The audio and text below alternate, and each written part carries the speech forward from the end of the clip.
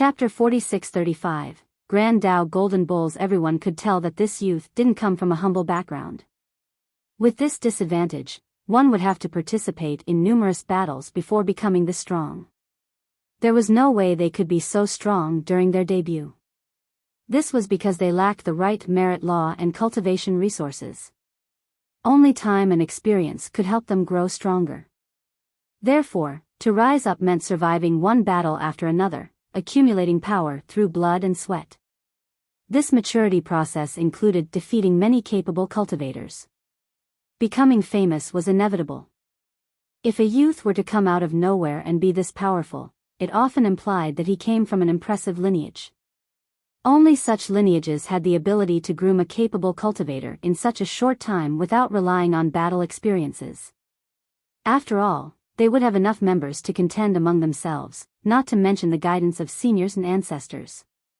True Immortal Spirit's technique was incredibly impressive, but his opponents still managed to keep up. It became clear that their cultivation was about even. How many youths were in this category? Currently, Paramount Scion, Godwhip Princess, and Jade Dragon Monarch were present.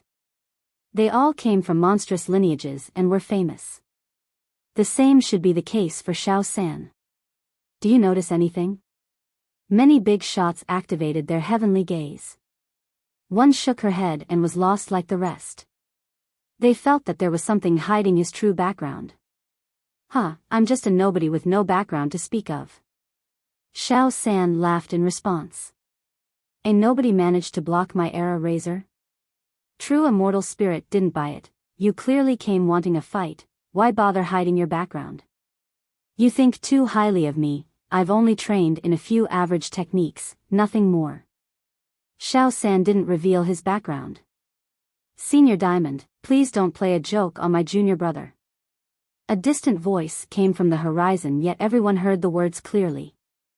They contained an imperial aura, as if a young emperor was speaking. Listeners could already see a lord sitting among the clouds. This aura became increasingly unbearable, causing everyone to get the urge to prostrate. Auspicious clouds replaced regular ones and created a path for a great force. Banners fluttered to the wind and were carried by spirited young cultivators. They had magnificent appearances and cultivation. Any of them would be considered a top genius in a great power.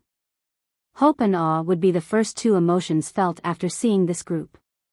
They wore the same uniform and pulsed radiantly. They looked like children of the gods visiting the mortal world for the first time. True Immortal. Spectators became emotional. How many other sects in Sky Border could muster a force like this? Rumble. A grinding sound came next, as if a heavy chariot was crushing the sky. 8 golden bulls came into sight. Each was as big as a peak and had bulging muscles. Their horns were bright, looking like treasure blades. Their eyes resembled bells with incredible divinity. Grand Dao Golden Bulls, extremely rare auspicious beasts. A big shot recognized the species. They were also unreasonably expensive. Seeing one was hard enough, let alone owning 8 of them. Normally, great power treated one bull as a guardian deity or a mount for their strongest ancient ancestor. Their preciousness displayed true immortals' wealth and resources. The chariot was cast from an ancient bronze with incalculable weight. It could easily crush a mountain without slowing down. Bright Dao Lord runes were clearly carved on the hull, resulting in an unstoppable empowerment. This was obviously a Dao Lord treasure capable of fast traveling and stopping any offense. The crowd started speculating about the person inside the chariot. Chapter 46-36, True Immortal Young Emperor. The driver of the ancient chariot was a beauty with radiant features brighter than the stars. She wore a light blue dress with golden stitchings exuding a noble aura. However, the most conspicuous thing about her was neither her beauty and aura but rather, a type of sword energy. She had a sword tied to her back. Its scabbard couldn't fully contain its power and had traces of time everywhere. Nonetheless, its material was impeccable. It must have been a part of numerous battles and polished by the grip of an invincible master. The girl was equally as impressive. Her body seemed to be made from sword energy instead of flesh and blood. The outer shell served as a scabbard. Once unleashed, she would shock the world. Moreover, she and the sword were in perfect harmony, two separate yet one entity. Spectators were in awe after witnessing her attainment with the sword Dao. Even those who didn't know her identity or anything about the sword Dao could see that she was strong. True immortal saintess. Many shouted after recognizing her. That's who it is? Those nearby became startled since this was a renowned title. She had no lack of fans and suitors. The #1 sword user of true immortal's young generation. An expert commented. Sword saintess. One youth had admiration in his eyes as he said, she's the last disciple of true immortal sect master. 2 years ago, her master had nothing but praises for her swordsmanship during a Dao discussion.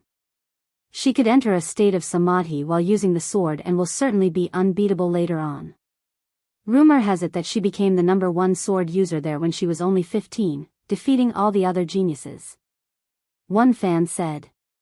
Back in 8 Treasure Manor, she defeated the King of Wolves with 1 sword, killing the Cicada Saint with 2 slashes, and ended 9-headed Serpent God with 3. That's about as dominant as it gets. One genius added. She was one of the 6 prodigies of true immortal and the best sword user among them. Other geniuses paled in comparison. Her background, personal power, and beauty were all top-notch. Therefore, the young spectators couldn't help but fall for her. She's the driver. A few big shots noticed this key point, meaning that the person inside must be even more prestigious. Rumble. Once the chariot got close enough and the clouds dispersed, spectators could finally see the person sitting inside, a youth with porcelain skin and features seemingly carved by heaven itself. He was a perfect vessel for the Grand Dao. He wore a yellow robe made from the finest draconic silk. Each thread flashed brightly with golden light. There was no embroidery of a 5-clawed dragon. Nonetheless, it was well-fitted and showed off his vigorous and tough physique. Though he sat in a whimsical and lazy fashion, a charismatic aura still exuded from him. He didn't need to show his strength for others to see his exceptional qualities. Boom! When he opened his eyes wide, an irresistible force invaded everyone's heart and soul. It didn't matter whether they were top masters or weak cultivators, their background didn't matter either. All felt their legs trembling, wanting to kneel down before the youth. 2 characters immediately popped up in their head, Young Emperor. True immortal Young Emperor. They all thought of one famous genius right away. The Young Emperor is here. Astonishment struck the crowd. Many became emotional and took a deep breath. His very existence convinced them of his status, one of the 5 conquerors and the leader of the 6 prodigies. According to the legends, visual phenomena accompanied his birth. He was blessed with primal fate palaces, a constitution unavailable to others. Sure enough, he took full advantage of this, being able to control Dao Lord weapons at the age of 5, beating martial uncles at the age of 8, contending against ancestors at 10, becoming an heir at 15 and fighting the rest of the world. Sure enough, he had plenty of female fans. They couldn't help but become enamored. I love you. Some of them even shouted with hearts in their eyes. This was a jealousy-inducing scene, but it was rather understandable. After all, he was none other than true immortal Young Emperor. Chapter 46-37. The Young Emperor's charisma. True immortal Young Emperor has reached a point where he should be compared to ancestors, not the young generation. As the chariot drew closer, his imperial aura only intensified despite his nonchalant attitude. He has the style of a Dao Lord already. A spectator said. The big shots also admitted that his future potential was boundless. They felt that despite their experience and glory, they couldn't match him right now.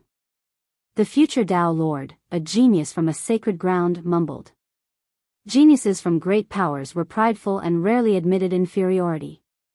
They had all the advantages possible and believed that they had the potential to be the best. Alas, after seeing the young emperor in person today, they couldn't help lowering their head and accepting inferiority. As for the women, they fell for his charm at first sight and loudly expressed their affection. He was indeed a dragon among men. Spectators understood why a beauty such as true immortal Saintess was willing to be his driver. Senior brother. The proud true immortal spirit immediately bowed after seeing him. The young emperor nodded before turning his attention toward Xiao San. His lips then curved into a bright smile that immediately captivated female spectators. Senior Vajra, my junior brother has eyes but can't see Mount Tai. Please take it easy on him. The young emperor smiled, his words were as pleasant as the breezes of spring. All eyes turned toward Xiao San right away. I know who he is now. An ancestor blurted. Your vision is impeccable, my little trick can't keep up. Xiao San's voice suddenly changed into that of an older man. He then reverted into a tanned old man with a frightening aura. Untethered Vajra. The crowd finally recognized him. Why is he here? This became the main question. He's too old for this is embarrassing. One expert sneered. Untethered, are you an old bull trying to eat young grass? What are you doing up on stage? Someone shouted at him. Waves of laughter and jeers resounded, but the old man only smiled in response. Some found this strange because Vajra Untethered always had a good relationship with True Immortal. The former had helped them with many tasks before. Why did he come on stage and cause trouble for True Immortal Spirit? Is this an attempt at marrying the Golden Daughter and then seizing the treasure? A last-gen cultivator laughed, thinking that it was an okay plan. Ancestors couldn't throw away their pride to join the competition. Nonetheless, if they couldn't be caught, then they would certainly give it a shot. It's not that easy to trick so many experts, especially when the young emperor is here. A big shot shook his head, nonetheless, his transformation was impressive. Heavenly gazes didn't work. Senior Vajra, have some self-respect. Mad Fist stared at the Vajra and said implicatively. They were from the same generation. My apology, I merely wanted to witness True Immortal's techniques. Untethered Vajra walked down the stage, not appearing embarrassed at all. The crowd thought that the thickness of his skin was second to none. Others might have worried about their reputation and ran away from embarrassment. However, Untethered Vajra was still sticking around. Gentlemen, please think about your sex reputation as well as your own.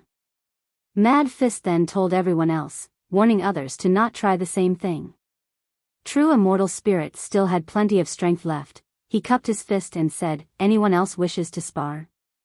His confidence grew because his senior brother was here in person. Who would want to challenge him and a Conqueror right now? Seems like True Immortal is serious about this. Who can take them on now? One expert wondered. No one can stop the young emperor if he joins. Another whispered in agreement. I will. Godwhip Princess said with determination and a fierce glare. True Immortal Spirit's predicament returned. Your Highness, your boldness is commendable. The young emperor commented. You're too kind. She slightly bowed and then told True Immortal Spirit, I am ready. True Immortal Spirit smiled wryly. It seemed that this fight was inevitable. Godwhip, return. A dignified voice suddenly interrupted the battle. Everyone looked up and saw a man floating in the air. He was older than the current participants, looking above 30 years of age. He wore a simple robe without unnecessary decorations. He didn't have a radiant and suffocating aura either. His eyes resembled the starry night sky. His features were sharp as if they were hand-carved by a master. His hands, in particular, were brimming with strength. He could actually grasp the cosmos with them. They were coarse and often seen in someone partaking in perpetual hard labor. Nonetheless, spectators were intimidated after seeing them.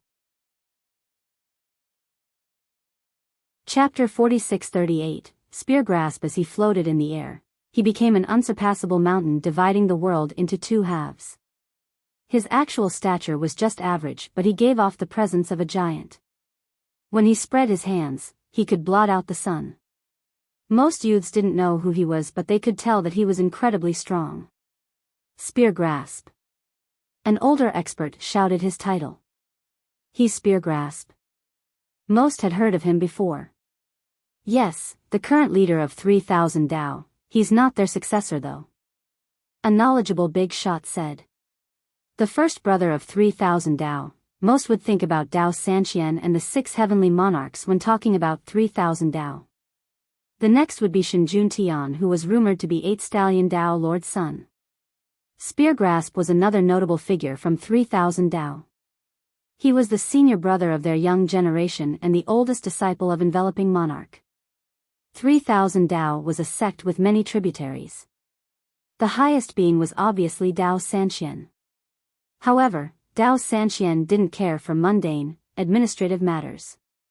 Therefore, the normal leader was addressed as Dao Master or Sect Master. Though Spear Grasp wasn't the current Sect Master, he became the de facto leader after he made a name for himself. He took care of matters ranging from insignificant to important. He didn't only become famous due to being the first disciple of Enveloping Monarch.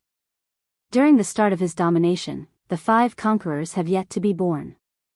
He became undefeated in 3,000 Dao, and some thought that he would become the next Dao Lord. However, he chose the heavenly sovereign path instead. No one understood the reason for this. Rumor has it that he was born too early. When his Dao became proven, the prestige of 8 Stallion Dao Lords still remained. This made it difficult for him to become a Dao Lord. Another stated that he wanted to go easy on Shenjun Tian and become a Dao Protector instead.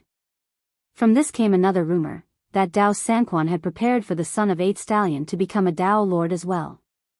Because of this, Spear Grasp had to relent regardless of his own talents.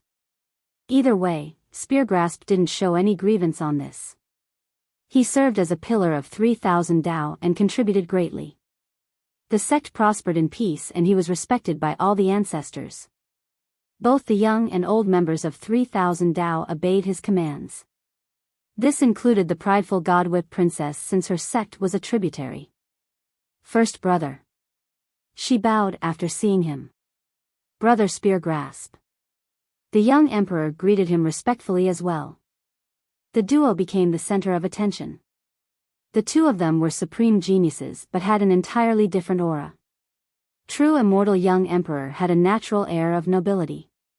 He was destined to become a lord. This wasn't the case for Spear Grasp.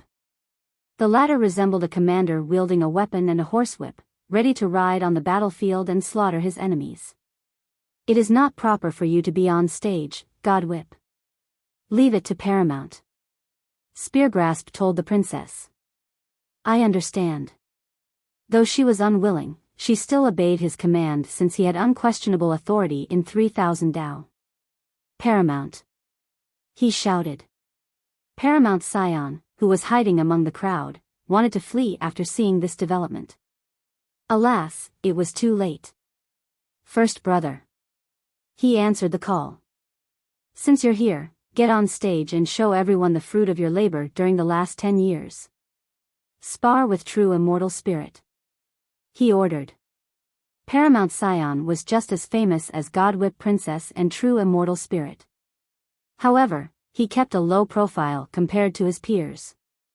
The crowd became excited right away since this would be a great match. I am too weak to be true immortal spirit's opponent. Paramount Scion wasn't in the mood to fight since he knew the actual outcome already. Spear Grasp said, this is the time to test your effort. The Grand Dao requires polishing and testing instead of just walking blindly ahead. True immortal spirit is a genius and has a similar cultivation level to yours, this is perfect. Others nodded in agreement, thinking that this senior brother from 3,000 Dao was a good leader. This battle stage wasn't only for a potential marriage with the golden daughter of Golden Gate. This was a rare opportunity to test themselves as well. It was difficult for geniuses to find capable rivals. There was one right now waiting for Paramount Scion. Only through fighting and going all out would they know where they currently stand. Paramount Scion, your reputation precedes you. True immortal spirit was more eager to fight Paramount Scion instead of God-whip Princess. Chapter 4639. Void-Burn Saintess. Paramount Scion represented 3000 Tao and the other represented True Immortal. Spectators wanted to see their power and various techniques. Just fight already, show us which school of techniques is better. One crowd member murmured. Paramount Scion became awkward since the spotlight was solely on him. He waved his hand and smiled wryly. My abilities and cultivation are insufficient. There is no need to fight since I accept defeat. This caused a furor among the crowd. They exchanged glances of confusion. Accepting defeat already? One of them said. He's not taking this seriously enough. A disciple from a great power added. Young cultivators, especially geniuses, took their reputation rather seriously. They wished to become world famous and would never miss an opportunity. They preferred to fight to the very end instead of yielding. Accepting defeat before trying devalued their lifelong effort. What would be the point of cultivation then? In their opinion, Paramount Scion had a bright future ahead of him since he was the successor of Paramount. Therefore, he should hold his status and reputation with utmost importance. Giving up like this would ruin his future.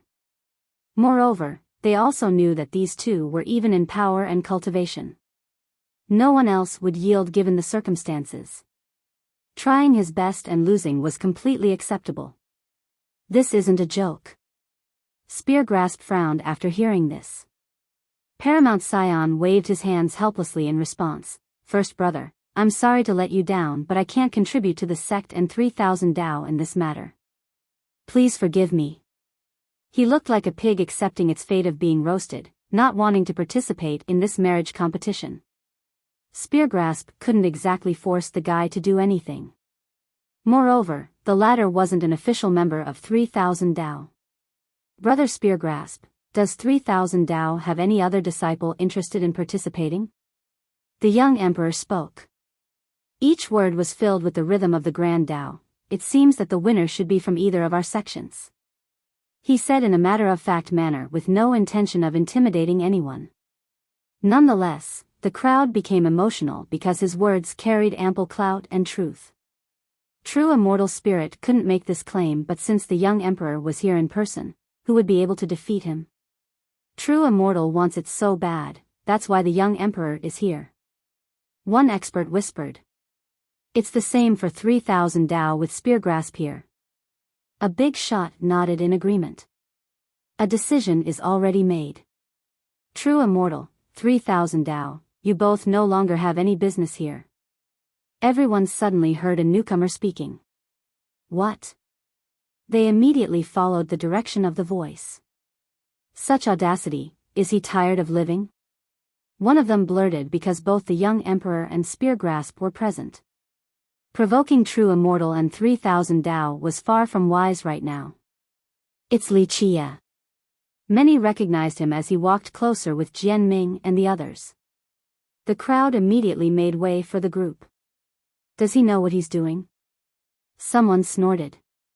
He's about to get it since the young emperor and Speargrasp are here. A youth uttered coldly. The crowd was feeling nervous due to the presence of these two, let alone daring to provoke and offend the two sections. Both the duo immediately stared at Li Chia.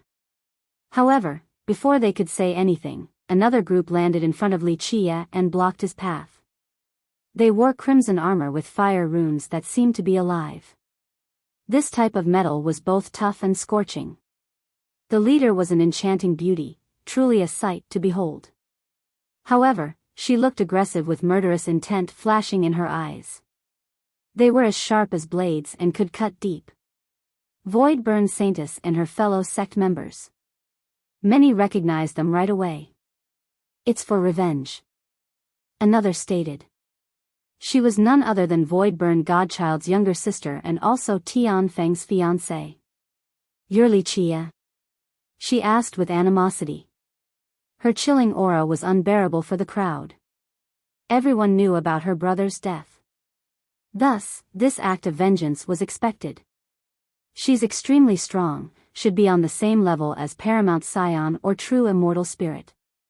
One ancestor said. She was chosen as Tian Feng's fiancée for a reason. Chapter 4640, Tian Feng, who are you?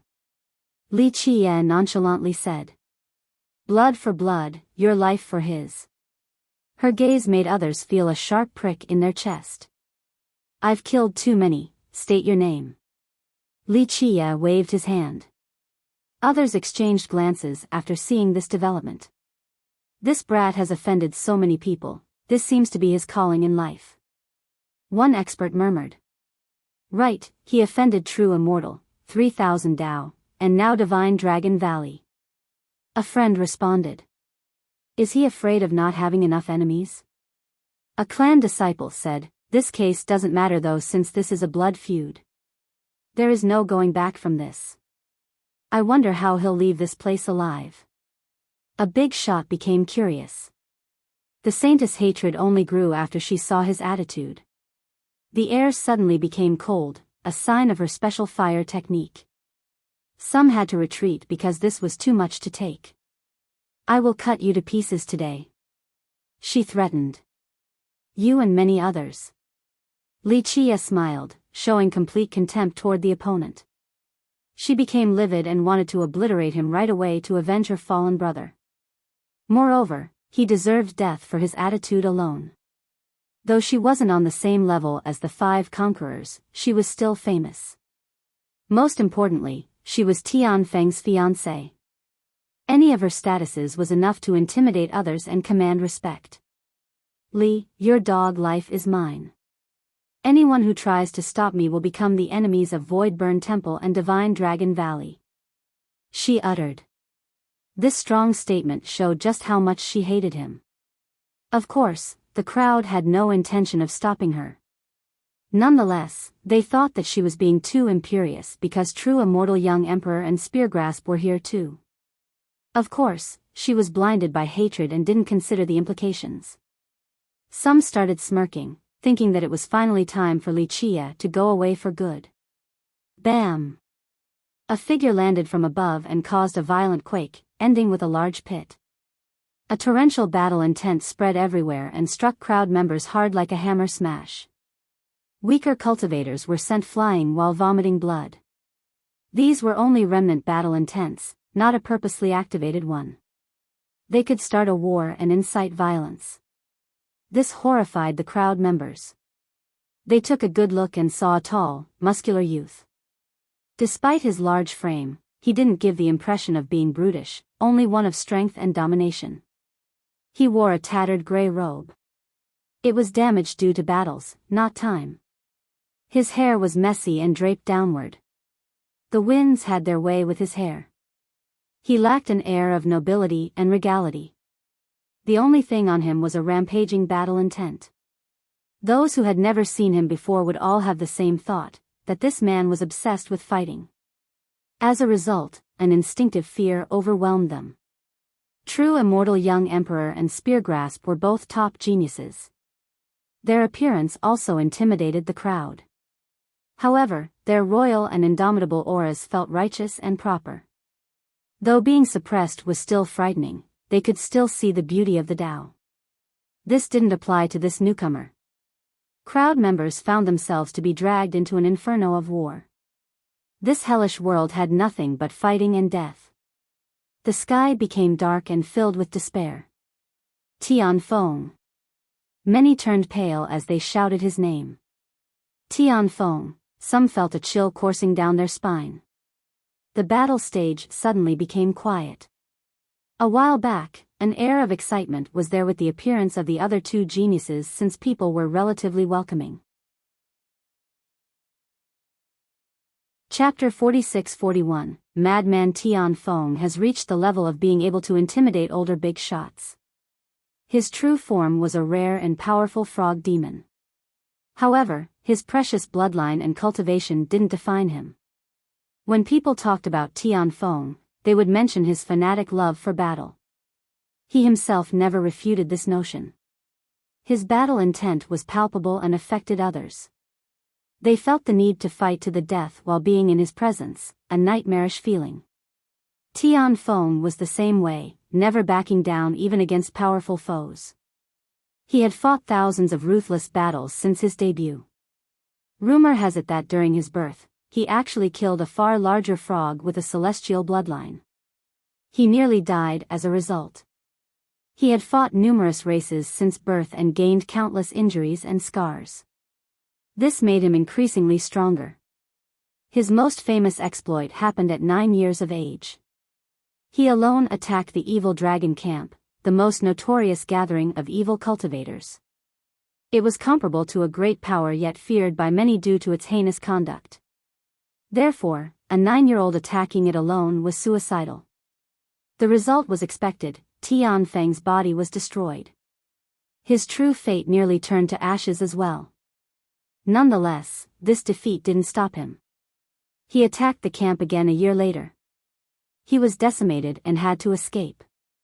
He tried again the next year, losing some limbs in the process to the sovereigns there before fleeing. At 12 years of age, he finally obtained victory and was unstoppable. He massacred them, including the sovereigns. From then on, Evil Dragon Camp was no more. Its notoriety became a stepping stone for Tian Feng's fame. In Sky Border, cultivators enjoyed talking about the 5 conquerors, especially their nobility and brilliance. However, they usually never talked about Tian Feng's background or talent, only his madness. Some spectators' legs were trembling after seeing Tian Feng. He instilled an instinctive fear into those near him. "Husband, he is the one who killed my older." Voidburn Saintess was elated to see him and reported. "Ugh." However, she couldn't finish because Tian Feng grabbed her throat and raised her into the air. This scared the hell out of her. She turned pale and screamed, "Husband, it's me, fool." He glared at her with nothing but battle intent in his eyes. He added more strength to his grip. "Senior brother, show mercy." Jade Dragon Monarch saw this unfavorable development and shouted. Unfortunately, it was too late. Cracks could be heard coming from the Saintess' neck. She died instantly with her eyes wide open, never expecting to die to her fiancé. Long hair, little knowledge. He tossed her corpse onto the ground. The crowd became slack-jawed after seeing this. In their opinion, there was no problem in her seeking revenge for her fallen brother. In fact, Tian Feng should be on her side since Li Chia didn't give him any face by killing his brother-in-law. He should have been furious and started a fight with Li Chia upon arrival. To take 10 steps back, even if he thought Li Chia was too powerful, he just needed to convince his fiancée to drop this matter. However, he actually killed her in public. This broke all sense of reason and logic, fully astounding the crowd. "Senior brother, you were too hot-headed. You shouldn't have killed her regardless of her mistakes." Jade Dragon Monarch complained.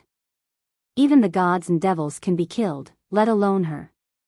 Tian Feng was a madman. She was your fiancé, not a devil." Jade Dragon said. "So what, using my name for her own agenda is foolish and deserving of death." Tian Feng didn't think that this was a big deal. This was rather strange as well. Tian Feng was impulsive and bloodthirsty, but Jade Dragon didn't show any qualm while complaining like a housekeeper. Why didn't Tian Feng kill him? Chapter 46-42, Belligerent Li Chia. Tian Feng's attention turned toward Li Chia. All of his battle intent surged there, seemingly wanting to drown him. The heightened intensity terrified the crowd. Just this battle intent alone could sweep the enemies away. In fact, it could even grind them down to pieces. Alas, it did nothing to Li Chia, as if it was just a mere breeze. Some watched with bated breath. A few started sweating for Li Chia. Though he had offended true immortal young emperor and spear grasp, they were still reasonable people. Even if there was an irreconcilable feud, a buffering zone still existed before the fight. The same couldn't be said for Tian Feng, who spoke with his fist first. The perfect example was Voidburn Saintess. He didn't give her a chance to defend herself before killing her. This was his fiancée, now imagine his enemies. Li Qie gently patted his robe as if he was getting rid of some dirt, not caring about the battle intent. You want to join the stage for the marriage? Li Qie asked with a smile. The crowd exchanged glances and thought that this was a possibility. Tian Feng certainly wanted the item from Golden Gate. Moreover, he was qualified to marry Yitingrong as well. If this was the case, wouldn't Voidburn Saintess be in his way? Killing her meant getting rid of a potential problem. If this was his goal, then he was certainly merciless and frightening. The battle stage? Tian Feng's eyes narrowed intimidatingly before snorting, "What a ridiculous sham. We're all here to seize the treasure, no need for this marriage. I am here to fight." The crowd took a deep breath after hearing this. That's Tian Feng for you. One person clicked his tongue and said. What he said was rather obvious. Everyone knew that the marriage engagement was just a farce. They all wanted the item obtained from Worldbreaker Fist. However, behemoths such as True Immortal and 3000 Dao couldn't rob Golden Gate in a blatant manner. Therefore, the marriage engagement became the method to obtain the peerless treasure. Only Tian Feng would break the veil of pretension and speak the truth. Senior Mad Fist, where is the Fist Emperor? I wish to fight him. Tian Feng ignored Li Qie and challenged the Emperor instead. The atmosphere immediately changed and the focus shifted from the battle stage to something new entirely. I'm afraid the ancestor is not home right now, virtuous nephew. If you wish to fight, I will let him know once he is back. Mad Fist shook his head. Tian Feng didn't fall for this delaying tactic and activated his power. Battle intent erupted like a tornado and cut nearby spectators' face. Debris and trees flew everywhere. His battle intent was a sign of his actual power. Even True Immortal Young Emperor sat upright to sense Tian Feng's power. Speargrasp's eyes had spear-like rays flying from them as he stood there like an immovable mountain. Both could withstand the torrential eruption of power. Damn! Some of the crowd suffered actual injuries with blood spilled. A monk can run but not the temple. Tian Feng looked like an overbearing god of war as he declared, the battle shall commence now until Golden Fist Emperor comes out. He stated his intention of attacking and destroying Golden Gate. The suffocating aura made it hard for others to breathe. The whole competition became forgotten. This madman causes trouble whenever he goes. One expert said. Maybe this is a good thing. A last-gen cultivator said, this will cause enough chaos for us to take advantage of the situation. Clank. Clank. Clank. Members of Golden Gate unsheathed their weapons and summoned their treasures. A golden shield appeared before the gate first and then came towering walls. Golden Gate was clearly prepared for the worst. The entire sect became shrouded in a majestic power. It has fully activated its foundation and resources. Impressive. Many sensed its defensive potential. After all, it's a great power. One ancestor didn't find this surprising. Golden Fist Emperor is comparable to the 6 heavenly monarchs. He spent ample effort creating Golden Gate. Boom! Mad Fist became radiant as well. His fist intent surged like the waves. Not bad at all. Tian Feng's eyes lit up with eagerness. I have heard of the Golden Fist Dao long ago. It is time to broaden my horizon. His aura intensified once more, turning him into a belligerent fanatic. Chapter 46-43, Fight? Tian Feng has yet to attack but his battle intent struck the barrier relentlessly in waves. Golden Gate's members were nervous and suppressed by the intent. Tian Feng was clearly aiming at both buildings and people. The assault captivated the spectators' attention. They thought that Tian Feng was indeed crazy and reason didn't apply to him. Though everyone came here for the same reason, they had constraints requiring them to use a roundabout method. Rules were necessary for these great powers or all of Sky Border would revert into a chaotic mess overwhelmed with wars. Tian Feng didn't care about this. He himself acted like the flames of war and rules didn't apply to him. It's starting. A spectator said. All members of Golden Gate were ready for battle. They would fight to the bitter end even against True Immortal and 3,000 Dao. Very well, time to experience the Golden Fist Dao. Tian Feng became excited with immense bloodlust. It was akin to a beggar coming across a free meal. You mustn't, senior brother.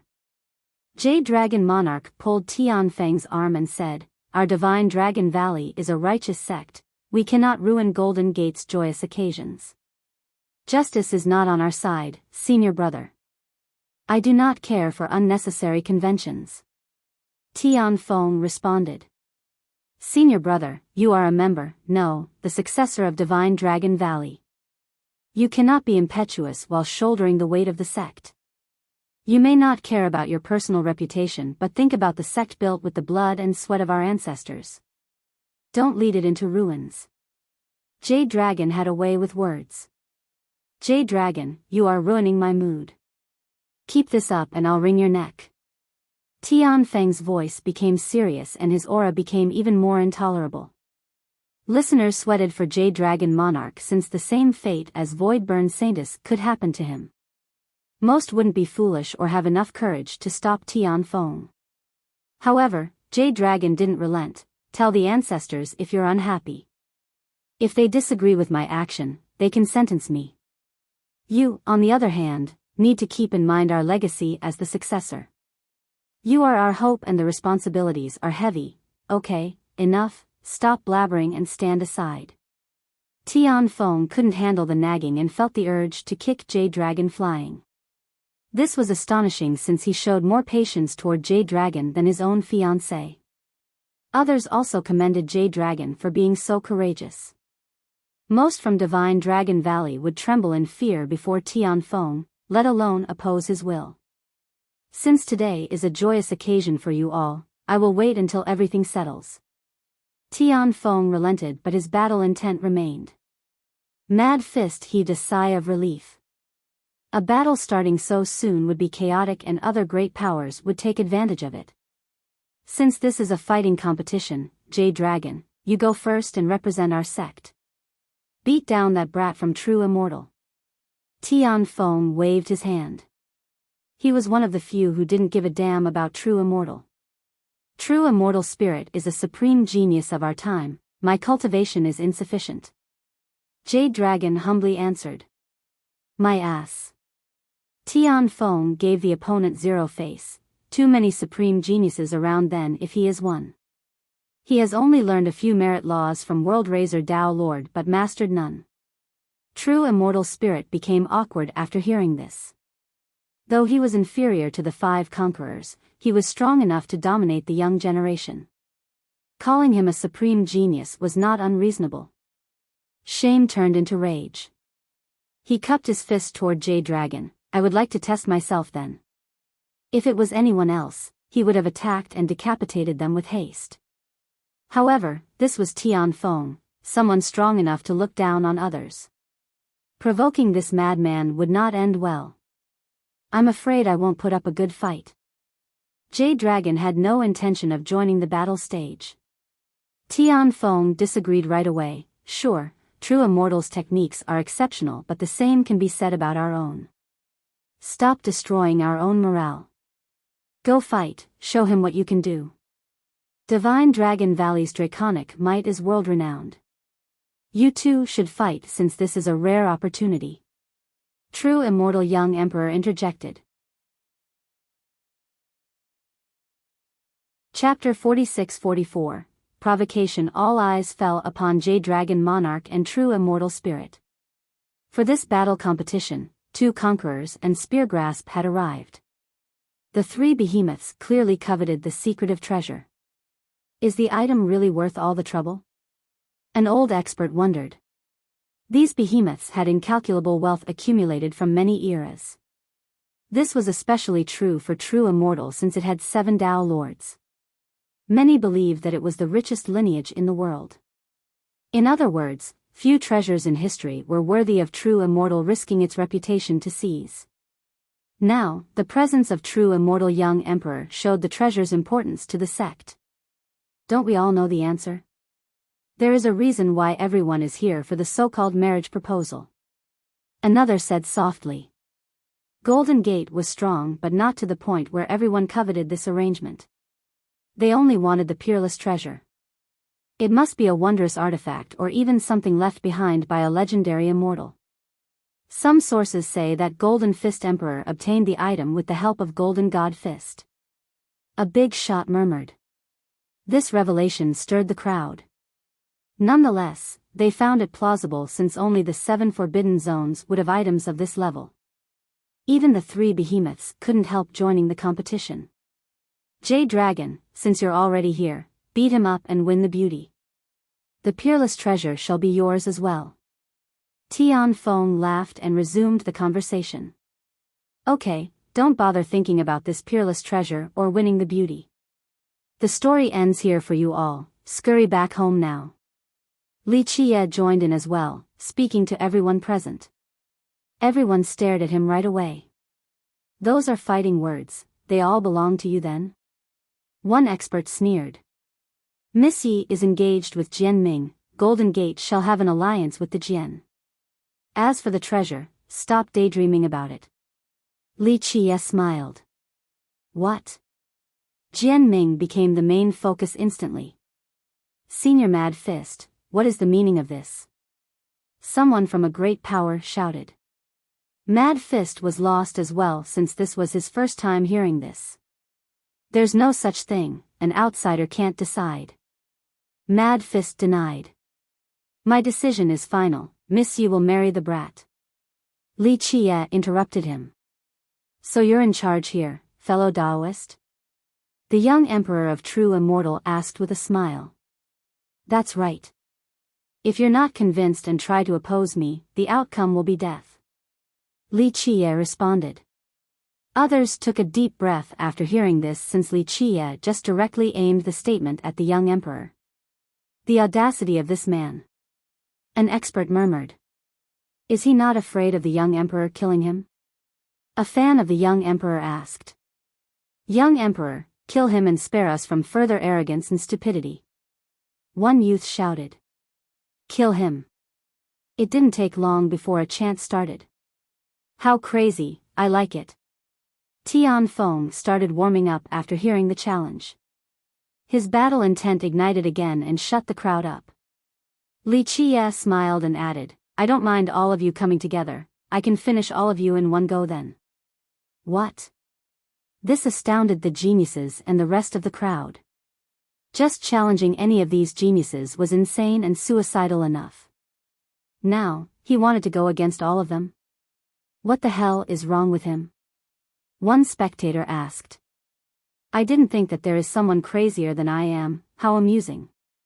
Tianfeng laughed heartily. The young emperor, on the other hand, gazed intensely at Li Qie. He wanted to see some clues. You're not worthy to be running your mouth toward my senior brother. True Immortal Spirit shouted. This guy had insulted True Immortal time and time again, going as far as challenging their pride, the young emperor. He could stand this no longer. A loser who can't reach the apex. Li Qie smiled and waved his hand dismissively. True Immortal Spirit turned red and trembled from anger. Since this was a public humiliation, he must kill Li Qie in order to save his face and his sex reputation. Very well, come, today will be your last. He uttered coldly.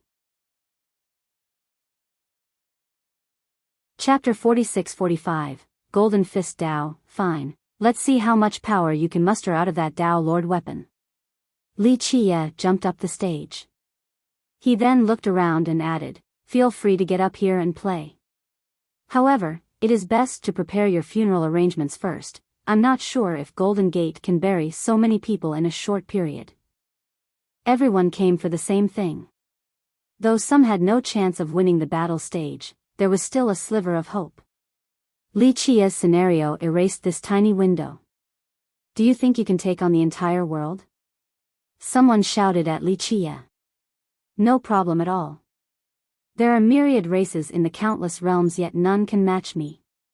Li Qie smiled. He's insane. One commenter said. The rest exchanged glances and thought that his words were illogical and exaggerated. Not to mention Li Qia, none of the successors of the behemoths would dare to make this claim. Fighting the entire world was suicidal. Wow! Tian Feng was amazed to hear this. Some started jeering, but Li Qia ignored them. You have to defeat me first before talking about fighting the entire world. True Immortal Spirit uttered coldly. That's fine, I'll slay you first. Li Qia nonchalantly said. True Immortal Spirit became livid. The insults were one thing, but he had a Tao Lord weapon with him. Everyone knew just how mighty these weapons were, yet Li Qia showed nothing but disdain. He was insulting their weapon, Tao Lords, and all of True Immortal. True Immortal Spirit with a Tao Lord weapon will have no problem killing this arrogant brat. A clan disciple spoke up for him. This won't end until your death. True Immortal Spirit threatened menacingly. Each word had a suppressive nature, like a sharp chain crucifying the soul. Looks like it'll be a fight to the death. A big shot murmured after hearing this. Make your move whilst you still have the chance. Li Qia stood there, not bothering to assume a defensive stance. His lackadaisical pose was interpreted as sheer contempt for True Immortal Spirit. It was as if the guy couldn't do anything to injure him. Very well. True Immortal Spirit's complexion turned red. This was not the reaction he expected after bringing a Tao Lord weapon along. Boom! His body became as large as a mountain and clouds floated around his waist. Rumble. Explosions detonated continuously from his power channeling. Energy gales hurt the spectators and forced them back. Rays filled with Tao Lord aura emanated from him, making him look like the ruler of the myriad realms. This naturally startled spectators, since they felt as if they had just been struck in the chest with a hammer. Keep in mind that they have yet to see the weapon. So strong. One cultivator dropped down on their buttocks and shouted. True Immortal Spirit was already a tiger. Having the Tao Lord weapon meant gaining wings. Who would be able to stop him? Li Qi will have to pay a high price. A young supporter said. No, Li Qia is unfathomable, he easily defeated True Immortal Spirit last time.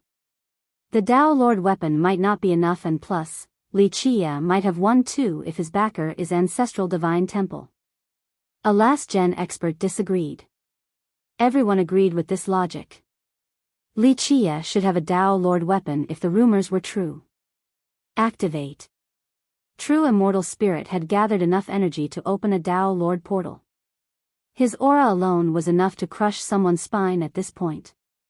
Some turned toward Li Qia, wondering what he would do to stop the incoming attack. Let's begin. Li Qia smiled and raised one hand while the crowd watched with bated breath. They couldn't wait to see a peerless technique or a supreme weapon. This was especially true for Yitingrong and Paramount Scion, since they wished to see how strong he is. Boom! The ground shook as Li Qia clenched his fingers together to make a fist. A golden radiance pulsed with the emergence of a fist Tao. Golden Fist Tao. Jaws dropped to the ground afterward. Even Yitingrong and Mad Fist couldn't believe it. No one expected Li Qia to use Golden Gate's ultimate art. This wasn't something available to all members of Golden Gate, let alone an outsider. How the hell did he know their secret art? True Immortal Spirit and his allies found this astonishing as well. He's from Golden Gate. One expert shouted. Chapter 46-46, Easily Obtained, Mad Fist, what is going on? One big shot asked him. In reality, Mad Fist was just as confused as everyone else. Li Qia was obviously not a member of Golden Gate. Fellow Daoist Li, how did you learn the Golden Fist Tao? He had to ask Li Qia. He didn't want an actual relationship, since Li Qia had offended everyone including the behemoths. If they were to misunderstand the relationship, they would have a reason to attack right away. On the other hand, getting their secret merit law stolen was a serious matter as well. No great power would forgive this.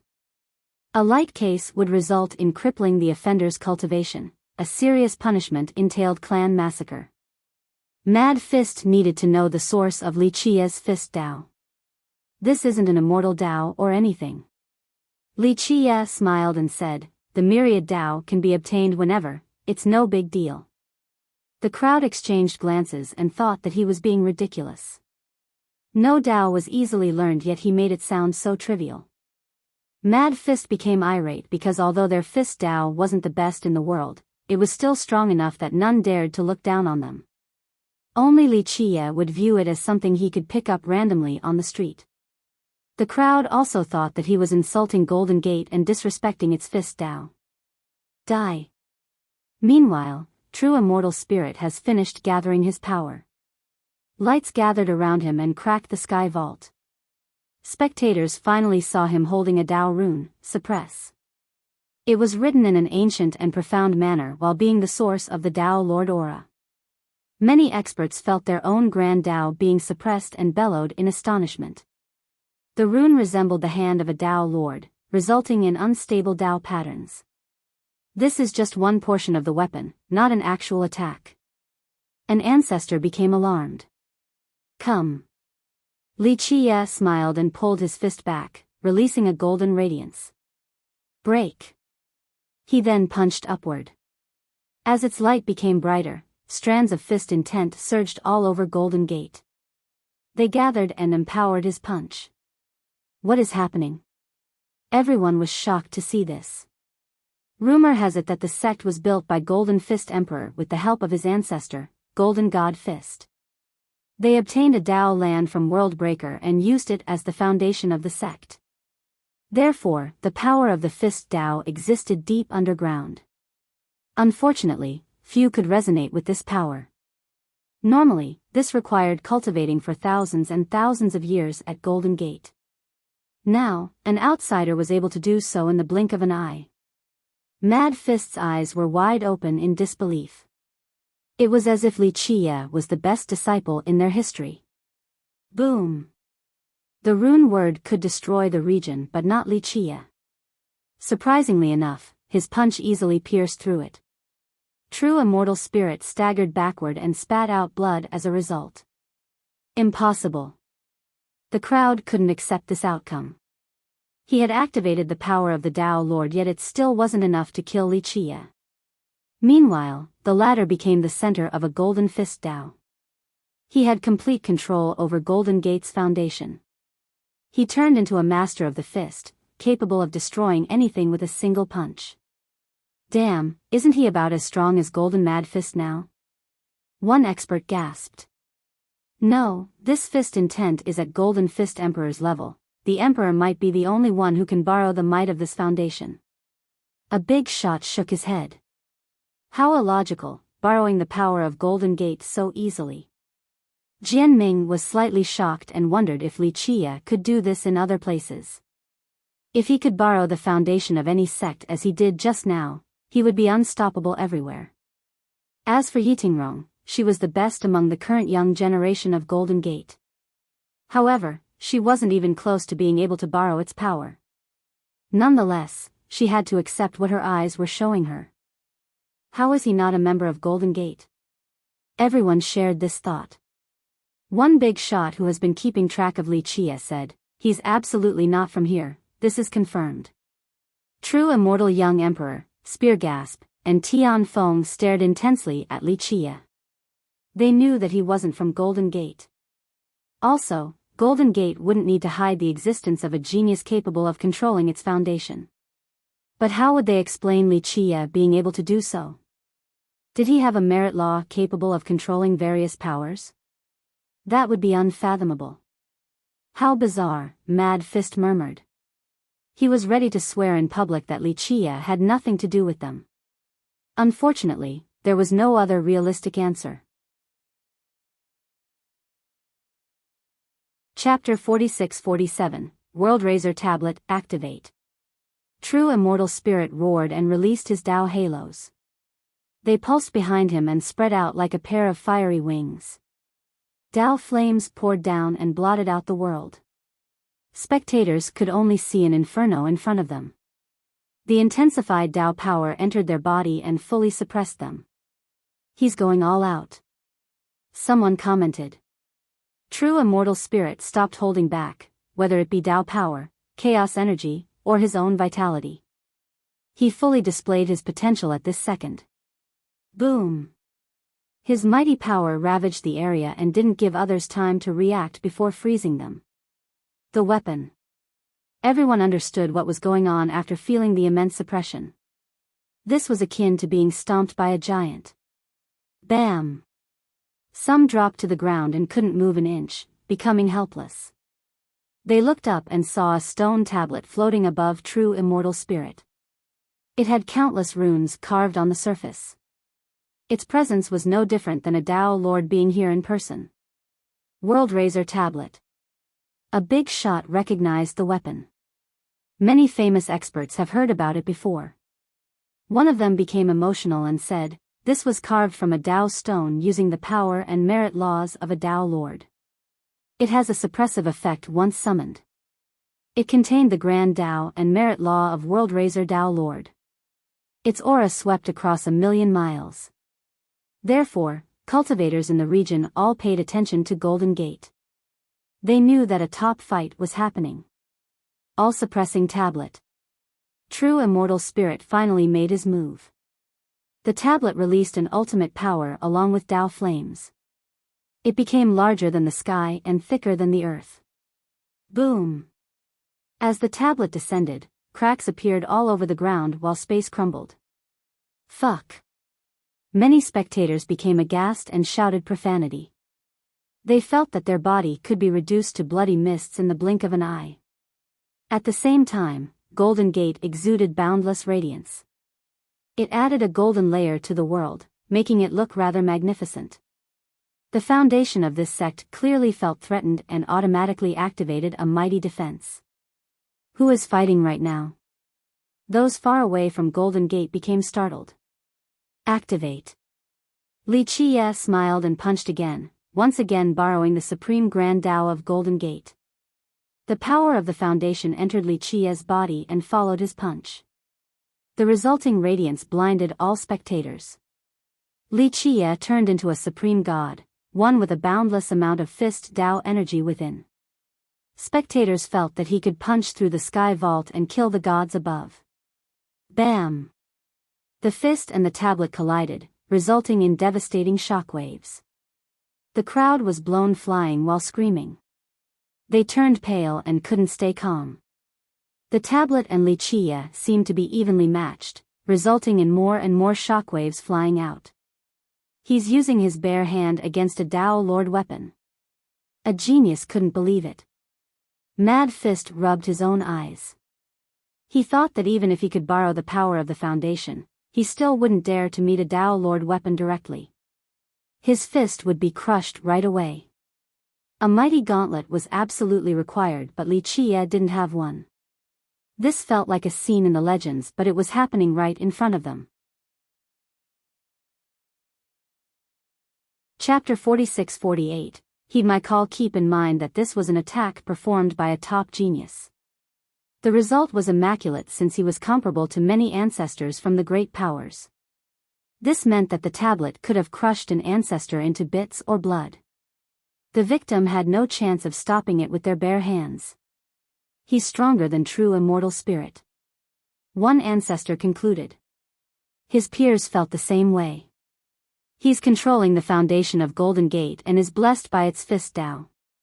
His own power might not be on the same level. An expert doubted. The supporters of true immortal or friends of true immortal spirit didn't think that Li Qie could be so strong. Don't forget, he dominated true immortal spirit before. One big shot reminded the crowd. No one could challenge this fact, so they kept their mouth shut. Regardless of the circumstances, it is impressive that he can stop it with his bare hand. A powerful ancestor said with a serious expression. Listeners shuddered because they couldn't have done the same thing regardless of their methods. True immortal young emperor, Spear Grasp, and Tian Feng became serious as well. They considered Li Qie a true threat. Heavenly Tao Razor. True immortal spirit roared and his halos merged together into a peerless Tao. Rumble. The runes in the tablet shot to the sky and created a divine path. When the tablet was opened to create this path, the peerless Tao shouldered all the powers in existence. Everyone felt as if a Tao Lord was standing before them. The path of a Tao Lord, one expert turned pale. The tablet has embedded Grand Tao from the Lord, it's stronger than regular Tao Lord weapons. Someone took a deep breath and said. Boom! The peerless Tao in the form of a path smashed down on Li Chia. He shot downward like a meteor and slammed into the ground. Some thought that this was enough to obliterate him. Pretty impossible to block that attack. One spectator said. It's a sure kill move. Another expert commented. This was an attack from a Tao Lord. Ancestors couldn't stop it, let alone a junior. Grievous injuries or death were inevitable. Only ancient ancestors could have stopped it. Fist, heed my call. They suddenly heard Li Chia's laughter and a chant. Boom! A majestic fist intent rushed out like a tsunami from Worldbreaker. It roared like a dragon before entering Li Chia's body. This fist intent was monstrous. Once released into a single place, it could annihilate a great power without any problem. In this case, it was only one strand, but nonetheless, it had immense potential. The empowerment made Li Chia look like a primordial beast. One swing of his hand could destroy any foe. Impossible. An ancestor bellowed. No way. Mad Fist himself screamed. The Fist Tao of Golden Gate originated from Worldbreaker Fist. Golden Fist Emperor studied Worldbreaker for generations before creating his own Tao. He observed and sensed the fist intents there, going as far as experiencing them with his body. Of course, he didn't dare to do so for long since the risk was becoming a fist slave. In history, no one has been able to control the fist intents from Worldbreaker or borrow their power. Only fist slaves could do so, but it meant an eternity of imprisonment. God Fist was the sole exception to this rule, a user of Worldbreaker's Fist Tao that was able to leave this place. Now, Li Chia borrowed its power after a single chant. He didn't perform a technique or madra at all. In fact, he didn't have his own Fist Tao and merit law. These were mere words that managed to summon Worldbreaker's power. He has done the impossible. Boom! The sky turned dark after Li Chia's second punch. This was akin to a massive black hole being punched into existence. It carried the might of Worldbreaker Fist, meaning that it had enough power to sink sky border. The loud explosions horrified the crowd. The tablet was sent flying right away while the punch continued to head for true immortal spirit. Fellow Taoist, show mercy. The alarmed true immortal young emperor channeled his power instantly while borrowing from the cosmic forces. Chapter 46-49.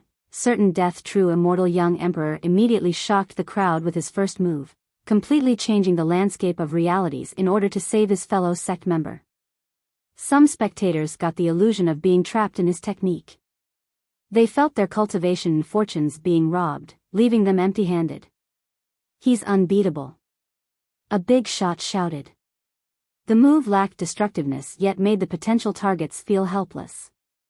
This was something rather unique. Does he want to fight? Someone else wondered. In this split second, Tian Feng laughed and made his move. His battle spirit rampaged and stole everyone's attention. Their soul trembled as a result. Wild roar. Tian Feng spewed out mantras in the form of true dragons. The roars crushed unprotected buildings and mountains instantly. This was the opposite of true immortal young emperor's attack. The former resembled a blade silently cutting the throat. The latter was a large hammer smashing the victim repeatedly until only bits were left. Both ended with death, but the latter was clearly the worse outcome. Bam! They struck each other and their shoulders trembled. The shockwaves crushed space and left behind chaotic fragments. No! On the other side, true immortal spirit screamed. He summoned his defensive treasures in order to stop the incoming punch, but it was futile. It struck him in the chest and issued cracking noises before piercing through altogether. Blood gushed out of the hole and his true fate was destroyed. His corpse fell to the ground and issued a loud thump. This wasn't the end he wanted, dying to someone he deemed inferior instead of a true master. The scene became silent due to the death of a supreme genius. Moreover, he was from true immortal on top of being a descendant of Heavenseal ancient ancestor.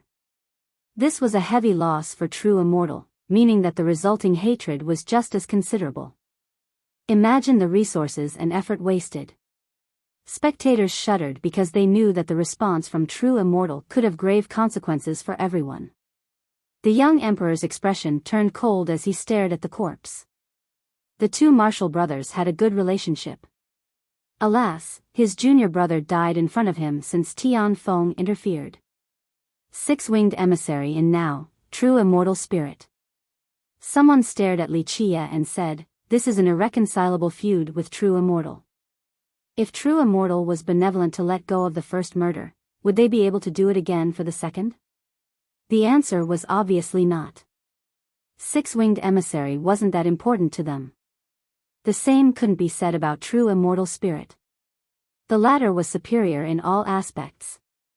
Li Chia will die for sure. A powerful character concluded, there is no way he can crush true immortal. This sect has been around for so long. Not even invincible masters and monstrous existences in history managed to fully destroy it. Li Chia alone has no chance. An ancestor said. For example, the renowned, arrogant woman and Emperor Yi were untouchable. They only managed to cripple true immortal, not fully end it. The sect managed to rise again eventually and dominate Sky Border once more. Li Chia's chance of victory seemed unlikely. Nonetheless, this brat is still unreal. One expert said while shuddering. This ordinary youth had just managed to borrow the fist intent of Worldbreaker, one of the 7 forbidden zones. Even fist slaves didn't have the freedom to use the fist intents unless they were characters such as God Fist or Golden Divine Fist. Did he come out of Worldbreaker? A lord speculated. You're implying that he's a fist slave? One big shot responded. Doesn't seem that way, they can't leave Worldbreaker and he's not God Fist. An ancestor shook her head. Others agreed with this because God Fist was the only exception in history. Li Chia certainly couldn't compare to this mythical being. Who the hell is he? So unpredictable. Another murmured. Chapter 4650. Unexpected development. It was one thing for Li Chia to control the Fist Dao and foundation of Golden Gate. One explanation would include him cultivating this Fist Dao. However, for him to borrow the power of Worldbreaker? Nothing could explain this outside of him being a fist slave. The whole thing didn't make sense, so people watched silently. True immortal spirit was now dead despite using a Dao Lord weapon. Moreover, his killer was considered inferior in every way. Nonetheless, after seeing him being able to use Worldbreaker's power, his victory made perfect sense. Fellow Daoist, that's another life you have taken. The young emperor's tone was calm yet forceful. There seemed to be something about his voice, regal and commanding. This was the charisma and authority of an emperor, leaving no room for questions. This alone intimidated and suffocated listeners. As the successor of true immortal, he had the right to make decisions for the sect. Everyone thought that he would certainly avenge his fallen comrade. It's his fault for being incapable. Li Chia smiled. Different reactions occurred among the crowd. Some were shocked at his arrogance, others admired him for actually going against true immortal and the young emperor. Some top masters might not be afraid of the young emperor. Nonetheless, they would look rather serious due to the circumstances. As for Li Chia, he still spoke with a smile. None questioned his ability at this point since he had proven himself thus far. He certainly had the power to challenge the young emperor or the other conquerors. Nervousness disappeared and anticipation grew about a potential fight between these two. Some believed that the young emperor was an apex genius, while Li Qie would certainly put up a good fight. They wanted to see the young emperor's current attainment in the Dao, since he could become a Dao lord in the future. Just watching him in action was rather beneficial, especially for younger cultivators. Ha ha ha, he's right. It was a fair fight, he could only blame himself for being incapable. Tian Feng laughed and interjected. The crowd agreed with this logic because if Li Qie were to lose, true immortal spirit wouldn't have spared him either. As I've said before, I am in charge here. Feel free to jump up the stage if you disagree and I'll send you on your way. Otherwise, leave. Li Qie smiled and looked at the crowd, offending everyone once more. When he said this the first time, others immediately chastised and yelled at him for being arrogant. Only silence occurred this time. They exchanged glances and none dared to challenge him.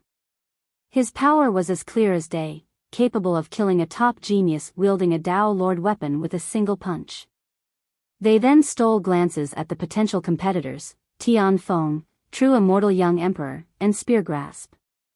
Even Mad Fist, who was in charge of the competition, had to swallow his words after seeing Li Qie being able to control his sex foundation. I'm too old to join this stage. Spear Grasp was the first to back off despite being aware of the crowd's eagerness to see him fight. This was expected since he didn't want to be a part of this marriage competition in the beginning. Only 2 were left. Tian Feng would certainly love to have a good fight. As for the young emperor, avenging his fellow sect member should be the next move. Ha, count me in. Tian Feng's battle spirit surged intensely. The waves made people feel as if their heart was being crushed. Nonetheless, they were right about him being interested. Chapter 46-51, Love for Battle. Tian Feng's battle intent remained unbearable for those nearby. The young emperor from True Immortal had an innate charisma and regal quality to him. As for Tian Feng, his overbearing presence forced others to the ground and crushed them in a direct and brutal manner. It removed the processes in the middle and went straight to instilling fear and pain. Fighting was the essence of Tian Feng, always unavoidable regardless of how powerful his enemies were. He focused his battle intent solely on Li Qie, wanting to destroy him. This didn't affect Li Qie, who smiled and said, "Are you up for the challenge? I'm not interested in this marriage competition. I only want the peerless treasure, no need for this sham." Tian Feng laughed. This was akin to slapping everyone in the face since this was obviously their plan. Of course, they didn't deny or admit this matter. It would be foolish to antagonize Tian Feng since this could end with countless battles. The sect might become involved as well. The only way to end this was to kill him. Unfortunately, it wasn't that easy to kill one of the 5 conquerors. It would be easier dealing with True Immortal young emperor since he could be reasoned with after surrendering and admitting faults. I want to fight you to the death right now. Tian Feng didn't hide his intention and laughed heartily. Not doing so would be a true shame. He's a target now, nothing good will come out of it. One cultivator said. It was only a matter of time since Li Qie is insane too. Tian Feng always likes to test himself. A big shot quietly said. To the death? You will be the loser for certain. Li Qie smiled. Ha ha ha, we'll see about that, I've always taken on stronger opponents. Tian Feng said, you are worth the risk, but that depends on your true ability. If you're not capable enough, your end shall be horrific. He wasn't trying to threaten or diminish Li Qie's morale. The words came from the heart. Nonetheless, people became afraid because the way Tian Feng fought was rather barbaric. His victims didn't die right away, some dismemberments were usually involved. You're quite confident. Li Qie said. Not at all, I don't think I am winning because this is so close to World Breaker and you can borrow its power. Nonetheless, I will never miss the chance to fight such an opponent. Tian Feng gazed at Li Qie like a wolf fixated on a prey. Others pondered and agreed with him. Li Qie's own power didn't matter. Everything changed the moment he revealed his card, being able to borrow the power of World Breaker. It made him unimaginably powerful because the fist intents there were endless. No one knew the exact extent of its true power nor Li Qia's borrowing limit. In spite of this, Tianfeng still wanted to fight. "It has been a long time since my blood is boiling like this," he said while seemingly wanting to tear Li Qia apart and then devour him. His bloodthirst made others tremble in fear. "You are far more interesting than the other so-called conquerors," Tianfeng said. "For the sake of the final battle to prove their Tao, they play it so safe and do not risk anything, going as far as always hiding their strength and ace cards. Calculating, scheming, living while holding back, what a terrible way to live." He didn't seem to care about offending all of his peers. This prompted many to stare at the young emperor. However, he also didn't mind the comments. Of course, they didn't take it to heart because the young emperor was clearly strong, not someone with empty fame. Some also agreed with his way of life. In fact, only one fight truly mattered for the heirs, the one right before becoming a Tao Lord. The opponents were everyone else in the world. Winning meant obtaining the ultimate glory. Geniuses and their sects planned for years. Some hid their true power or avoided any potential complications such as lasting injuries and damages to their Tao. Therefore, the conquerors avoided fighting with powerful cultivators. This wasn't out of the question at all. Tianfeng was a rare case who didn't mind injuries or even dying in battle. "Do you not want to become a Tao Lord? You have to stay alive first." Li Qia smiled. "Of course I wish to become the Tao Lord. That is the reason why I fight and fight. However, I believe that those who tread carefully won't become one. If they don't even have the courage to fight or the determination to prove their Tao, how can they become one? There is no way a coward will find success, only warriors." Tianfeng responded and his battle intent surged to the sky. The crowd exchanged glances again and found his belief to be logical as well. Other conquerors chose to avoid unwinnable fights and trained to become stronger first. Acting recklessly was not acceptable. On the other hand, could a coward become the Tao Lord? Not entirely correct, but close enough. Li Qia smiled and praised. Chapter 46-52, Worldbreaker's Hand. "Let's get started already so I can see what you can do." "I don't believe in sorcery." Tianfeng became impatient. Though his aura was uncomfortable to be around, the crowd found Tianfeng to be an honest person, a man of his word. His enemies needed to fight constantly while being trapped in a state of fear. However, they knew that Tianfeng would never resort to cheap tricks such as sneak attacks or relying on his sect. In a sense, this madman was rather cute for being so honest. "You will soon enough." Li Qia smiled. "I doubt there is anyone in this world that can convince me otherwise." Tianfeng laughed. Another thing that people liked about Tianfeng was his willingness to accept defeat without giving any excuses. "Very well, you may show me your abilities now." Li Qia became a tiny bit more serious. Boom! Something suddenly exploded and everyone thought that the battle has started. However, they realized that this wasn't right since the sound came from Worldbreaker Fist. The ground shook violently as if a major power was breaking out. Even though Golden Gate was relatively far away from the border, they still felt its intensity. What is happening? All eyes turned toward Worldbreaker. Everyone thought that something major was occurring. More explosions came next and the fist intense there became chaotic like a brewing storm. "This looks bad," someone commented. Sure enough, the intense gathered into a great hand that was visible to the outside region. Remember, the fist intense here were limitless. A top master once said that they could engulf all of 8 desolaces. This was a monstrous sight to behold. Although the hand didn't encompass all of the fist intense, it still seemed terrifying and caused spectators to shout. It didn't matter whether they were ordinary disciples or ancient ancestors. They all felt like ants. Everything beneath the sky was subjected to the whims of the hand. It could crush the high heaven and obliterate the earth. Such power couldn't possibly exist.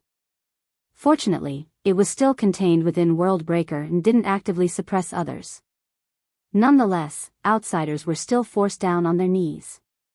At this moment, it descended in an attempt to grasp something. Powerful cultivators immediately activated their heavenly gaze in order to take a closer look.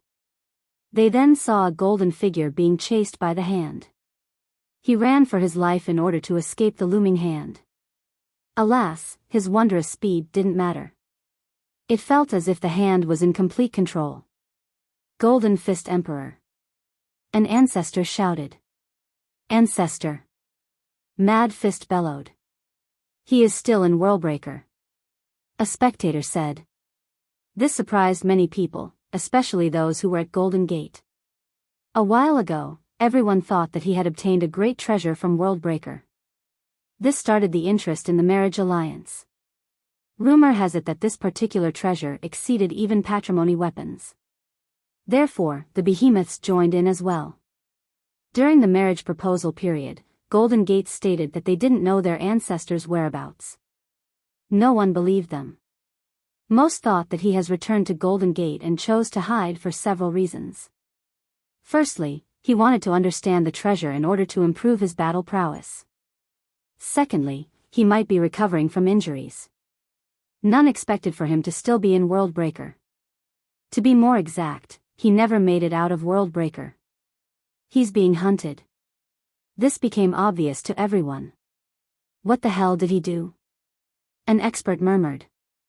An ancestor who has read many records said, just entering Worldbreaker alone doesn't start a hunt, the same for taking a few fortunes and treasures. Right.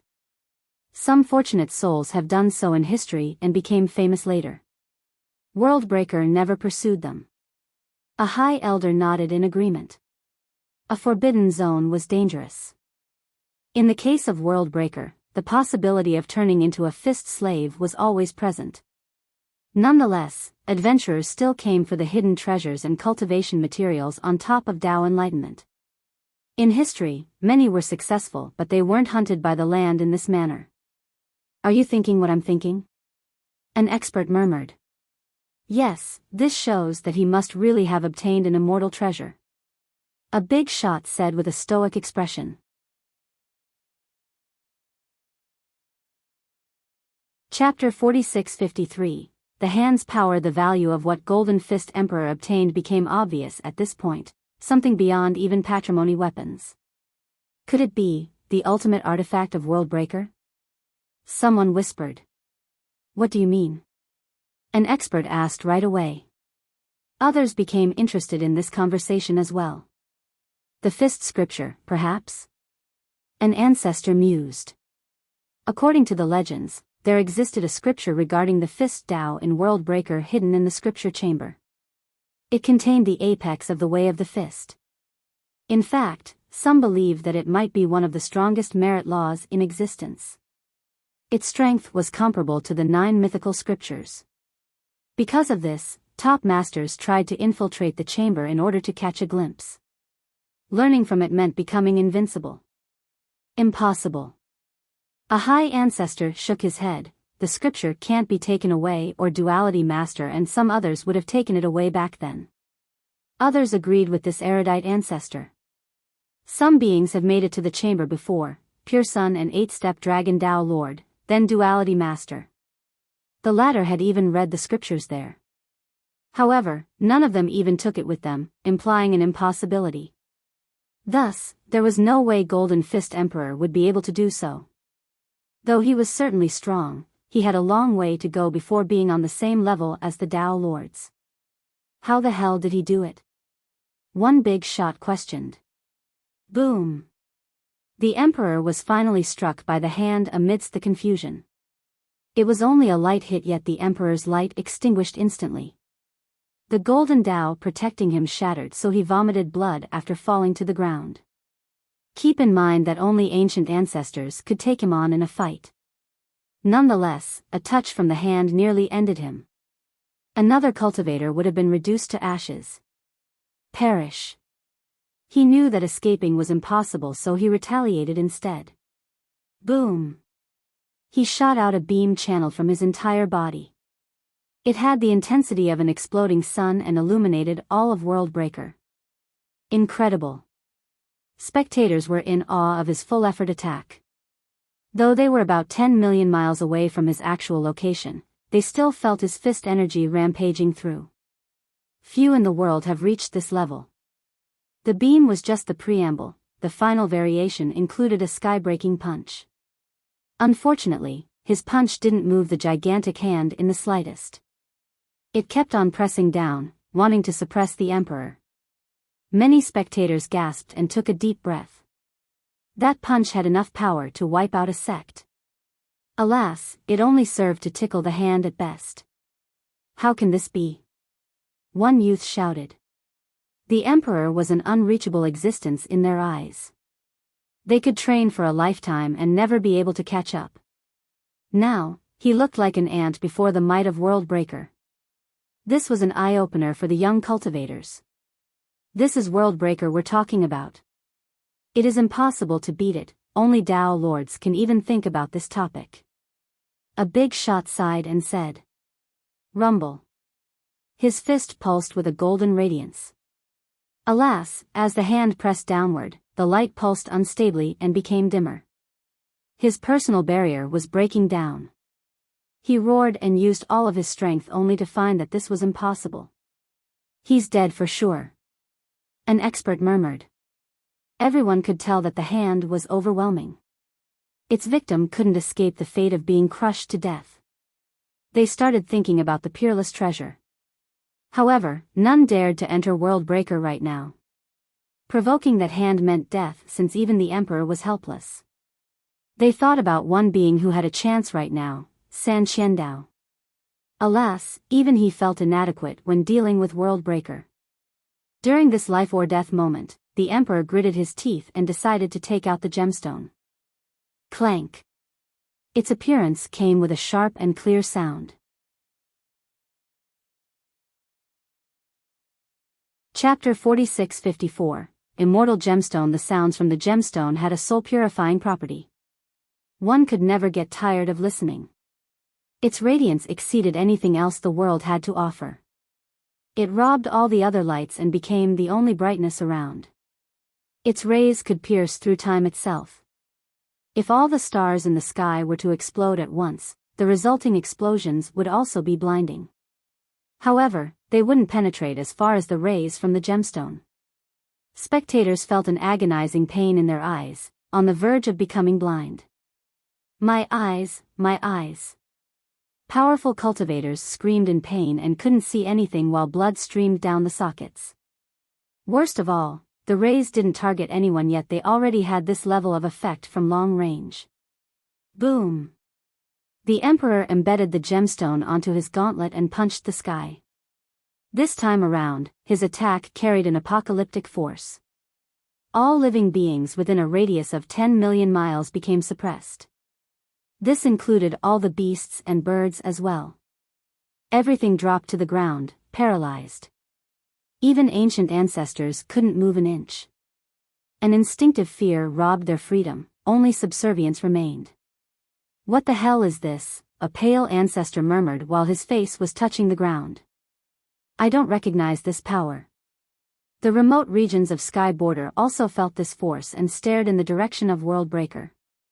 Ancient existences underground woke up right away, wondering about the source of the power. A Dao Lord in this generation already? An ancient ancestor became startled. What is this treasure? Another climbed out of her grave and observed the fluctuation. In a starry area situated in inner ruins, a monster looked over and murmured, "This thing, unique and unbeatable." Imagine the gains. A pair of eyes in a dark void opened. The world is changing. A peerless existence buried among the stars murmured. Normally, top beings were lords of their regions. Those living nearby had no choice but to obey their orders. Fear was not an emotion known to them until now. This power assaulted their Dao heart and made them waver. The conquerors felt the same way. Due to their status, they had seen or even wielded patrimony weapons before. Alas, they never felt something like this before. This power gradually dispersed after the punch. After a long while, cultivators regained their wits. They stared at Worldbreaker and saw nothing different about it. Both the gigantic hand and the Emperor have disappeared without a trace. Does anyone know what's going on?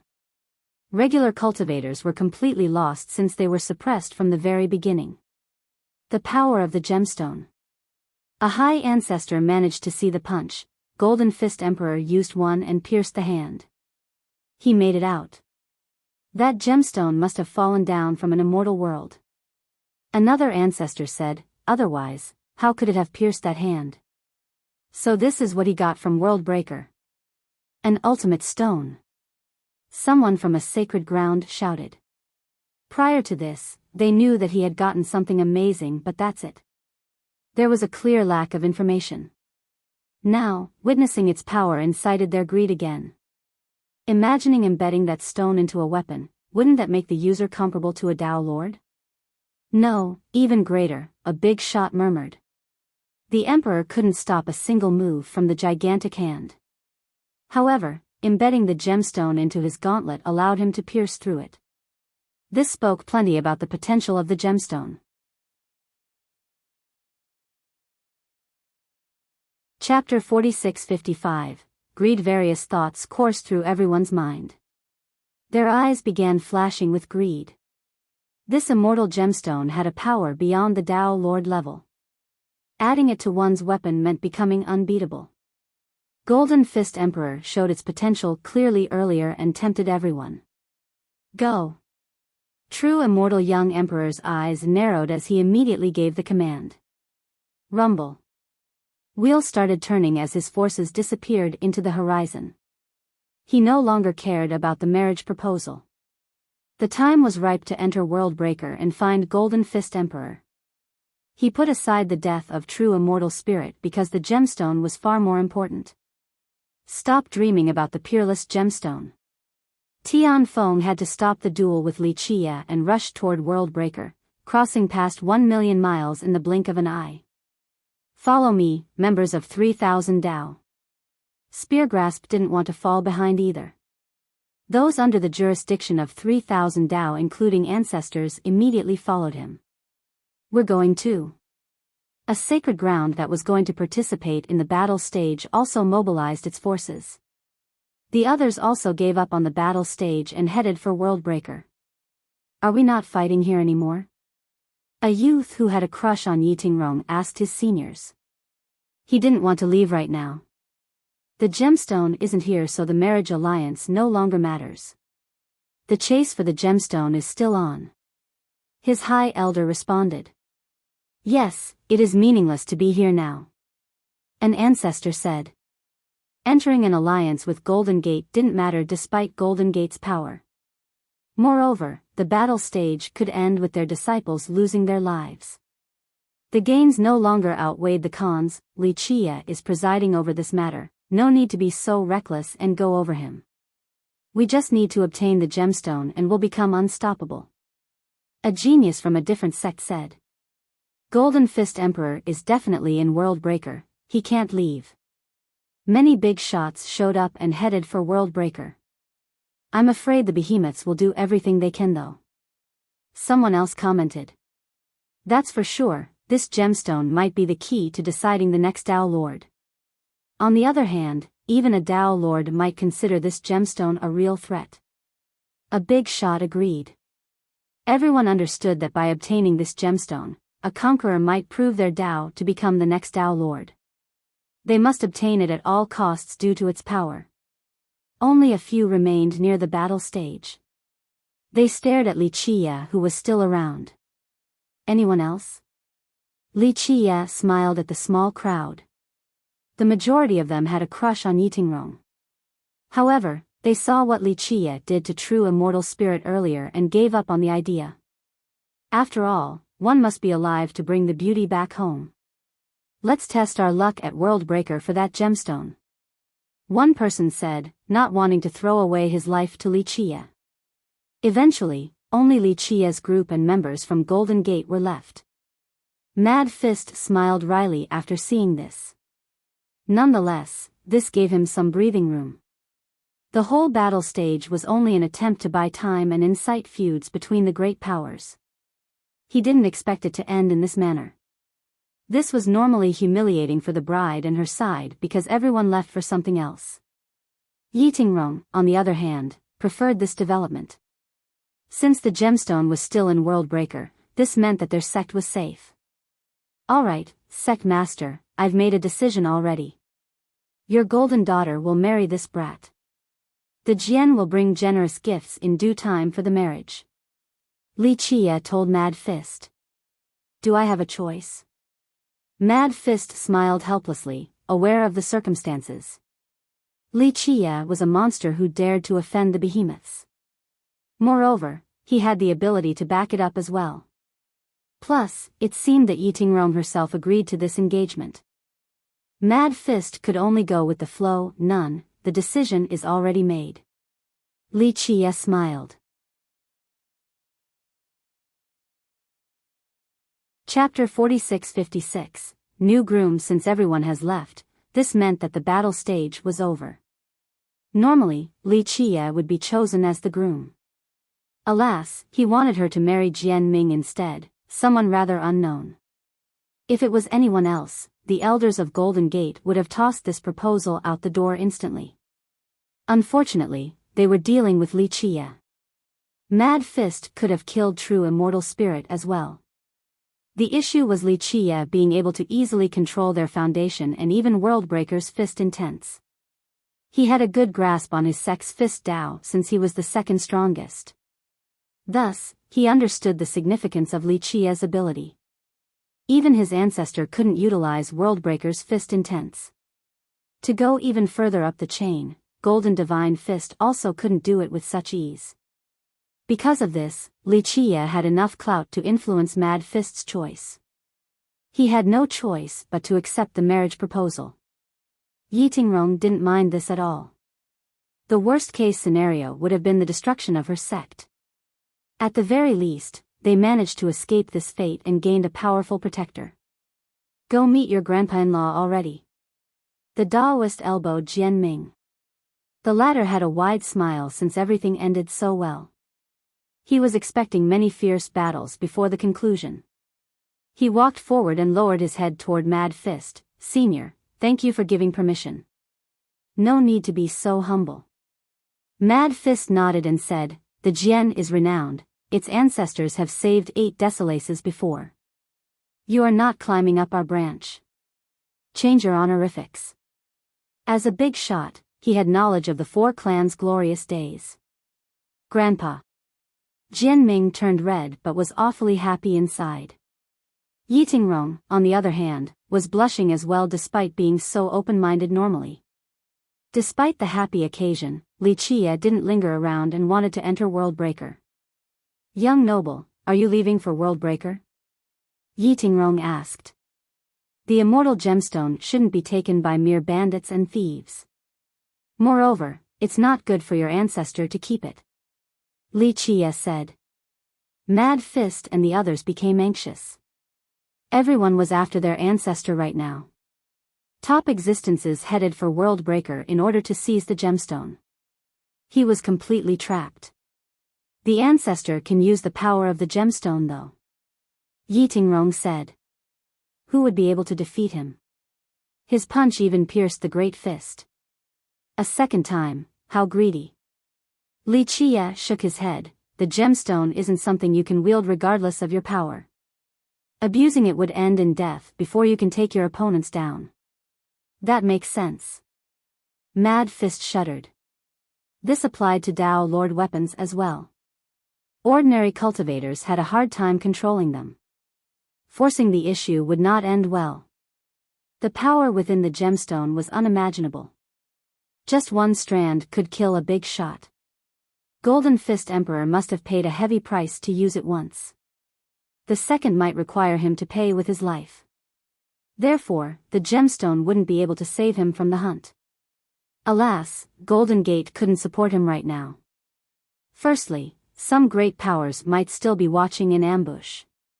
They couldn't afford to mobilize recklessly. Secondly, their full effort was useless against the rest of the world. Nonetheless, Li Qiye gave them a sliver of hope since he could use the power of Worldbreaker. Mad Fist knew that he was unbeatable there and could actually save their emperor. "Please, young noble." He prostrated. Yitingrong and the other members from Golden Gate did the same. "This is a favor I shall bestow upon you." Li Qiye smiled while looking at Yitingrong. She understood that he was only helping the emperor because of her marriage to Jianming. Otherwise, he couldn't care less about his well-being. As he was leaving, the Daoist and Jianming both tagged along. Although the marriage was decided, Yitingrong still supported Jianming's choice to leave. "Brat, what are you doing? Isn't it better to stay home and spend time with your bride?" The Daoist said. "You don't have to come." Li Qiye smiled. "I know I won't be able to help, young noble." Jianming said, "But this is the only time I will get to enter Worldbreaker with you." Li Qiye chuckled after hearing this.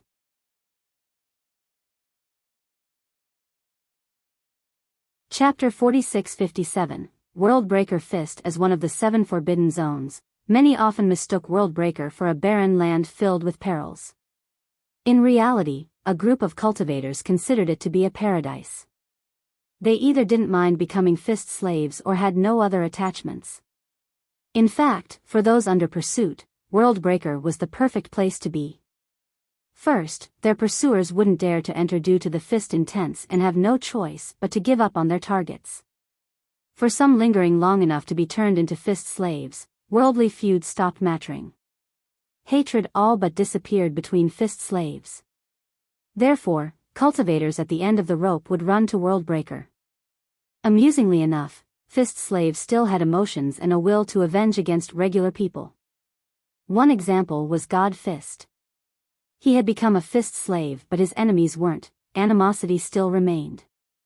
This prompted him to leave Worldbreaker and kill his foes. The first wave of cultivators finally entered Worldbreaker and sensed various Fist intents. This depended on their cultivation and practiced merit laws. A Fist user felt an instant Dao harmonization. She felt herself becoming stronger from being boosted by the intent of Worldbreaker. Her own Fist Dao improved dramatically. This was to be expected. Fist users always gained considerable power after coming here. Because of this, the majority of Fist slaves used to be martial artists. A mighty cultivator sensed the Fist intents pouring into his body and seeping into every inch. They wanted to fuse with his own grand Dao. A weaker cultivator would only sense the first part and enjoyed it thoroughly. The former tried to block the Fist intents out of their body. This was only a temporary measure because the intents were too strong. Becoming a Fist slave was inevitable while being in Worldbreaker with 2 main variables, time and cultivation level. One way to hasten this process was to actually cultivate and learn the Fist intents. A converted cultivator retained their clarity of mind. However, they had no choice but to be subservient to Worldbreaker, unable to leave. This was the reason why they started dynasties here too. "Should we enter? I don't want to risk it." One expert stopped at the border. 2 or 3 days should be okay, just don't stay for too long.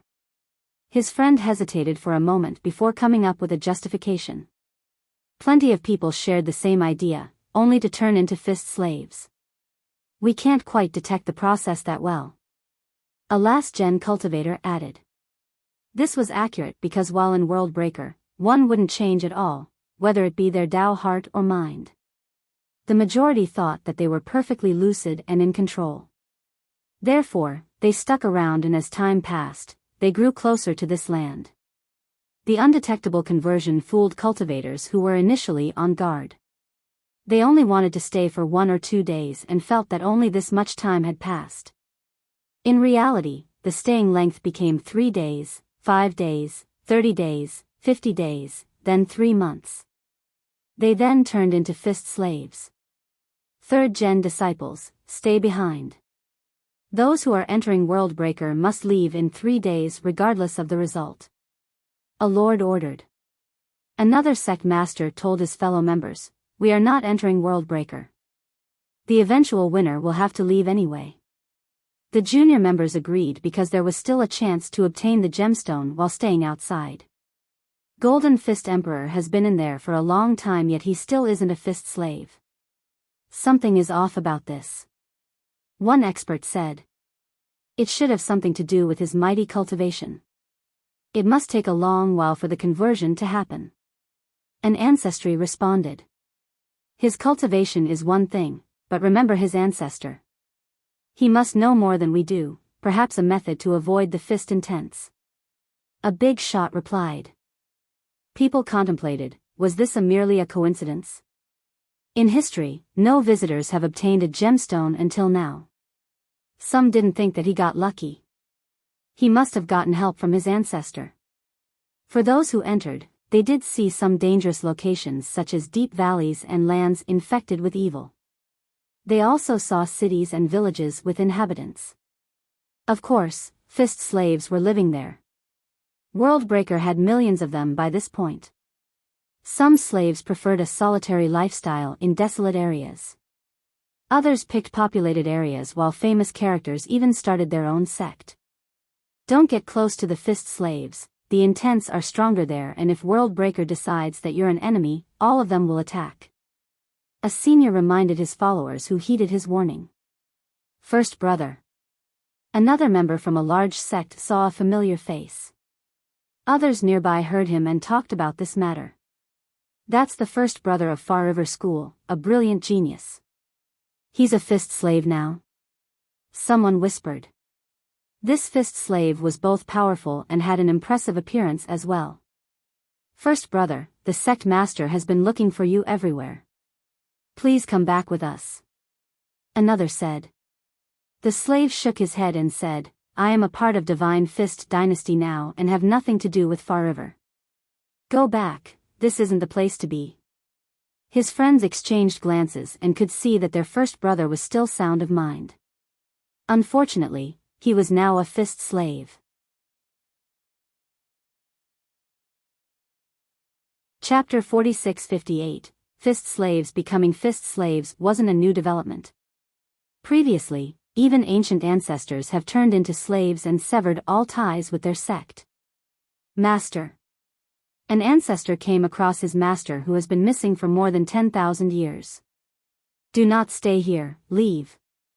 His master glanced at him and said calmly. Master. Tears streamed out of the cultivator's eyes despite being an ancestor at this point. His master left without taking another glance at him. That was Auspicious Monarch, a rather renowned cultivator who made his sect prosper alone. Everyone thought that he was dead. An expert recognized the master. Who is that? On another side, someone saw a man pulsing brightly with various images. He stood on top of a city wall, looking unbeatable. Desolate God Monarch from True Immortal, a great genius back then. People became emotional after seeing him. Is he really strong? A youth has never heard of this title before. Alas, this fist slave looked special and awe-inspiring. Strong isn't enough to describe him. A clan ancestor murmured, he was the most likely to become a Dao Lord just like the current young emperor. I can't believe it. This made people take a deep breath. The youths haven't heard of Desolate God Monarch before, but they all knew True Immortal Young Emperor. If these two beings were relatively equal, then the successful conversion was rather frightening. Sacred Ancestor. An ancestor from a time-worn sect saw his ancestor and couldn't believe it.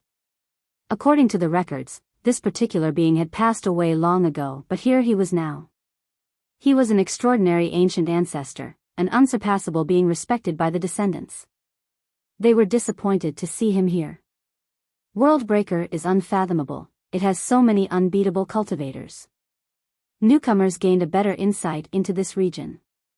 They had heard rumors before, but visiting left them speechless. This is why it can withstand expeditions from even Dao Lords.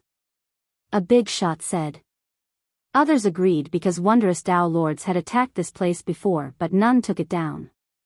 This was a testament to its power. One expert stared at a city with numerous buildings and then commented, the greatest sect in the world isn't True Immortal or 3000 Dao. It has to be World Breaker, no, Divine Fist Dynasty. Close enough. The big shot nodded. 8-step Dragon Dao Lord had such an impressive legion and attacked the dynasty. He still couldn't destroy it. Listeners became intimidated. Nonetheless, it was fortunate for the world that fist slaves couldn't leave World Breaker. Otherwise, the consequences might be unimaginable. Remember, we have 3 days, not a second longer. The seniors from various sects became nervous after seeing the mighty fist slaves. It seemed like that regardless of one's cultivation, the danger was ever present. Alas, the gemstone was too tempting. Everyone wanted to be the first to find Golden Fist Emperor. Most believed that he was grievously wounded after fighting the power of World Breaker. He might even be on the verge of death and was hiding in a cave somewhere. This meant that the first group to find him might be the one obtaining the gemstone. This possibility warranted the risks. Boom! Something suddenly illuminated the sky. It resembled a massive galaxy approaching from the horizon. This galaxy had Dao runes in the shape of water bubbles. Their glow instilled awe and fear into the spectators. This was clearly a top cultivator traveling through numerous dimensions to reach World Breaker. Regular cultivators didn't know who it was, but last-gen experts were familiar. Tyrant Monarch is here. One of them said. The galaxy entered deeper into World Breaker before disappearing from sight. One of 3,000 Dao's 6 monarchs. Another commented. Boom! Another overbearing force also entered World Breaker's deeper region. Sky Break Monarch. A big shot recognized the aura. So 2 heavenly monarchs from 3,000 Dao are here. The crowd became emotional. It's awfully rare for 2 monarchs to show up together. A knowledgeable cultivator said. The 6 monarchs from 3,000 Dao were supreme existences who were either busy with cultivation or deep in slumber. Not to mention outsiders, even members of the sect rarely saw one, let alone 2 together. This displayed 3,000 Dao's resolve in obtaining the gemstone. Chapter 46-59, Celestial Spider God, will all 6 show up? An expert speculated while staring in the direction of the 2 monarchs. Maybe even Dao Sanqian will come. A big shot gazed at the horizon and took a deep breath. It's possible, this gemstone might exceed even the elusive paragon weapons. One ancestor had a serious expression, whoever gets it will wield a frightening power. It's enough to tempt figures like Dao Sanqian. Others agreed with this comment. This was akin to the appearance of a new Dao Lord. However, this was much more predictable, unlike the sudden rise of the new owner of the gemstone. All of 8 Desolaces would start changing. Would top masters such as Dao Sanqian be able to stop it? The uncertainties forced them to take action. Boom! Another explosion caused the sky to turn dark and shook violently. Everyone looked up and saw a massive figure. This was the reason why the sky turned dark. What in the world? One cultivator took a deep breath. Even an expert became afraid. A great demon cultivator. Wait, it looks wild. They saw a gigantic spider above. Its round stomach was as big as 1,000 mountains piled on top of each other, looking like a star. Its 8 legs resembled mountain ranges with hair as sharp as spears with terrifying glimmers.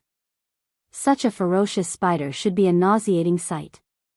However, its eyes and body spots looked like expensive diamonds. It exuded a divine aura instead of poisonous miasma. Therefore, despite its appearance, it looked rather holy. This is not a monster. It is one of the 3 saints, Celestial Spider God. An Eastern cultivator gasped. One of the 3 saints? Most have heard of them before.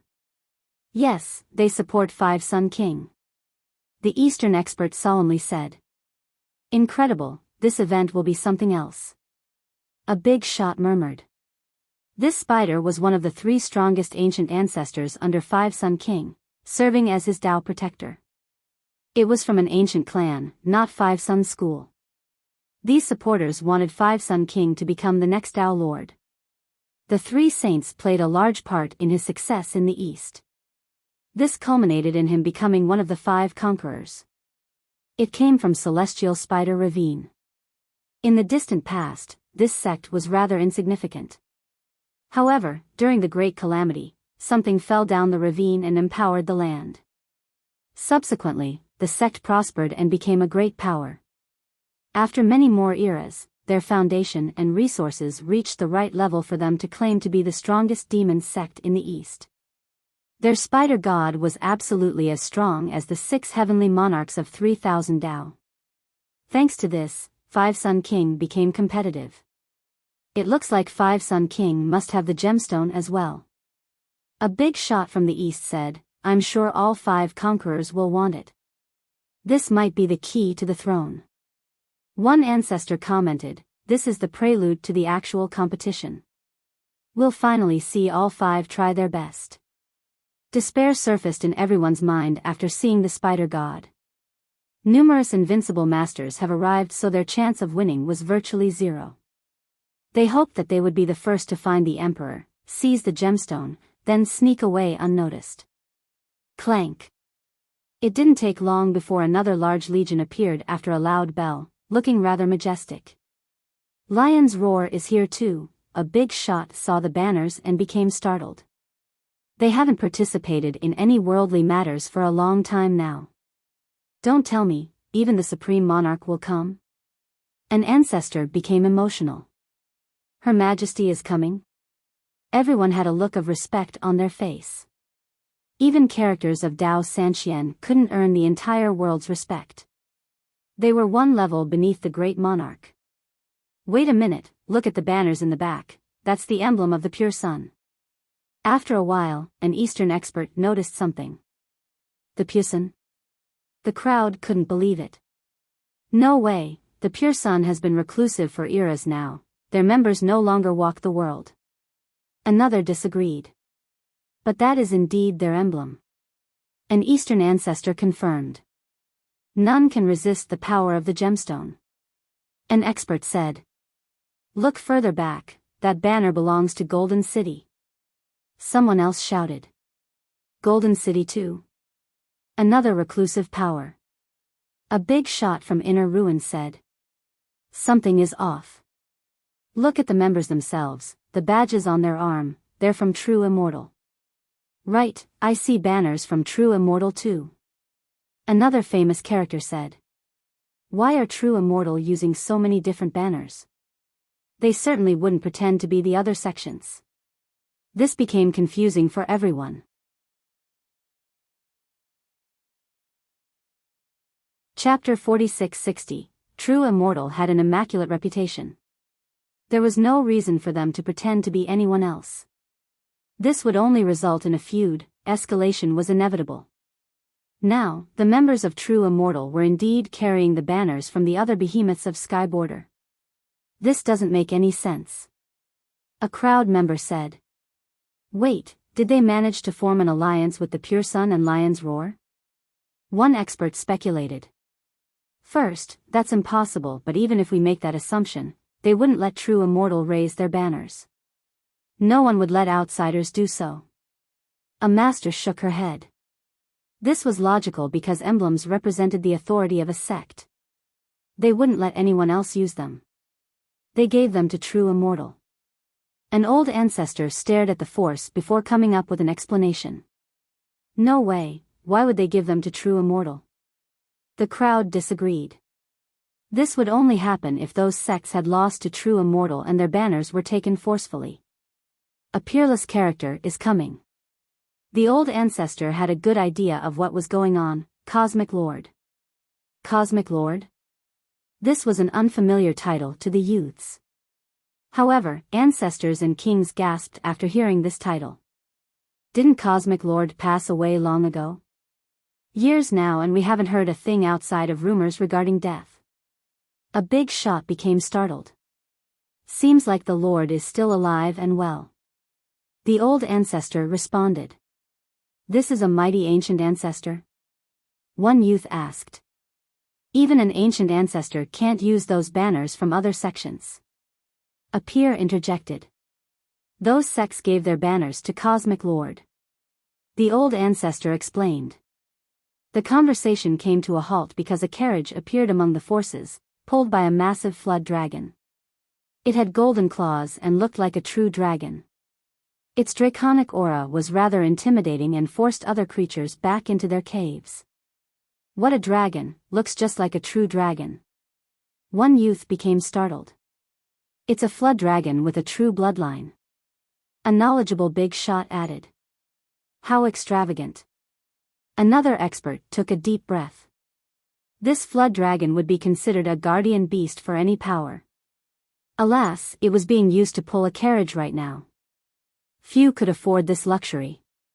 That's Cosmic Lord for you, not a Tao Lord yet above one. The old ancestor murmured. Not a Tao Lord yet above one? The others repeated. This line could only be said about a few beings in history. Eventually, everyone could see the carriage clearly after the huge flood dragon passed through. The accompanying radiance made it difficult for them to keep their eyes open. This was due to the rays exuded from the runes embedded in the divine metals making up the hull. There seemed to be 1,000,000 suns contained in that carriage. Their light managed to pass through the runes and blind spectators. Solar divine metal. Even a fool could tell how expensive this carriage was. Using solar divine metal for transportation?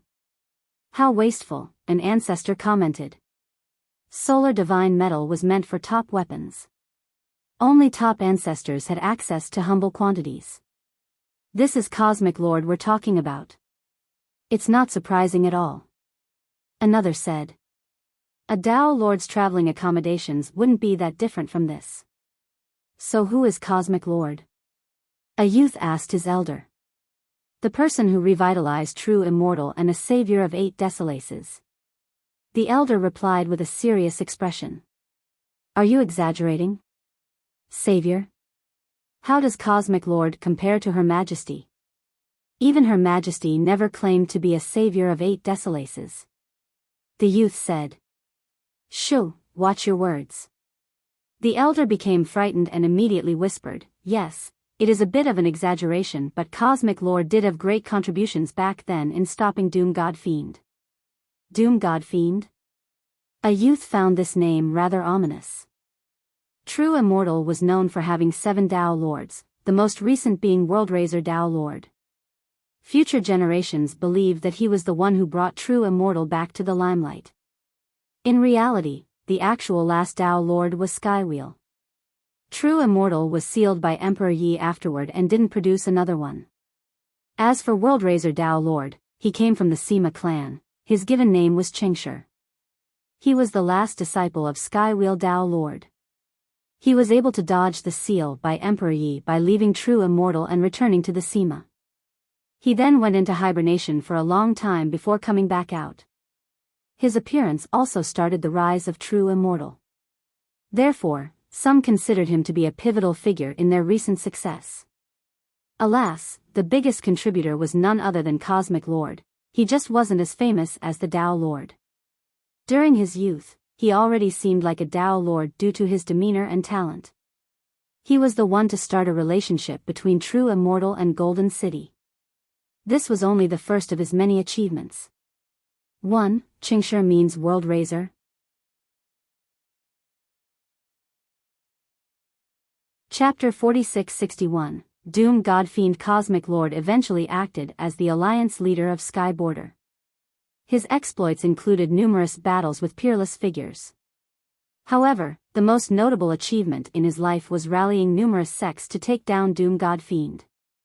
In that particular period, a bottomless abyss known as Doom gave birth to an invincible God Fiend. He left nothing but cries of anguish and carnage in his path. Even behemoths couldn't escape this fate.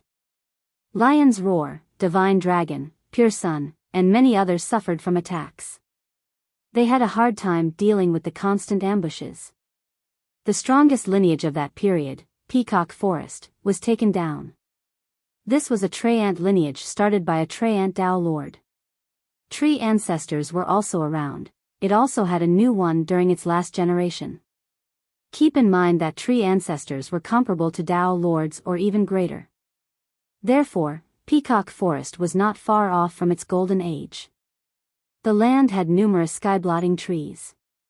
Its ancestors have embedded immense resources and foundations into the earth. Unfortunately, it fell to the continuous onslaught from doom. All of the trees were uprooted, including their tree ancestor. Its destruction shocked and instilled fear into the world. Doom didn't stop there. One top master fell after another from the behemoths. For example, the son of Myriad-Eye Dao Lord, Golden Dragon Tyrant, died in battle. Lion's Roar lost its 6-lion monarch. Pure Sun lost a sword god. The inhabitants of Sky Border lived in constant fear.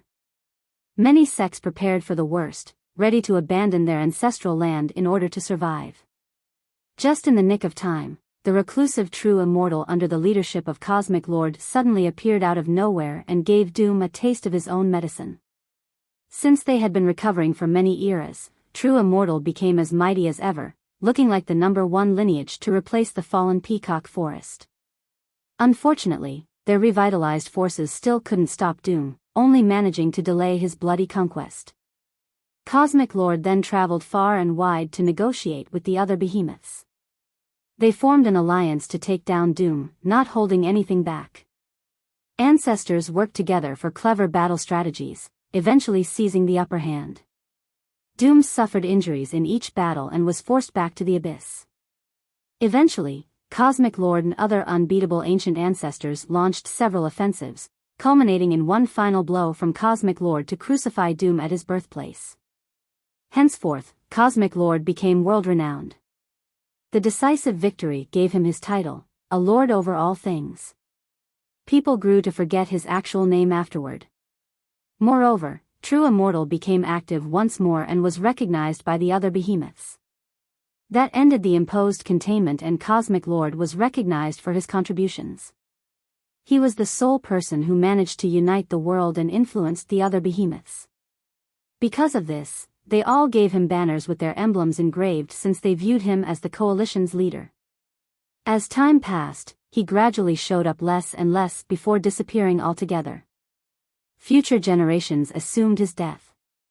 None expected Cosmic Lord and his banners to show up once more. This glory and honor belonged to him alone. "How glorious," one youth said. "Are the behemoths teaming up again?" An expert speculated. A big shot nodded. Others might not have the ability to form this alliance, but Cosmic Lord is qualified. None disagreed due to the historical precedents. Discussions propped up everywhere regarding his appearance. Some felt like giving up because an alliance between these behemoths meant that the competition was over for everyone else. Amidst all of this, Li Qie entered Worldbreaker with the Daoist and Jian Ming. These fist intense, Jian Ming became nervous as a result. "Since when are you so scared of death?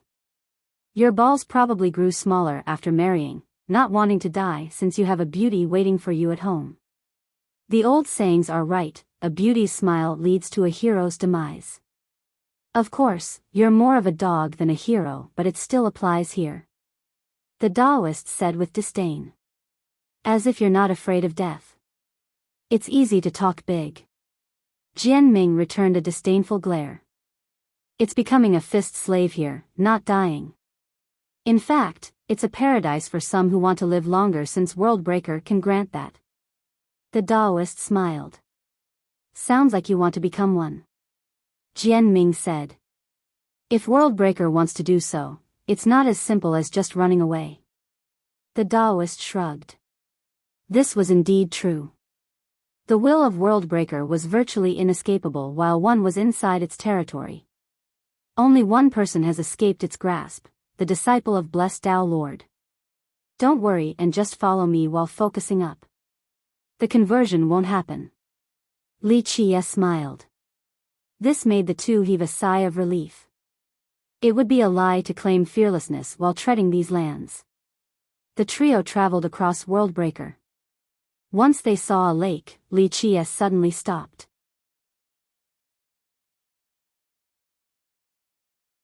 Chapter 4662, Old Man and Old Man could be seen on a boat anchored in the middle of the lake, fishing. Both his hat and robe were made of straws. Jian Ming and the Taoist found this rather strange. Who would be fishing in Worldbreaker? Cultivators who wanted to broaden their horizons or seek treasures would always be in a rush, crossing through at top speed.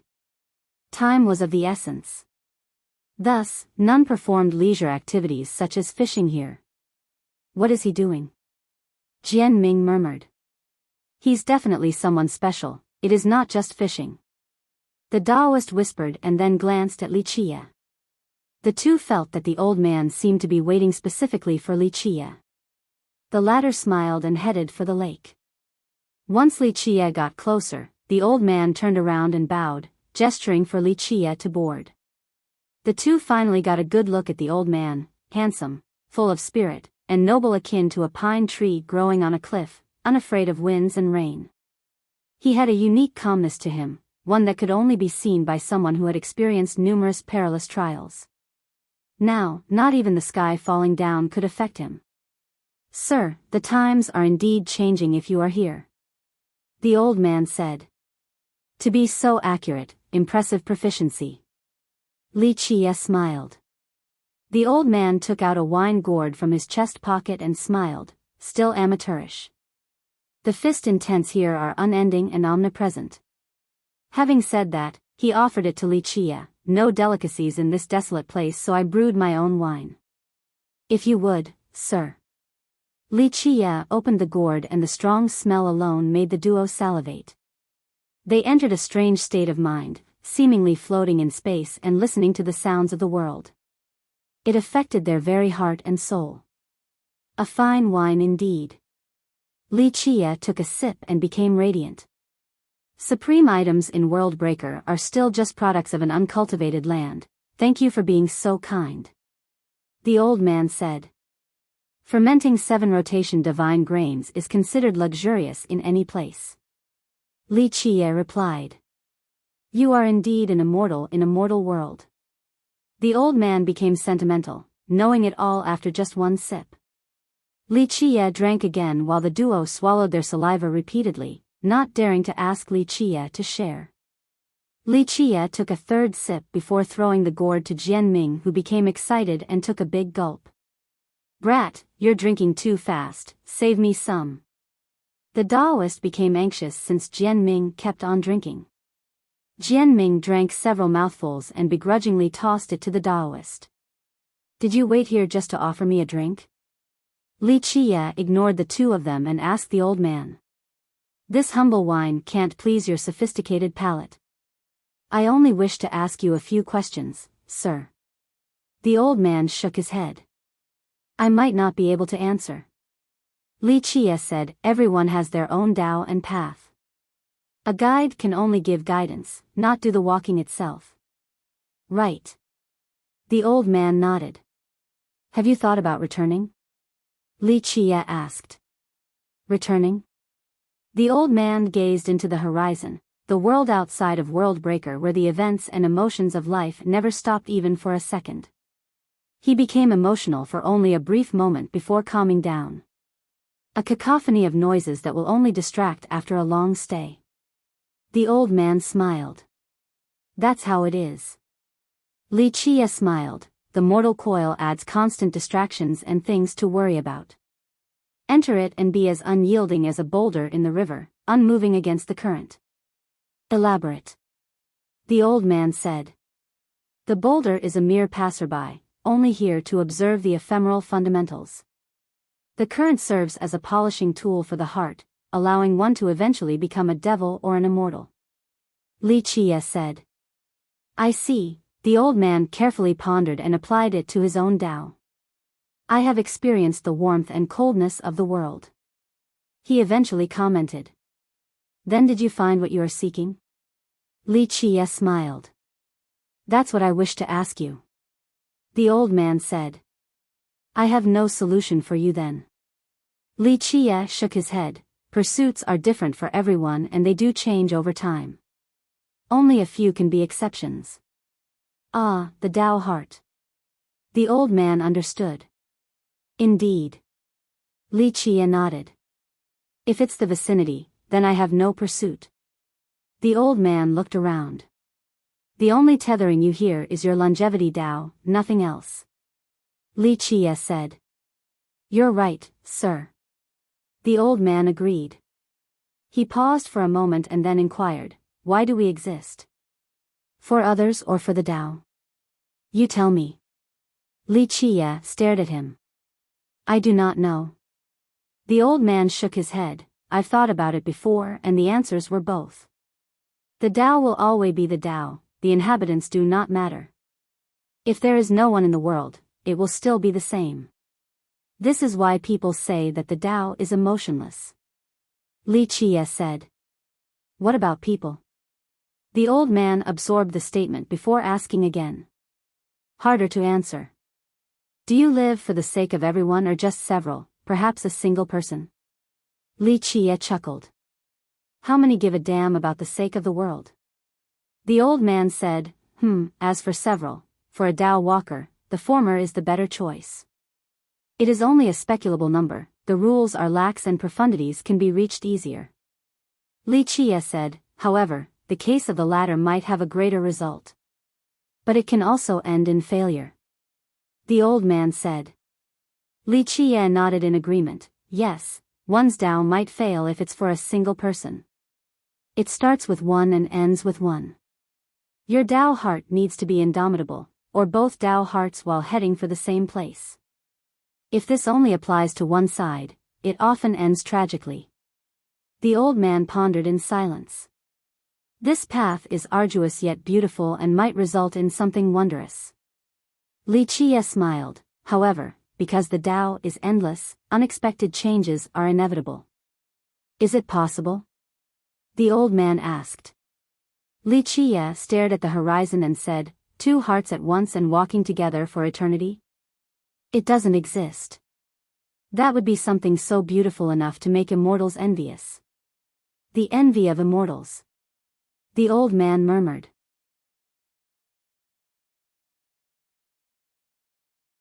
Chapter 46-63, The Mortal Tao, the Heavenly Tao is eternal while the mortal Tao is boundless. Li Qie gazed at the horizon and said. The old man repeated the phrase before asking, is your pursuit considered the mortal Tao, sir? I search for neither the heavenly or the mortal Tao, only the truth. Once reaching this state, the Tao shall be me and vice versa. I see. The old man realized something and glanced over at Worldbreaker. After a long while, he sighed and said, looks like I need to jump out and travel farther. Can you do it? Li Qie smiled. The old man contemplated and said, difficult, but as long as there is a will, it should be possible given enough effort. It would be a magnificent feat to be remembered. Li Qie nodded. How many have been able to do so before? Even the most brilliant characters usually resort to the conventional path. That's the easiest and the most established way to seek the Tao. The old man sentimentally said. What about you? Li Qie asked. The old man stared at Worldbreaker, capable of seeing the entire thing.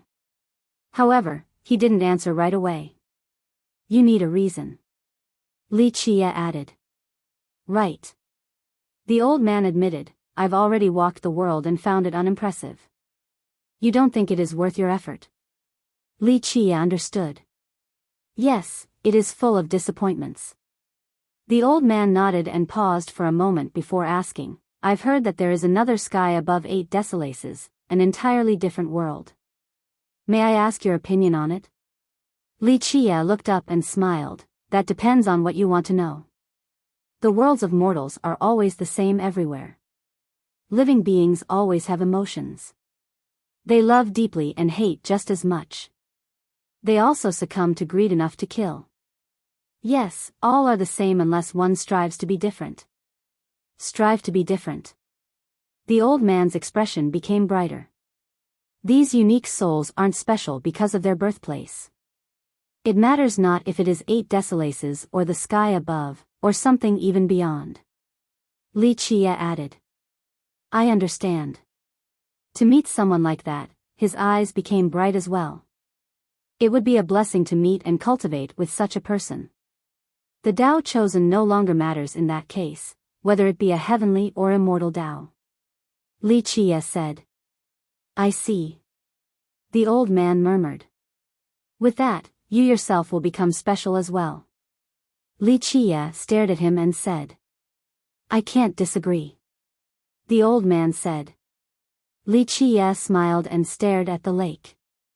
Meanwhile, Jian Ming and the Daoist exchanged glances. The conversation was foreign to them since they weren't at the right level. They were no fools and had ample knowledge. Nonetheless, they couldn't grasp the true meaning behind it. Sir, you said that you cultivate to search for the truth? The old man asked sincerely. Not quite. I do not seek everlastingness of the heavenly Tao or the boundless mortal Tao. It is my wish, so I carry it out. Rather simple, no? Li Qie shook his head. The old man listened attentively before smilingly wryly. I have yet to reach your unreachable level, sir. I was even more ordinary during my youth, seeking nothing but revenge. All beings were ordinary once. Li Qie said, no one is born an immortal in this world. Well said. The old man praised. If you wish to leave, you need to ask yourself first and find the reason why. Li Qie smiled.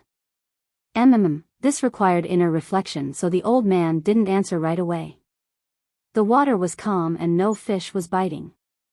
He pondered meticulously before answering. My initial reason for cultivation was to grow stronger to carry out my responsibilities.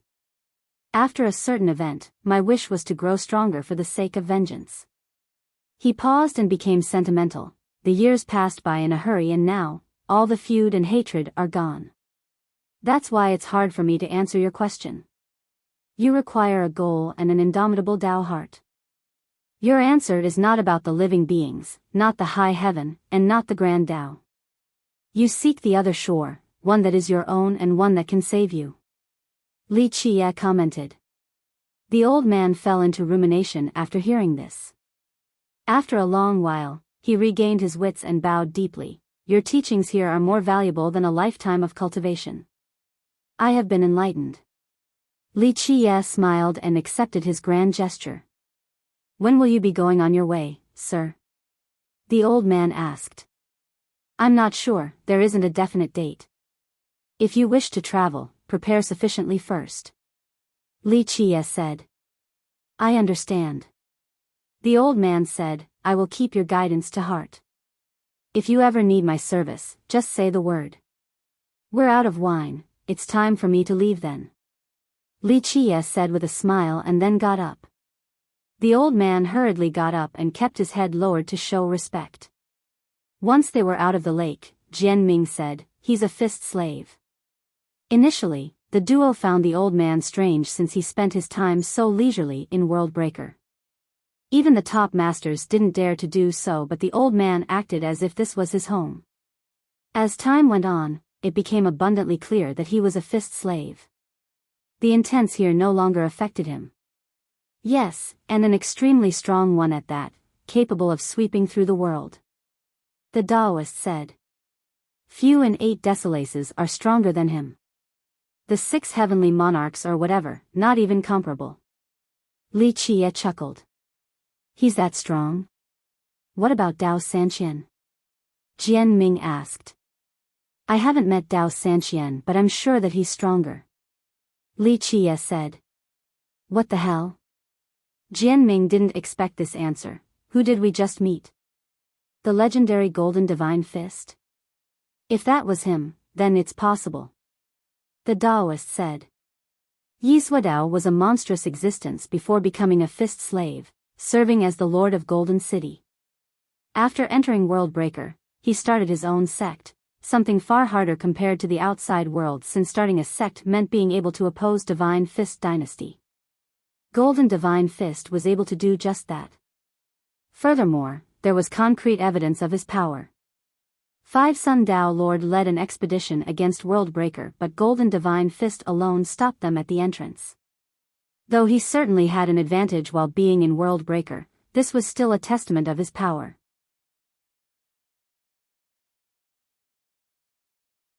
Chapter 46-64, Divine Fist Dynasty. While everyone wanted to be the first to find Golden Fist Emperor, news came out from Worldbreaker. True Immortal Dao and the other behemoths are teaming up. The first to hear this couldn't keep it a secret. An alliance between the behemoths? They would be the strongest force in Sky Border.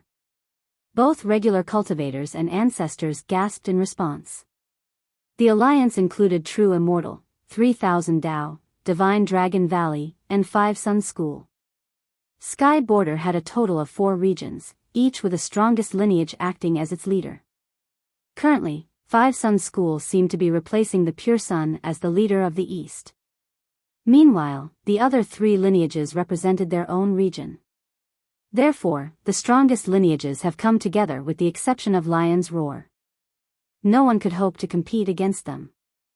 Antagonizing this alliance could end with total annihilation in the blink of an eye. Why did they team up? They're competitors. An expert found this hard to believe. Right, their successor will fight each other to the death.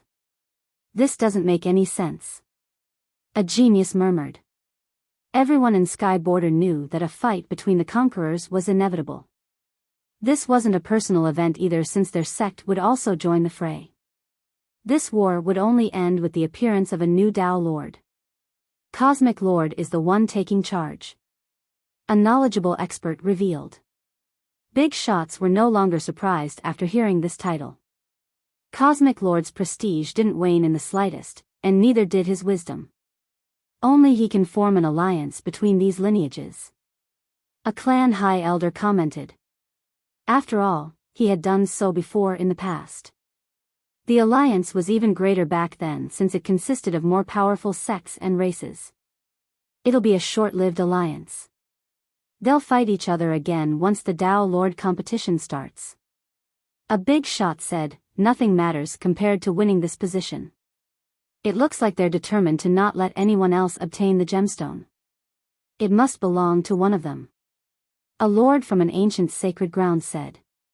Wouldn't this effectively knock Firmament Mortal King out of the competition? She would be the first to lose. Another genius commented. Others agreed with this speculation as well. It's hopeless then. A royal lord became disappointed and decided to withdraw from Worldbreaker. He didn't feel suicidal today and preferred to watch instead. Nonetheless, some still didn't give up. They wanted to find the Emperor first for the gemstone, then quietly retreat, hoping that luck was on their side. Alas, this optimistic attitude didn't last long either. True Immortal found the Emperor. Another news traveled across the region. It's really over then, we're leaving. One big shot heard this and ordered. This meant that the Emperor has been captured by the Alliance. Going against them was akin to throwing eggs at a boulder. Screw it, let's just go watch. Most competitors decided to stop trying. Boom! A bright beam shot into the sky from a mountain. Fist Intense erupted next. They started fighting. One spectator said. Rumble. Next came numerous legions heading for the battlefield with fluttering banners. Reinforcements are coming. The conquerors and monarchs are going there, someone shouted after seeing the magnificent scene. The boundless and intimidating auras in the forces made them tremble in fear, especially weaker cultivators. There is no way the Emperor can withstand this, the gemstone will belong to the Alliance. The result seemed rather obvious. No one underestimated the Emperor. Nonetheless, he was facing brilliant geniuses and ancient ancestors. 2 fists couldn't block 4 punches, defeat was inevitable. I wonder if he will resort to using the stone again, can he? Some hoped for him to use the power of the gemstone, resulting in a bloody battle. They would be able to take advantage of the situation then. Hard to say, I don't think he can. A big shot shook his head. Boom! A series of loud explosions interrupted their conversation. Fist Intense suddenly rampaged like a tsunami. They followed the source of the intense and saw a legion heading toward the battlefield. It consisted of both young and old soldiers. Some looked fierce and imposing, many were demons with evil auras. Regardless of their appearance and aura, there was one similarity, a boundless fist intent emanating from them that seemed to be one with Worldbreaker. Divine Fist Dynasty. The Legion and its destructive auras intimidated spectators. They've mobilized. Many turned pale and their knees buckled. I suppose they won't let anyone else have this gemstone. Even a top master became emotional after seeing the Legion. This was a dynasty capable of stopping Dao lords. Its strength allowed it to exist for countless years. Their king is here too. A big shot saw a white-haired old man wearing a crest. This king was an ancient existence with an unknown origin. He has been ruling the dynasty since time immemorial. His leadership certainly played a large role in fending off the expeditions. He commanded both respect and fear from outsiders.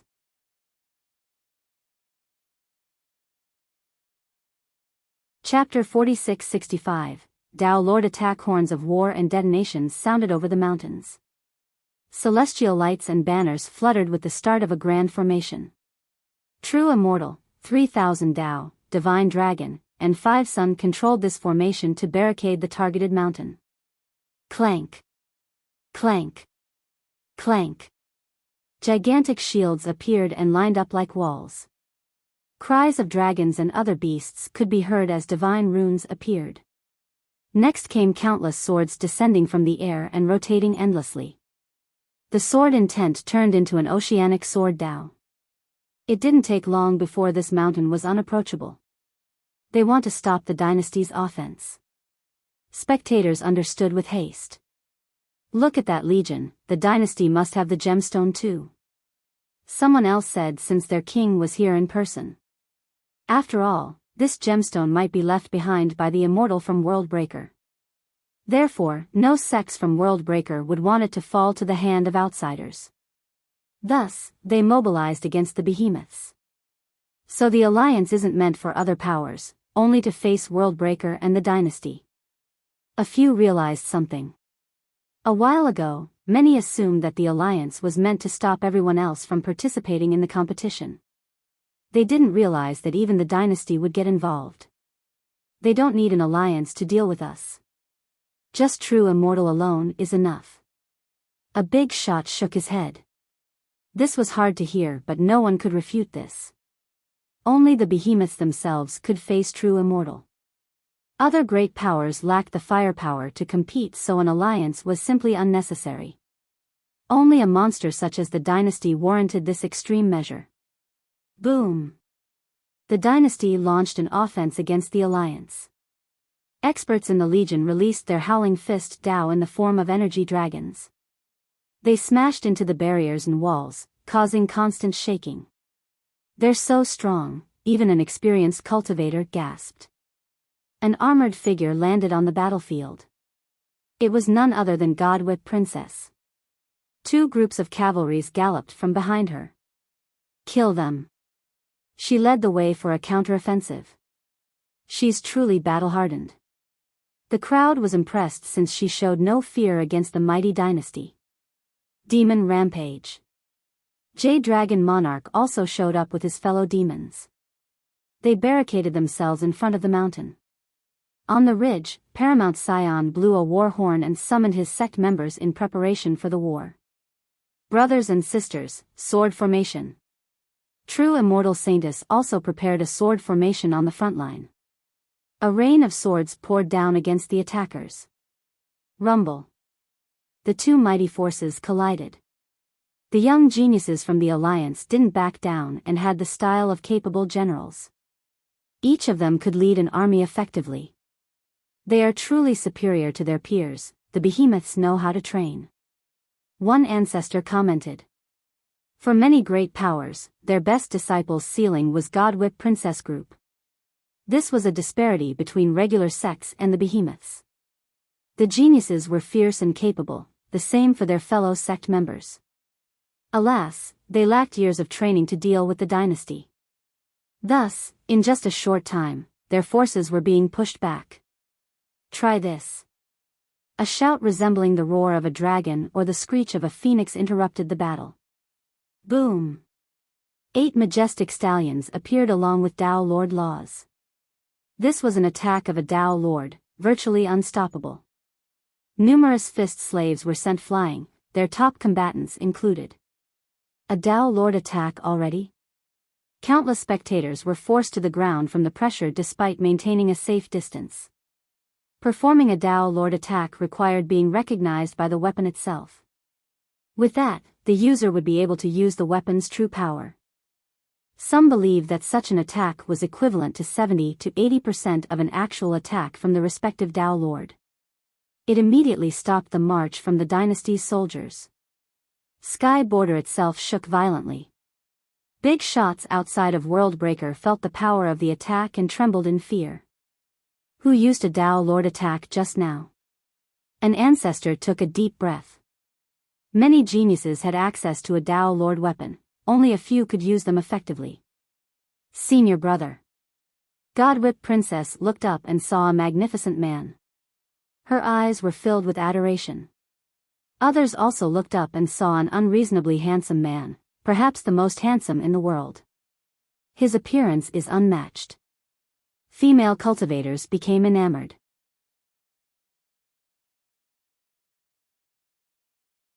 Chapter 46-66. Shinjun. Just this man's appearance alone overshadowed everyone else.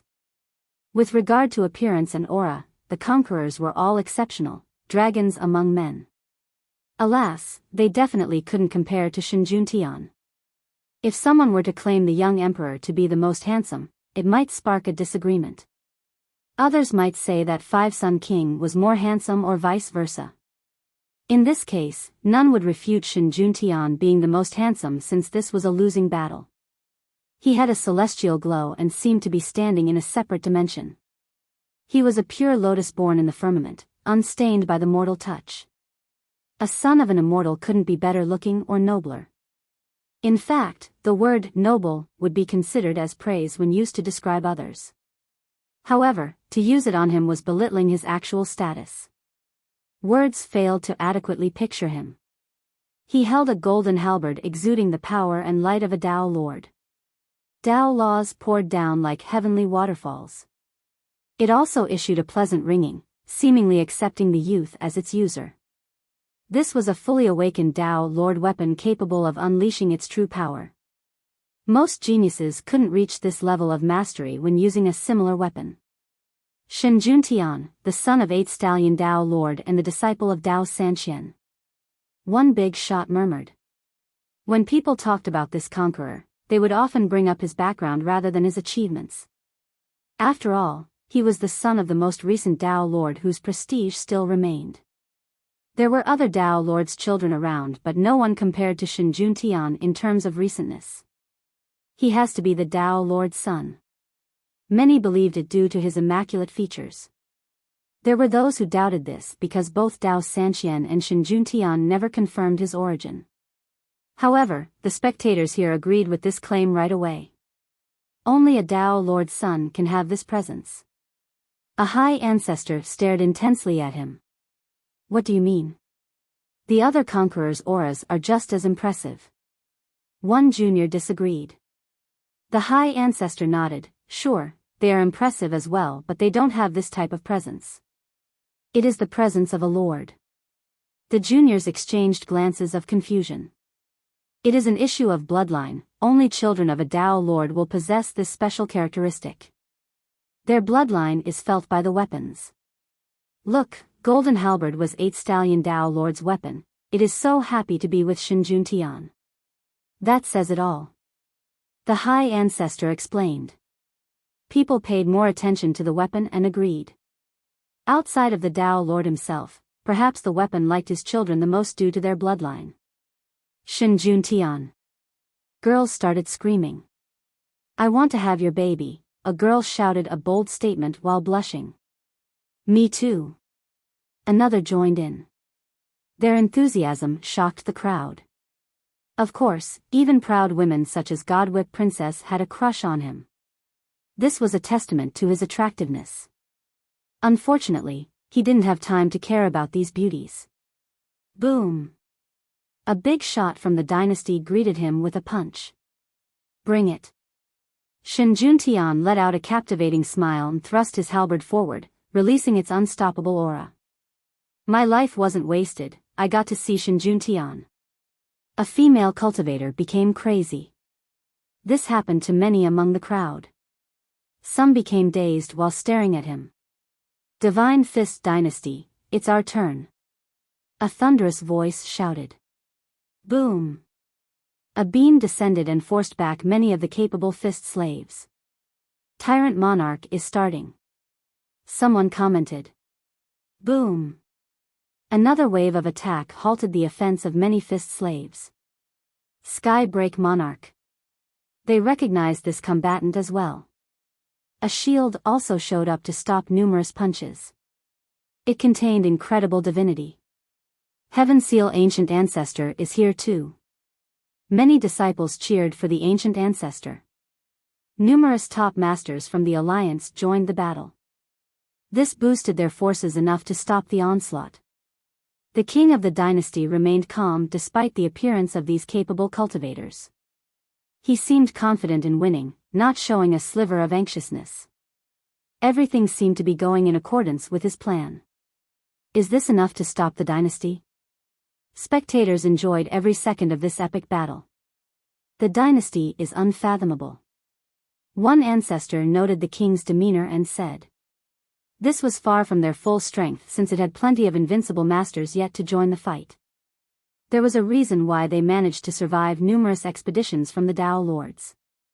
Meanwhile, Li Qia's group has made it to the base of the mountain, the opposite side of the main battlefield.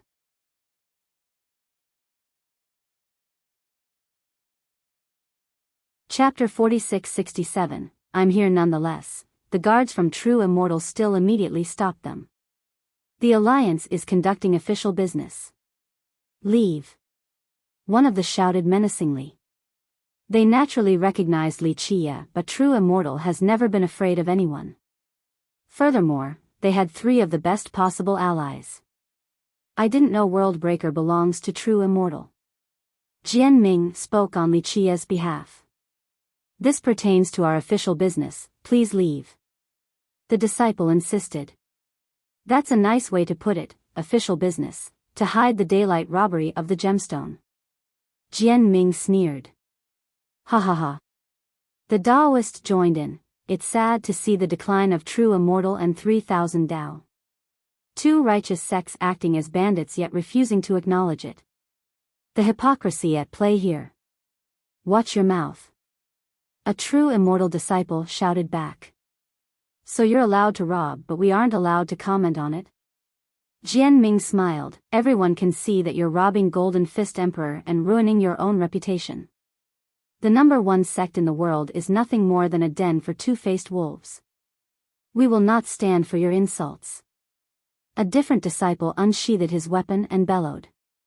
Oh, I'm so scared. Jian Ming exchanged glances with the Daoist before suddenly attacking. Take this. Jian Ming summoned numerous trees shooting forward. The Daoist let out a nefarious smile and waved a banner. It released blade-like gales toward the guards. Break. Despite being caught off guard, they reacted fast enough to send back sword and saber waves.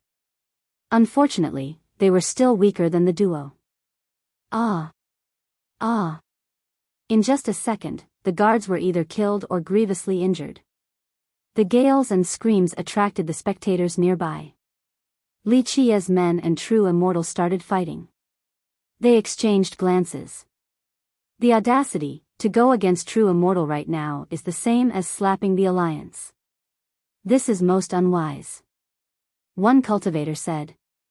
It was abundantly clear that the Alliance would not let anyone set foot on this mountain. Provoking them was nothing short of declaring war. This would naturally end with being hunted down by them in due time. Therefore, though many were unhappy with their overbearing conduct, they still didn't dare to do a damn thing. Others might be afraid, but this is Li Qia we're talking about. A fan of his said, he has already done enough to True Immortal, he doesn't mind offending 3,000 Dao and Divine Dragon too. Offending is putting it lightly. He did more than that to everyone back in Golden Gate, showing contempt to all. An annoyed spectator said. I don't question his ability, but I doubt he can keep this arrogant act up forever. The alliance will teach him a lesson. One genius still felt slighted. That's up for debate. Li Qie is clearly as strong as a conqueror. Other disciples will just be suiciding. They need an ancient ancestor or other conquerors to stop him. A big shot played devil's advocate. Them being occupied with each other might give everyone a chance. Plus, the alliance is dealing with the dynasty as well. I wonder how well they'll be able to keep up. Someone else wanted to take advantage of the opportunity. Boom! As the duo was rampaging through the ranks, a boundless gale with immense power sent them back several steps. Two youths landed and blocked the duo's path, one male, one female. The former wore a golden robe and was surrounded by the wind affinity. This made his robe flutter even though there was no actual wind. It appeared that anyone who approaches him would get blown away instantly. The female cultivator was beautiful enough to make flowers wither in shame. Her movements brimmed with nobility. She wore a light yellow dress, making her look magnanimous. Though it was loose, her curvy figure could still be seen. 800 Li Dominator and Princess Sima. Many youths recognized the two newcomers. Two of the 6 prodigies, impressive indeed. A big shot became envious of True Immortal. It simply had an exceptional young generation. They might be a part of True Immortal, but they came from the Sima and 80,000 Li Nightsky. Someone else elaborated. These two powers were tributaries to True Immortal. Princess Sima's full name was Sima Hanshan. The clan was no stranger to anyone since it was a Dao Lord lineage thanks to Worldraiser Dao Lord. Unfortunately, the Dao Lord died shortly after becoming one. This remained a mystery. 800 Li Dominator hailed from 80,000 Li Nightsky, also known as 80,000 Li Court. It had deep ties with True Immortal since the last disciple of Blessed Dao Lord, 80,000 Li, was its progenitor. 80,000 Li was brilliant, standing shoulder to shoulder with the Dao Lord of that generation. He originated from Sky Hut before joining Blessed Dao Lord. With his godly talent, he managed to master one of the Dao Lord's supreme scripture, Blessed 80,000 Li.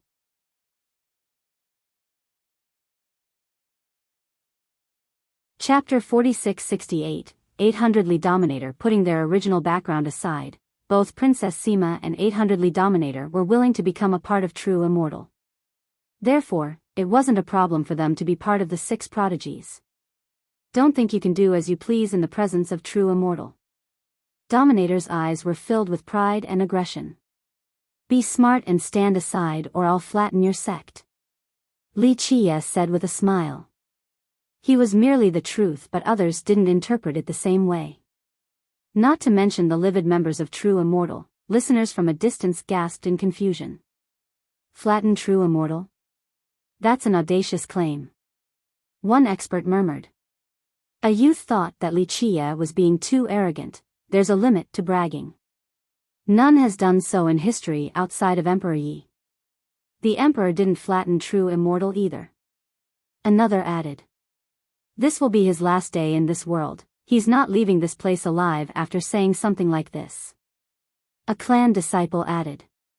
Obviously, True Immortal has their young emperor and many ancient ancestors here, not to mention the invincible Cosmic Lord. A junior can't possibly contest this. A big shot agreed. On the other hand, an older fan of Li Qie gave him a thumbs up. Still the same domineering style. That's Li Qie for you. Both the geniuses had an ugly expression after hearing this. You are a dead man. Dominator shouted. Sima Hanshan, on the other hand, had a softer tone. Fellow Daoist Li, please leave. This place has nothing to do with our personal feud. Our alliance is prepared to work together, so it is a mistake to push the issue. She reminded Li Qie that he wasn't only facing True Immortal in this case. The alliance consisted of 4 behemoths from Sky Border. I suppose I will have to flatten 3 more sects then. That's the result of standing in my way. Li Qie smirked. The crowd became astounded since no one else would dare to make this comment. Even Dao Sanqian couldn't do so. Li Qia's words remained overbearing as if he was talking about swatting 4 flies. I don't know what's going on. An ancestor smiled wryly. There is no place for him to go after offending this temporary alliance. No sect will dare to protect him. A high elder commented. Dominator's expression was as ugly as can be. The sheer contempt was impossible to tolerate. Let me see if you can back up your words then. He shouted. You alone? Li Qia stared at him, infuriating him once more. He was one of the 6 prodigies of true immortal. His power and talent proved him worthy of his title. Being looked down upon was a new experience to him, causing him to tremble with rage. I alone am enough to kill you. He gritted his teeth, wanting to obliterate his arrogant foe.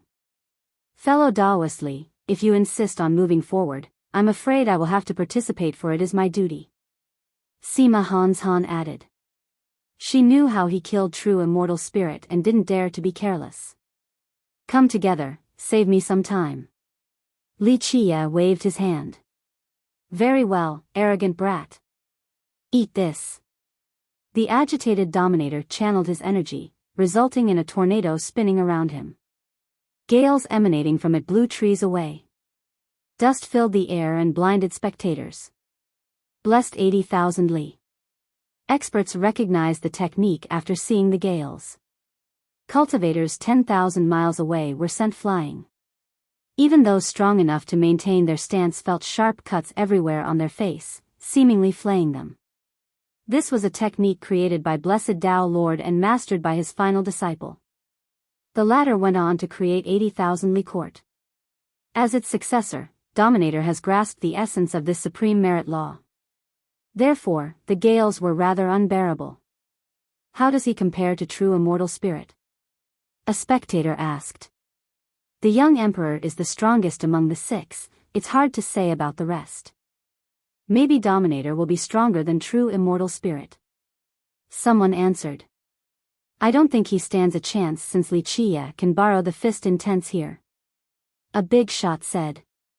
Right, one man alone can't stop Li Qia. Many agreed.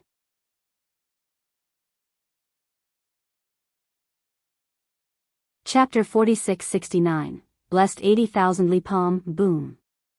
Dominator soared into the air and disappeared from sight. While most became disoriented due to his speed, a loud detonation and everything went black.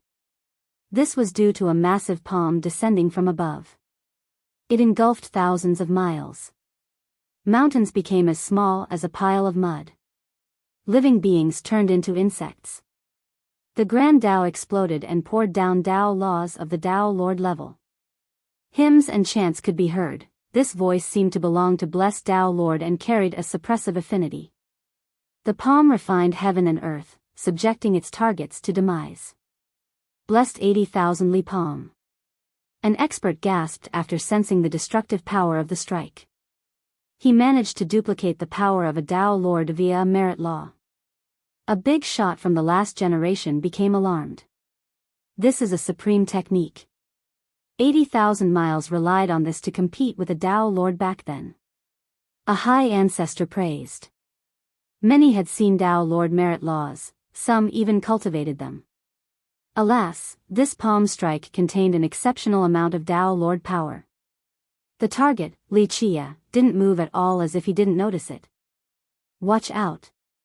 A spectator shouted to warn him, but it was too late. The palm strike struck him directly. The hit left behind a proportional print and uplifted the upper layer. It looked perfect, as if meticulously carved. Even mountains were pushed into the ground, leaving spectators slack-jawed. Where did he go? Is he dead? One of them looked around to find him. They thought that he would have retaliated with something just as impressive, most likely a punch, since he could easily borrow the power of World Breaker. Moreover, he was inside this time, so things should be even simpler. They envisioned him gathering fist intense to deliver a punch piercing through the palm strike, nullifying the technique. They even imagined him causing Dominator to scream in agony. Alas, Li Qia appeared to be stunned and didn't react at all. Is he mincemeat now? One expert murmured, since only the colossal hand print was visible. Everyone started observing the ground carefully, hoping to find bits of Wuxia. This doesn't make any sense. He couldn't stop a single attack, yet he ran his mouth about flattening the alliance. Talk about not knowing your own limit. A youth said with disdain. Look, over there. Someone finally saw Wuxia standing in the crater, not missing even a strand of hair. How? This prompted some to bellow in astonishment. They all witnessed the direct hit from the top down. His body should have either exploded or crushed into bits. Even ancestors couldn't make sense of this. Ancient ancestors recognized the power of the palm strike. They could withstand a direct hit, but to be completely unscathed? Impossible. Did he dodge it somehow? A big shot's eyes were wide open. Maybe he teleported away and back. Another said. Wuxia patted some dust off his sleeve and said, "How are you going to stop me with such meager cultivation? How disappointing." Dominator lost his composure and staggered backward. He had complete confidence in his palm strike. It might not have been able to kill Wuxia, but grievous injuries should have been unavoidable. There was no one among the young generation who could fully evade his palm strike. In this case, Wuxia took the attack directly without suffering any damage.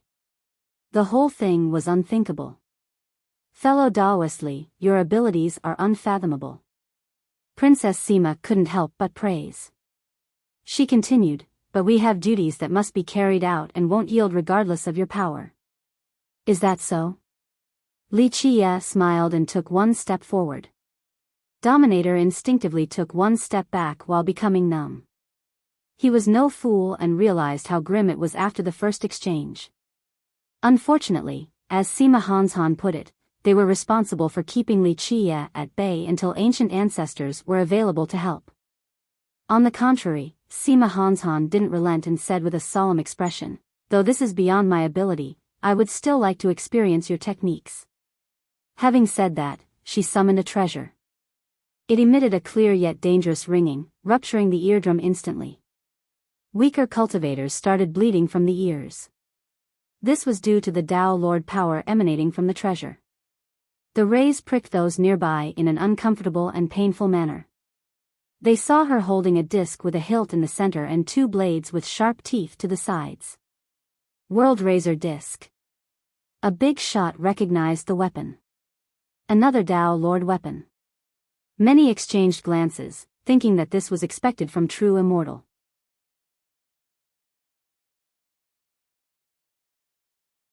Chapter 4670, Insignificant / instead of an unbearable suppression, the power from her disc focused on a piercing sharpness.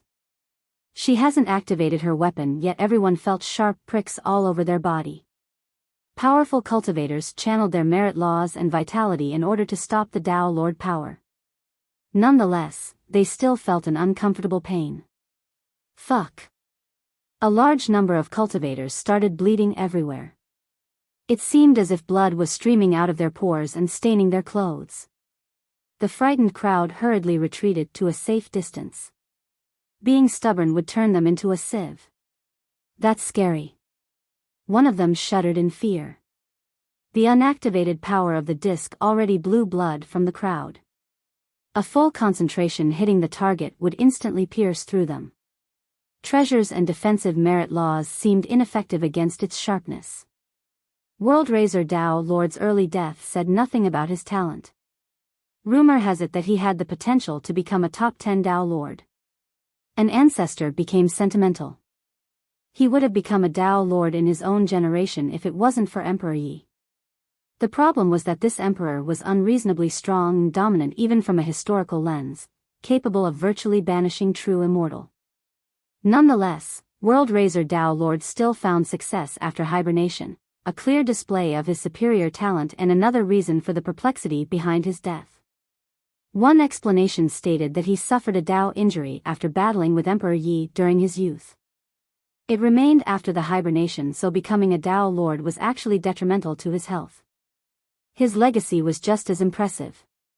The weapons were comparable to those of other Tao Lords.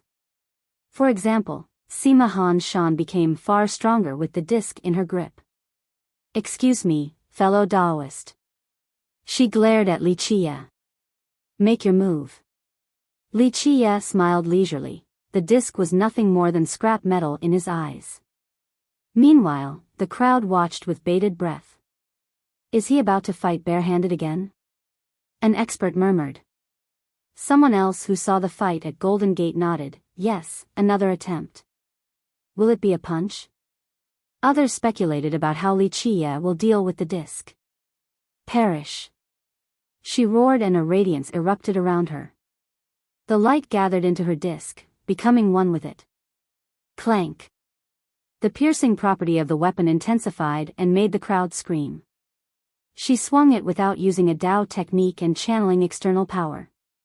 The physical swing alone cut the sky and left behind a bottomless gap on the ground, smooth and straight.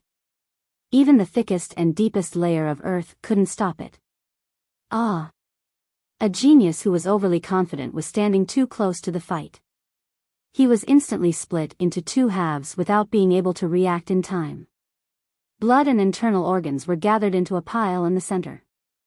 As for the smarter crowd, they felt blood streaming down from their forehead. They were fortunate enough to avoid the youth's fate. After experiencing this, some ancestors knew that they would die to her attack without an appropriate weapon. They gained a new perspective on what should be defined as sharp. No Dao Lord power, yet still fatal. A high ancestor took a deep breath. "It's not a Dao Lord attack, but I can't criticize it at all," another ancestor said. When the crowd regained its wits from the initial slash, the shockwaves and gales finally occurred due to the actual contact. This sent debris flying everywhere. They saw Li Qie gripping the blade of the disc with 2 fingers. This made their jaw hit the ground. Of course, many were prepared mentally to see this since it wasn't Li Qie's first time. He was absolutely the clear favorite in this fight because the battlefield was world-breaker. Alas, he didn't borrow the fist intense at all and used 2 fingers instead, as if he was playing with flowers.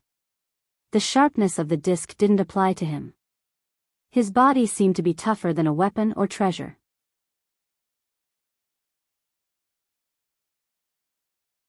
Chapter 46-71. Engulfing gale. Words couldn't describe the fear in Sima Han's Han. She knew the power of the disc since she was the current successor of the Sima. In recent years, she had fought many geniuses and even ancestors from the great powers. She could have killed any of them if she were to use the disc. She honed her skill enough with it to take down an ancestor with a single move, provided that they didn't have a Dao Lord weapon. Therefore, she assumed that it would be enough to wound Li Qie or at least stop him. Unfortunately, he easily stopped it with 2 fingers. She pondered in shock, eventually coming up with another being capable of doing this, Dao Sanqian. Alas, her perilous situation didn't permit her to think. Clank! Li Qie released the grip and flicked his finger. The resulting sound ruptured everyone's eardrums. It caught her by surprise as she was sent back as if struck by lightning. She nearly vomited a mouthful of blood but managed to control her churning vitality. Keep in mind that she practiced enough to stop a Dao Lord attack with the disc. It nearly became a part of her Dao, so this losing experience was new to her. Just 1 finger flick nearly made her lose her grip and seriously injure her. "Let's save some time, okay?" Li Qie stretched and gestured for both geniuses to come together. Sima Han's Han and Dominator's expression became ugly after seeing their opponent's contemptuous attitude. Alas, they didn't become angry and focused on the fight instead. Despite Li Qie's arrogance, he could definitely back it up. They heard about him being able to stop a Dao Lord weapon barehanded in the past. However, they didn't quite buy it and attributed this to him borrowing external forces. Now, it became abundantly clear to them that this opponent was above their station, at least in a one-on-one fight. 2 prodigies from True Immortal, is this enough to put up a good fight? A spectator whispered.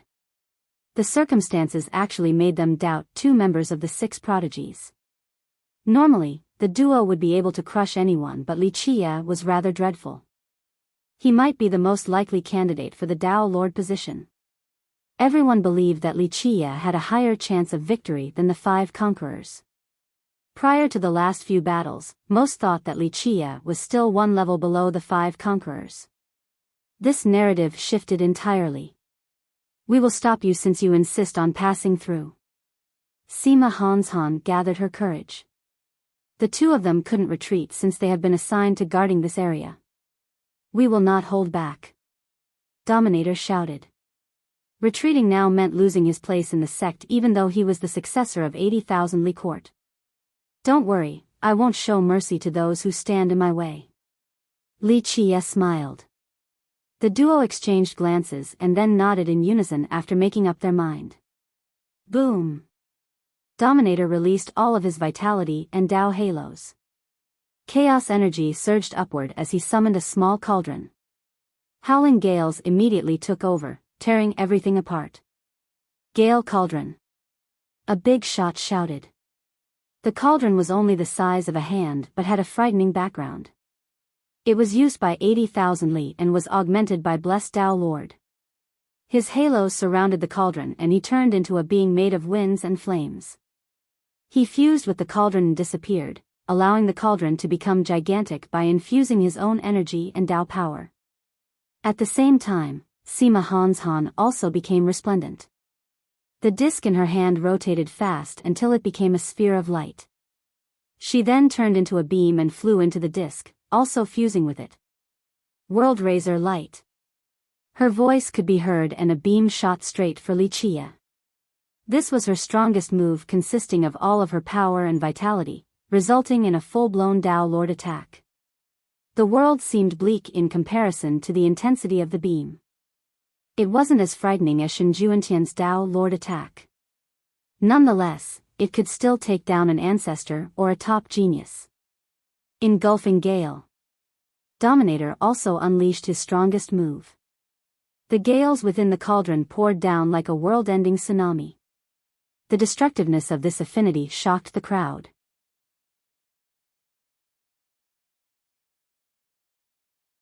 Chapter 4672. Too weak to block a single move. Engulfing Gale and World Razor Light, two ultimate moves, changed the landscape of the region as they astounded spectators and soared toward Wuxia. Sima Hanshan's move couldn't compare to Shenjuantian's Dao Lord attack. Nonetheless, it was enough to frighten everyone. The two moves fused together, one was a flood of physical power while the other was a destructive light. The fusion resulted in a major boost of power, rendering it difficult to dodge or block. As they crossed through the air, all forms of terrain disintegrated. Even the fabrics of reality, including time, space, and the Dao, were damaged. Incredible. Many screamed because this was enough to slay ancestors using mighty weapons. There is no way he'll be fine after this. A high elder took a deep breath, thinking that it was enough to grievously injure or kill him. Everyone became interested to see how Wuxia would block this. Alas, the same scene repeated, him not moving an inch and prompting some spectators to loudly warn him. Boom! The fusion attack was a direct hit. Is he crazy? Someone thought that he was suicidal. Even a fool would try to dodge if blocking was impossible. Alas, Wuxia didn't bother at all. He has to lose some flesh this time. A big shot commented. Though they were extremely far away and using their heavenly gaze to watch, their body became sore all over from the impact. Once they calmed down, the result was the opposite of their imagination. He didn't scream or turned into ashes. Pieces of his flesh and bones didn't scatter on the ground. A pulsing runic barrier protected him from all damage, looking like a basket made of diamond. Rumble. The gales and light continued to hit the barrier in ferocious waves, not stopping until his death. Unfortunately, this seemed to be futile. Are you seeing this? This left spectators in disbelief because Wuxia used a runic barrier alone, not accompanied by treasures and techniques. The assault continued, leaving the region devastated. Nonetheless, the barrier remained standing as Wuxia started walking toward the duo. This was akin to a mortal withstanding the current of a waterfall and trying to climb upward. The two turned pale as a result since the attacks didn't slow down the opponent. This was inconceivable.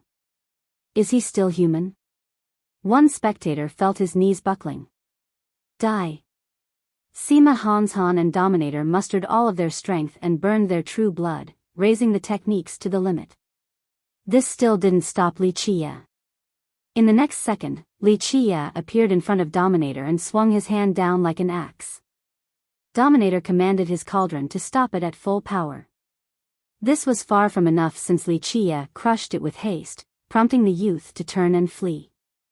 Alas, he couldn't outrun Li Qia's swing. Crack. Ah! The youth bellowed in pain and fell from the sky. The attack broke virtually all of his bones. He smashed into the ground, leaving behind a bloody pit. He didn't move or make another noise. Sima Hanshan saw this and wanted to run away from death. She turned only to see Li Qia's figure flashing in front of her. She raised the disc and created a thick wall of energy. Boom!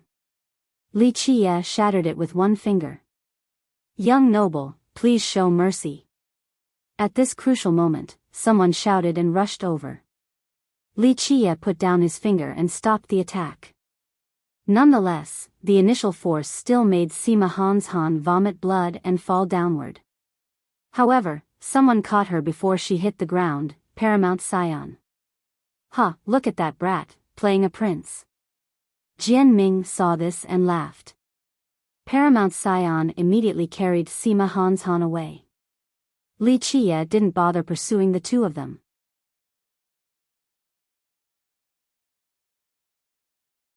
Chapter 46-73, Fiercest. The battle ended with one prodigy dead, the other seriously wounded. Of course, the process was far more shocking than the result. Li Qia simply appeared unbeatable while dealing with these two, not resorting to any external forces. The victory happened in just a few seconds.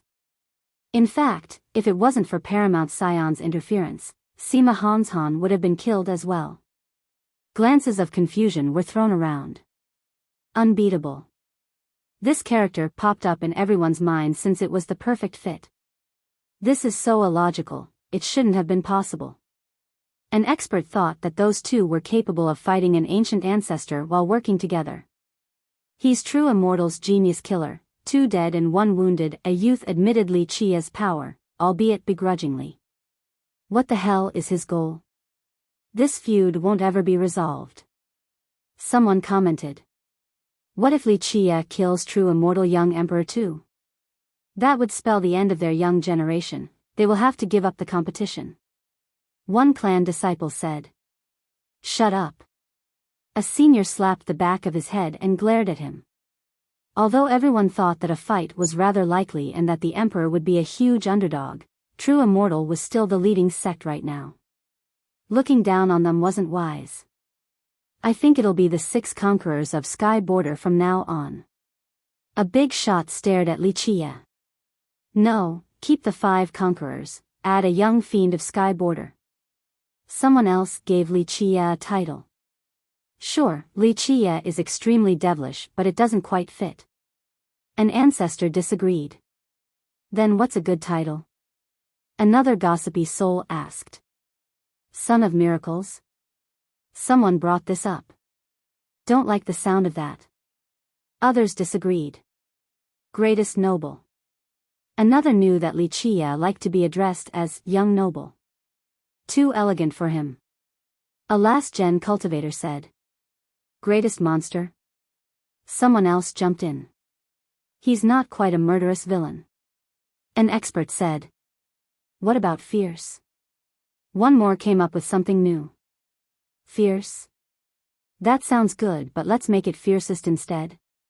A crowd member immediately liked the title. Fiercest, others didn't object and also agreed with this title. However, an ancestor from an old era heard this title. Something flashed in his mind and a forgotten legend was remembered once more. This legend was no longer circulating in 8 Decalaces. Stories regarding it became unclear and the details were lost with time. Nonetheless, he remembered that the title, Fiercest, was around then as well. He felt a chill coursing down his spine as a result. Li Qiye smiled at the escaping duo and didn't stop them. He began climbing the mountain instead with the Daoist and Jian Ming right behind him. No one from True Immortal could stop their path while spectators became more invested in this event. The main fighting force from the Alliance, especially the ancient ancestors, are preoccupied with stopping the dynasty. This backline depends entirely on the young generation, so if Li Qiye can get through, wouldn't he get the gemstone from the emperor? An elder speculated. The ancient ancestors were busy fighting with the masters of Divine Fist dynasty. There was no way they could get back in a short time. This is our chance too. Members of the great powers became eager since a path was being created in front of them. Prepare and wait patiently, we will make our move with lightning speed when the time is right. An ancestor secretly passed down this order. When Li Qiye made it to the ridge, someone finally had the courage to block his path. This newcomer possessed an ancient and regal aura. Though he showed no sign of contempt or arrogance, he was born to be a leader. Others would view him as a king and over his orders due to his bloodline.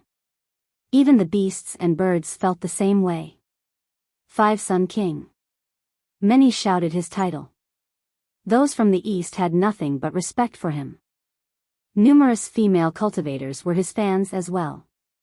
Though he wasn't as handsome as Shenjun Tian or as noble as True Immortal Young Emperor, he resembled the rightful king of the mortal realm, a natural-born leader. We meet again, Dao brother.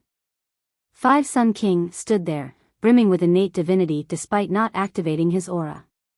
Standing in my way? Li Qiye smiled.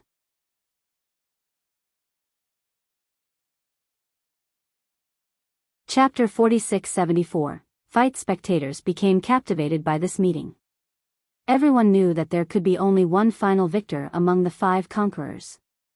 But now, there was a new challenger in town, Li Qiye. The competition is beginning. Someone whispered. Li Qiye was absolutely qualified as a candidate at this point. They just didn't expect him to fight Five-Sun King so soon. With the exception of Firmament Mortal King, Five-Sun King had the weakest background out of the rest. Though Five-Sun School was still a Dao Lord lineage, it couldn't compare to Divine Dragon Valley, let alone 3,000 Dao or True Immortal. Currently, they didn't have competitive ancient ancestors against the monarchs of the behemoths, especially not Dao Sanqian. Divine Dragon Valley, on the other hand, still had numerous demon gods. Therefore, he was at a clear disadvantage. This included his bloodline as well. Shenjun Tian was the son of a Dao Lord. Therefore, he stood above the rest. As for True Immortal Young Emperor, although his ancestry was unknown, he was born with Fate Palaces, a supreme talent. This even exceeded Shenjun Tian's bloodline and it came to cultivation effectiveness. Tian Feng's ancient demonic bloodline was prestigious as well. However, Five-Sun King had a secret true fate of the bloodline of a heavenly eagle. These two things combined made him equal to Tian Feng but still inferior to the other two. When it came to innate talents, there existed 3 primary classifications: the Dao Physique, Fate Palace, and True Fate. The levels, from weak to bottom, included Inborn, Mystic, and Primal. The last level was exceedingly rare and mighty, but just the Mystic level alone was enough to look down on the majority of geniuses. In the current generation, there were around 10 young cultivators possessing a Mystic True Fate. However, a Primal Fate Palace might not show up once each era. Five-Sun King's bloodline was excellent. The problem was, it wasn't pure. He wasn't a direct descendant of the divine beast, only possessing a faint bloodline and relying on cultivation to empower it. This was why it was weaker than Tian Feng's bloodline, since Tian Feng was an actual demon. While keeping the disadvantages in mind, Five-Sun King still became a part of the 5 conquerors. There were other reasons outside of his cultivation talent. Even ancient ancestors from hidden clans were willing to support him and come out from their hibernation. This was a testament to his charisma. A big shot from the east once said that he was the heaven's favorite, capable of changing the path of the future through stratagems. All eyes were on him right now. They didn't know the exact ranking of the 5 but knew enough to respect his achievements and wisdom. It's not that I wish to stop you, but I am assigned to guard this area. Letting you pass will be a dereliction of duty, and I can't let my sect down. 5 Sun King shook his head. If that's the case, make your move. Just know that death will be the outcome. Li Qie said with a smile. Few dared to speak in this manner against a conqueror. Li Qie was one of the qualified few. Excuse me then.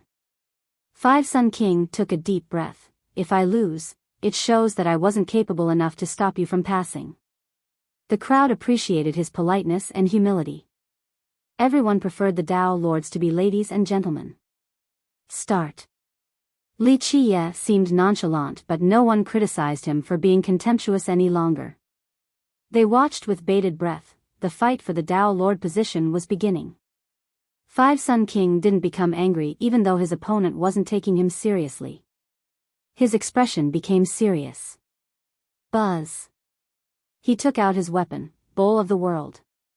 If he becomes a Dao Lord, will that be his patrimony weapon? Maybe even his paragon weapon? One spectator whispered. Chaos laws poured down from the bowl, each weighing 10,000 tons. The bowl seemed to be gestating an immortal world. Good treasure. Li Qie praised. You're too kind, this is a blessing from the ancestors. They spent many years empowering for it to reach this level. 5 Sun King said. Some believe that this bowl was created by 5 Sun Dao Lord. This was actually false. He merely found a special stone existing way before his era. He then morphed it into a bowl, but it still wasn't a weapon yet. 5 Sun School gestated and empowered the bowl for many eras using worldly energies. It finally became a usable weapon during 5 Sun King's generation. Do you have a weapon, Dao brother? He asked Li Qie. Eyes turned toward Li Qie. They haven't seen him use a weapon previously, as if he didn't have one at all. My hands will do. Li Qie raised his hands and smiled, but if you think this is insulting, I can take out a weapon. Others exchanged glances. The Dao Lord competition was fierce and merciless. Geniuses would immediately use their best weapons, unlike Li Qie. 5 Sun King stared at him for a moment before replying, do as you please, Dao brother. My shallow cultivation is not worthy of you using a weapon. The crowd preferred his humility over Li Qie's arrogance.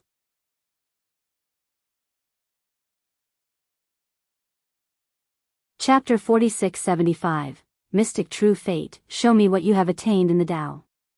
Li Qie smiled and said.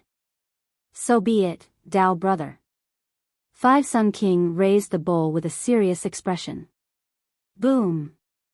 12 palaces appeared and rotated continuously. Within their rotation was boundless chaos true energy. The true fate within was also different from everyone else's. Dao runes appeared along with the true fate.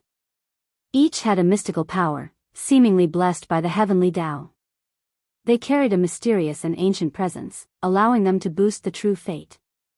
It made it easier for the true fate to perform various grand Dao, utilizing them to their maximum potential. Everyone could see that under the derivation of his true fate, merit laws and grand Dao should come easy to him regardless of their difficulty. So this is a mystic true fate. One expert said. The Dao is so easy with one, training less yet gaining more. Someone became jealous and salivated. The majority of cultivators didn't even have an inborn true fate. They needed to create one through cultivation. Those with an inborn one were lucky since they could cultivate any merit law at whichever cultivation realm. This included Dao Lord ones. A mystic true fate allowed them to learn even the most profound merit law via meditation. Moreover, the result would be far stronger since they could derive the Dao of the law to the limit. As for a primal true fate, they were extremely rare. Just a mystic true fate belonging to 5 Sun King was already the subject of envy. It destined him for greatness. It's about to begin. The power of a mystic true fate is wonderful. Every technique will be immensely destructive.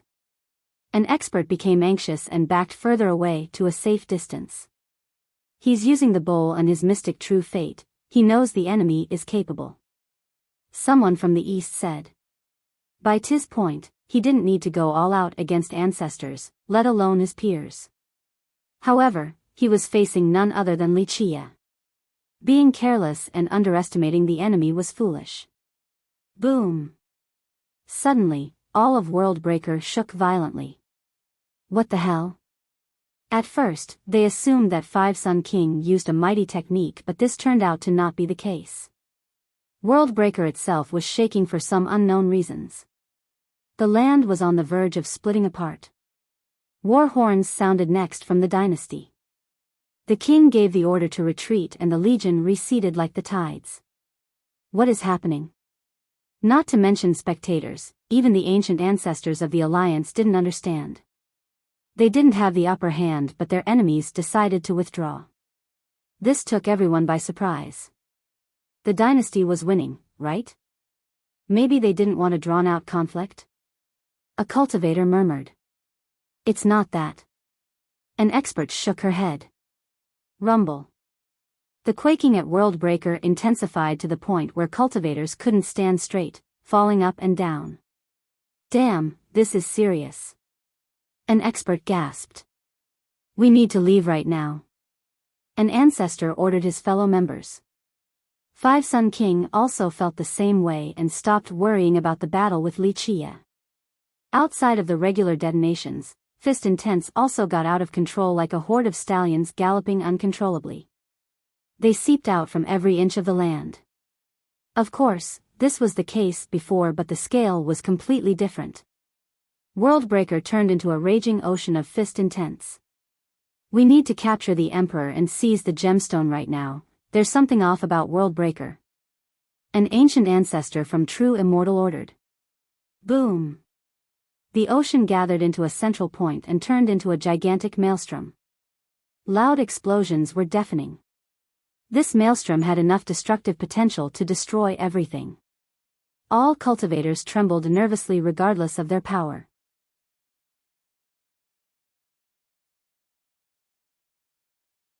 Chapter 4676, Indescribable Boom. A gigantic fist emerged from the maelstrom. Its movement alone demanded prostration and submission. Shit, the crowd was immediately suppressed by its frightening fist intent and became paralyzed. You know what's going on? Confusion struck the crowd. The fist became increasingly materialized and physical, prompting everyone to gasp. It no longer looked like an amalgamation of Fist Intense but rather, an actual fist made of flesh and bones, pores and veins. The Fist Intense in Worldbreaker were frightening, but this took it to the next level. The fist overshadowed everything. Those far outside of Worldbreaker felt it as well. Ancient ancestors in 8 Desolaces woke up after sensing this new power. An ancient ancestor woke up and looked around. Is Worldbreaker awakening? A monstrous creature in inner ruins opened its eyes. Deep in the void, an old existence woke up and commented, "Awakening is useless. The duck egg buyer had crushed it before, it is no longer the same." Back on the scene, the monarchs and ancient ancestors from the Alliance took a deep breath. No one had an idea where this fist came from. Some glanced at the area deeper into Worldbreaker. There was a large fist that has been standing there for eras now. Most assumed that it was a mountain resembling a fist. Now, this new one gave them a new perspective because it looked rather similar to the mountain. Don't these fists look alike? One expert commented. This opinion was shared by the mass. I think they look identical. Someone else said. Perhaps there is more than one fist in Worldbreaker, an old ancestor quietly speculated. Right, humans have 2 fists, what about demons or some other races? An expert added. Are you telling me that Worldbreaker has more than one fist? A big shot interjected. I heard that the Duck Egg Dao Lord crushed the power of that fist back then. Will this new one be as strong? The old ancestor responded. Meanwhile, the suppressed crowd felt helpless like fish on a chopping board. What is this thing? Even Five Sun King was aghast to see the fist. It's here. Li Qie calmly stared at the fist. Winds suddenly took over the sky. Strangely enough, the winds seemed to be blowing away the pressure and made everyone feel much better. An expanse of chaos energy was the source of the winds. It poured down beams of energy connecting heaven and earth. Something massive was trying to enter this dimension from above. What is appearing? Many cultivators thought that something peerless was emerging. They had a terrible feeling about this while not fully understanding the situation. Some felt that this thing has existed since the start of time. It instilled an instinctive fear in all living beings. It's time. An invincible existence inside an abyss of inner ruins woke up to watch this scene. It's a shame that I can't go. A slumber entity buried deep underground salivated. A being that has been dead for millions of years sprung back to life. Of course, this was still only a corpse. It sat up and murmured, feasting on this, another 3 lives, everlastingness. Someone on the verge of death in another forbidden zone said. Alas, all of these beings decided to stay out of this matter. The thing is incredible, but whoever gets it will die, how regrettable. A peerless being found this hard to accept. All of them coveted the item, but they knew that this was forbidden. Acting recklessly and joining meant destruction in spite of their might.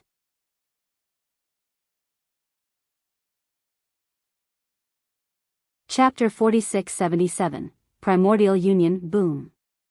The fist suddenly turned into a claw, reaching for the sky. Each finger spanned 10 million miles. The tips were sharp, capable of piercing the heart of the toughest cultivator. Everyone felt the world being torn apart by the mere formation of the claw. They looked down at their belly, hoping to find it intact due to an unbearable pain sensed below. It spread to the rest of their body, leaving them in agony. The sky was torn asunder with explosions everywhere. Stars started falling down like the scene of an apocalypse. The claw simply destroyed everything in its way, including celestial bodies. Large meteors and remnant pieces fell down and left long trails behind them. Cultivators bellowed in horror. Once the rain of stars hit the ground of Worldbreaker, lava and flames took over. Many big shots regained their wits and started running, no longer interested in the fun. This is the price of greed. An ancient pair of eyes in inner ruins observed the show. A different force manifested into this dimension, one capable of crushing the 6 Tao and even true immortals. This was the absolute apex. The ancient ancestors, including Cosmic Lord, felt their knees buckling. Though they were considered unbeatable ancestors, they were nothing compared to this ultimate power. True chaos energy came together to form a peerless palm strike. Its target was none other than the incoming claw. The latter already possessed a dreadful amount of destruction. Unfortunately, everyone heard an echoing crack after the palm descended and crushed the fingers of the claw. This force immediately suppressed everyone. The ancient ancestors from the Alliance dropped to the ground, unable to resist. Ah! Countless fist slaves instantly died from the attack. Once the dust settled, everyone saw a gigantic crater in the form of a palm. All the buildings belonging to the fist slaves were reduced to ashes. Mouths were wide open because they all knew the unstoppable power of Worldbreaker's fist intense. Both top masters and supreme geniuses didn't dare to oppose them since it would be suicidal. The amalgamation in the form of the claw earlier was insane. Cosmic Lord himself had no chance of stopping it. Alas, today, they witnessed something even more frightening. Talk about not knowing your own limit. In an unknown abyss, a pair of eyes stared at the sky vault and commented on Worldbreaker's folly. Some of these eternal overlords also desired the item since it could let them live for generations to come. However, in the course of history, they merely observed and didn't take action. Today, the chance appeared in Worldbreaker and it couldn't resist the temptation. The result was clear: Worldbreaker's combined power was obliterated. What the hell was that? Cultivators were scared out of their mind, trying to absorb this new piece of information. Worldbreaker was already untouchable, yet whatever left this palm print was far stronger. Remember, even Dao lords and the wise sages never managed to take Worldbreaker down. Is this the mightiest force in existence? One expert murmured. The ancient ancestors stood there in a daze. They thought that they had reached the height of cultivation. Now, they found themselves to be squirming at the base of the mountain again, just like worms. It has to be, an ancestor agreed. Look up. They then saw a gate in the sky after the expanse of chaos energy dispersed. This gate seemed to be carved out of the roots of a sky-blotting tree. Behind it were majestic stars and mountains with no end in sight, along with an endless stone pathway. Each step of this pathway spanned 1,000 miles. The gate to the primordial union is opening. Young cultivators had no idea, but an ancestor shouted. Why is it appearing in Worldbreaker? An ancient ancestor became confused.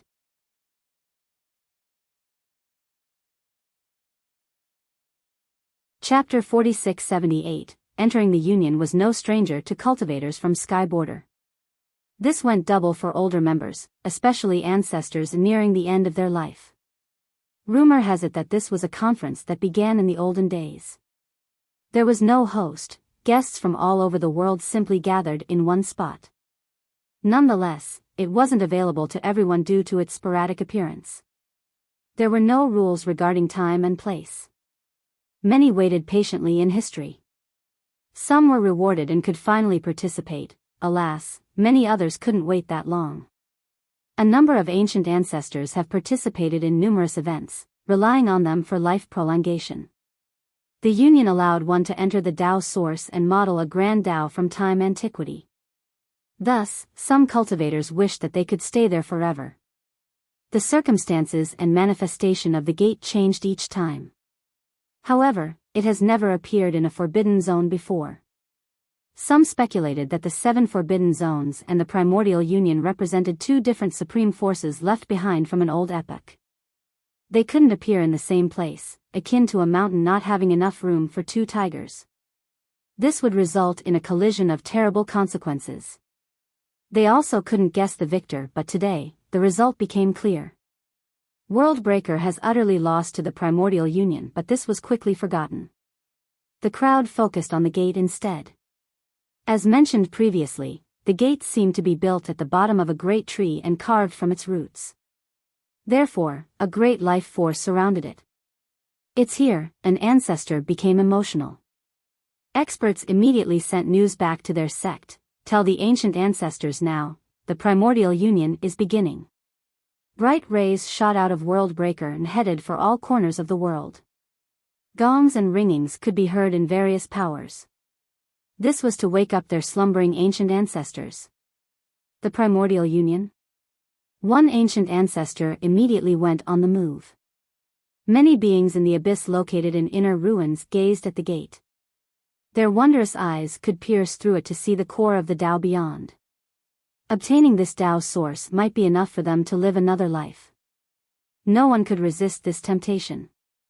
Of course, they have lived long enough to learn patience since this thing wasn't meant for them. Forcing the issue would not end well.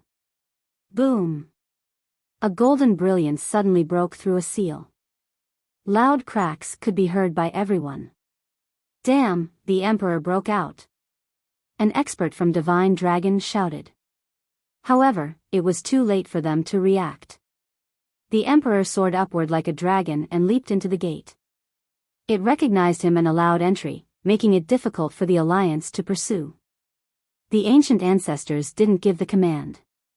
Being hasty didn't necessarily mean success. As long as he was in there, they still had a chance.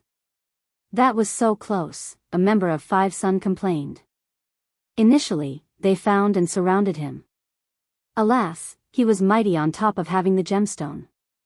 Their ancient ancestors didn't push him to the edge, afraid of him going all out. Therefore, they chose to slowly wear him down instead. Unfortunately, the emergence of the primordial union distracted them. This gave him enough time to escape. Let's enter.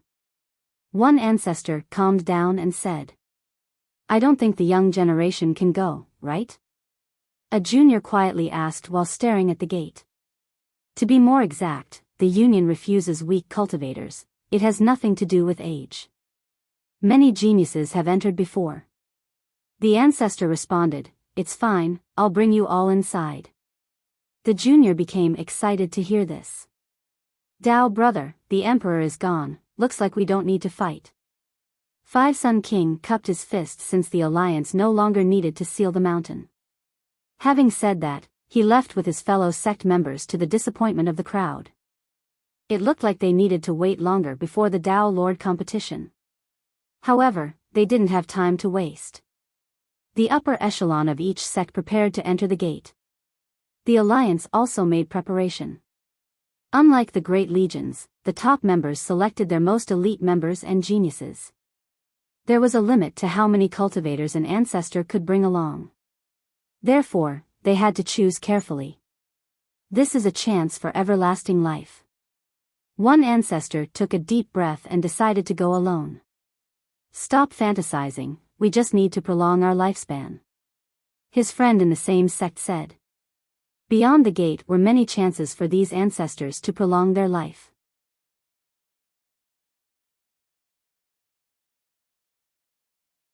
Chapter 4679, River Demon of Death, We're Moving.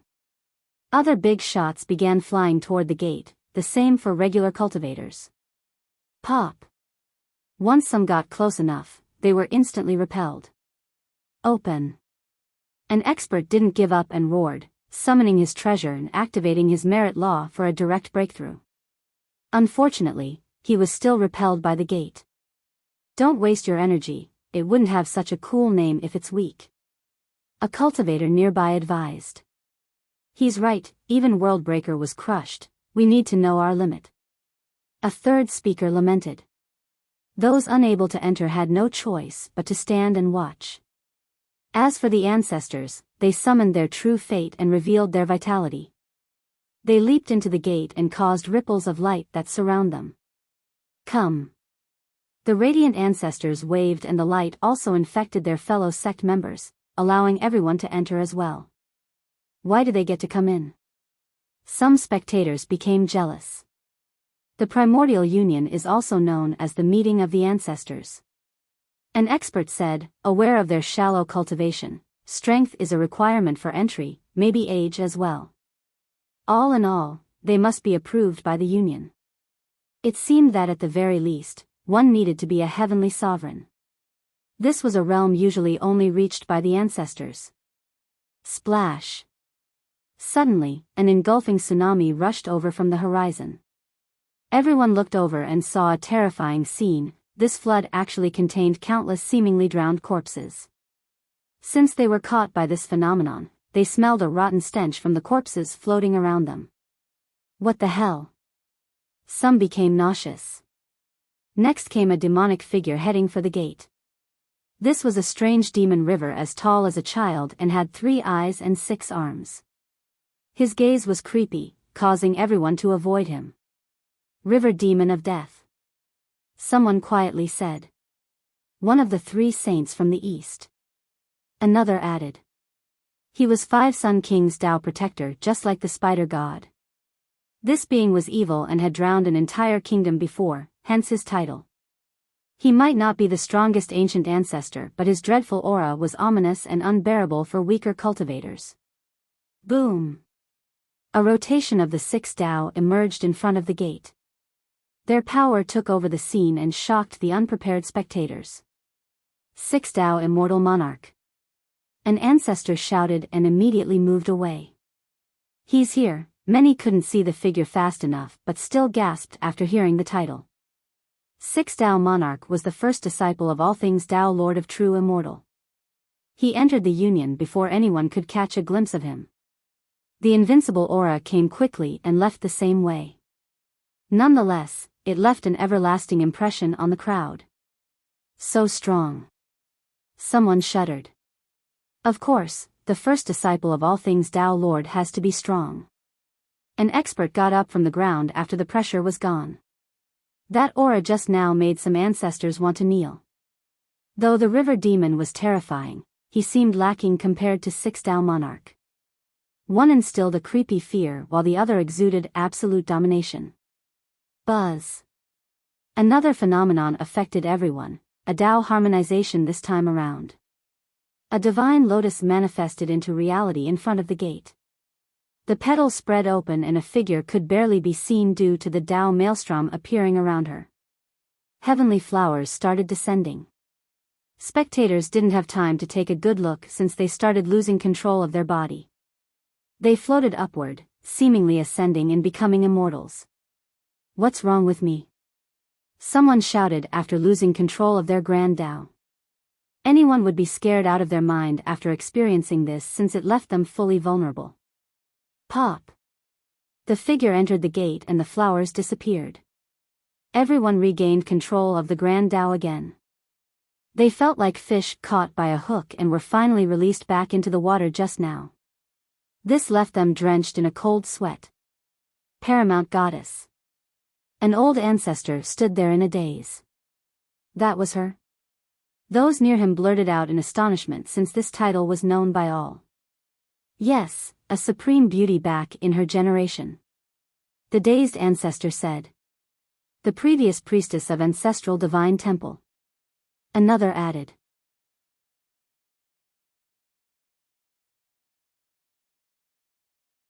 Chapter 4680, Black Coffin. Paramount Goddess should be called Paramount Ancient Ancestor by this generation, capable of sweeping through the world. Putting aside her wonderful and kingdom-toppling appearance, just the tale of her entering 3,000 Tao alone could never be forgotten. One ancient ancestor lost to her after another. All 5 monarchs tasted defeat in her hand, forcing enveloping monarch to fight despite a gap in seniority. Finally, Tao Sanxian finally showed up as well after her fight with enveloping monarch. This battle record made sure that future generations would remember her for eras to come. The victor between her and enveloping monarch remained unknown.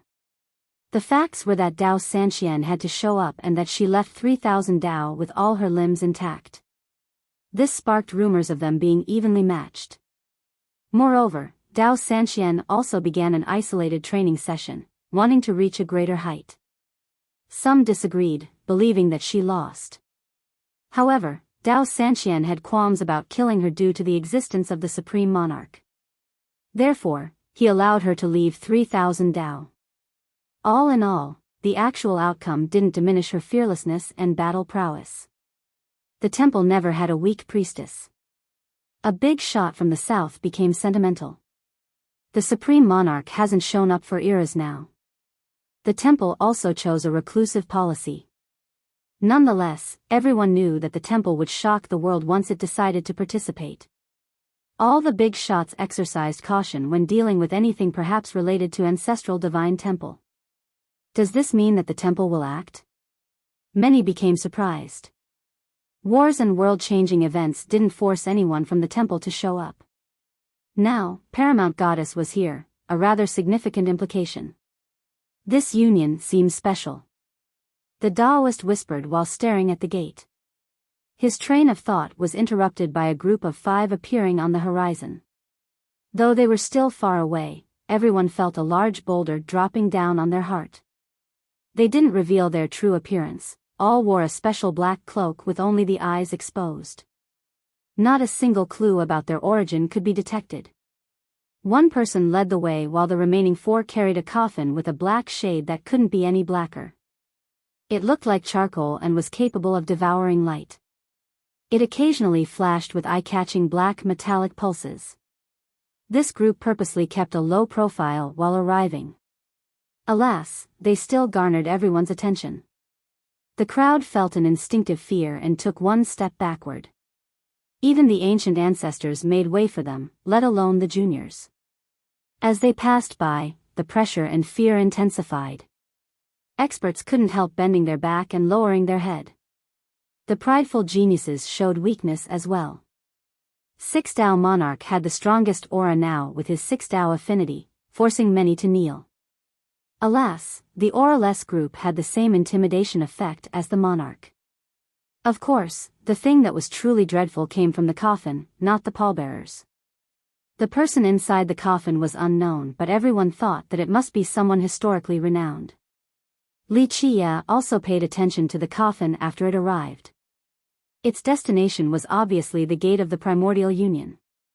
Who is this? Eventually, the pressure waned and people could speak again. I have no idea. This question couldn't be answered. Is that Dao Sanqian? A speculator said. This was immediately denied by a knowledgeable ancestor. No, Dao Sanqian has a different style when healing to battle, bright radiance and oppressive divinity, not like this purposely conspicuous group. It's someone from Inner Ruins. An old ancestor revealed. Inner Ruins. A wave of astonishment coursed through listeners. Inner Ruins, a place of the unknown. The only thing for certain was that it had countless masters. A Dao Lord said that it was not inferior to any of the 7 forbidden zones. The difference was that the inhabitants of the 7 forbidden zones weren't allowed to leave. The fist slaves of Worldbreaker were perfect examples. Inner Ruins didn't have the same restriction. Which sect? An ancient ancestor asked. Unsure, perhaps Divine Ridge, could be something else. A peer shook her head.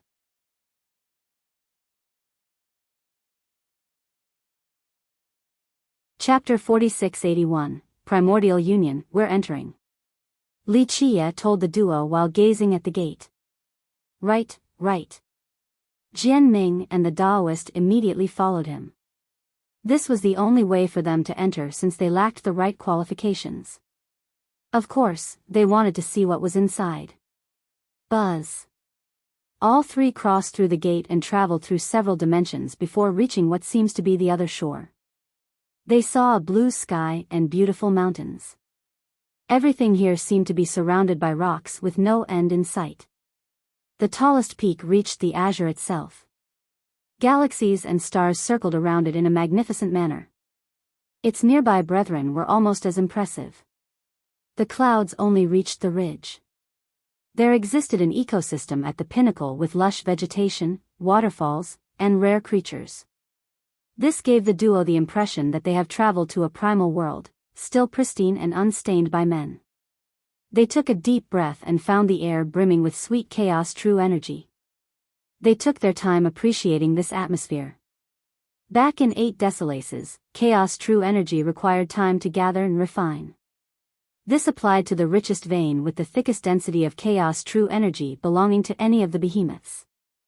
This place only required breathing to sense and absorb this type of energy. In other words, the energy in 8 Desolaces was akin to the broth of a large pot boiled with a small chunk of meat. The result became so bland with a barely discernible hint of meat, essentially no different from water. In this dimension, the meat was all used for a small bowl of soup, resulting in a thick and flavorful broth. This meant that cultivation was rather easy here. A few people immediately felt a boost to their Dao simply by entering. Bottlenecks became easier to break. Incredible density of chaos true energy. The Daoist breathed in repeatedly and smacked his lips, savoring the sensation. I never want to leave this place. Jian Ming greedily did the same thing. As for Li Qia, he relaxed and felt the beat of this world. It was barely there but he could sense it. He matched its rhythm and became one with it. The duo also took note of this. There were no visual phenomena around Li Qia but they felt that he was melting away. This felt so real and illusory at the same time, perhaps shifting back and forth between the 2 planes of existence. 1 year here is the same as 10 years outside. Jian Ming got the urge to start training. Keep in mind that the ancestors of the olden days didn't come here to cultivate. The Daoist responded. Jian Ming nodded in agreement. Yes, they wanted to live longer, hence the nesting process. As the group was talking, a buzz sounded nearby. A beam shot to the sky and turned into waves of light. The waves came together to wrap around an ancestor like a cocoon. Another ancient ancestor found a nest. An old cultivator said after witnessing this. So that was a spot. Many big shots became envious. Entering the Dao source to model the Grand Dao and in this process obtain the primordial. Li Qia commented. How many can actually do this? Doing so would mean gaining rebirth one generation after another. The Taoist smiled wryly. Our 4 clans believe that once we enter the gate, we're already in the Tao source. Jian Ming said. There is nothing wrong with that statement. Li Qia nodded. Being in the Tao source is one thing, but how do we connect with it? Being here is useless without this connection. The Taoist said. That's the first goal of the old ancestors. Jian Ming said. Nesting is one way to connect to the Tao source. Of course, the majority of people come not to model the Grand Tao, only for a longer lifespan.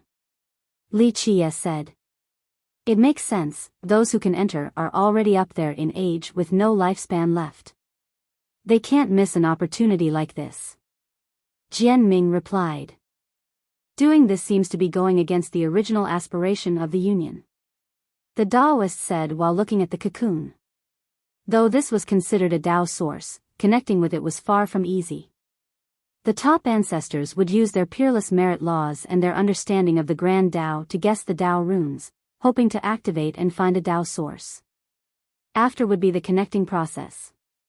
One method was through the cocoon technique, meaning that they would nest within the Tao source. With that, they used the pure energy of the Tao source to accumulate lifespan. This wasn't the case long ago. People once came here to perfect their Grand Tao via understanding ancient profundities. As time passed, the shift went from improvement into nesting for lifespan. Not everyone has forgotten. The Taoist said, Tao Sanxian during his youth obtained primordial truths here, hence his current achievements. That's just a rumor, he himself has never admitted it. Jian Ming said. The scholar stared at him and said, if you have found a method to become unbeatable for generations, would you let anyone else know? You're right, I would deny this every time. Jian Ming had no retort. That's why I'm sure he obtained something here. The Taoist laughed. Obtaining the primordial is easier said than done. If he had done that, he would be truly unbeatable. What he got was nothing more than the bare surface. Li Qia smiled and shook his head. The Taoist quietly commented, the ancestors have given up on this goal, only wanting more years. Reaching the primordial is left for the young generation. I don't think youths care either, they want to find expensive and rare alchemy materials, why bother waste time searching for something with potentially zero yields? Jian Ming responded.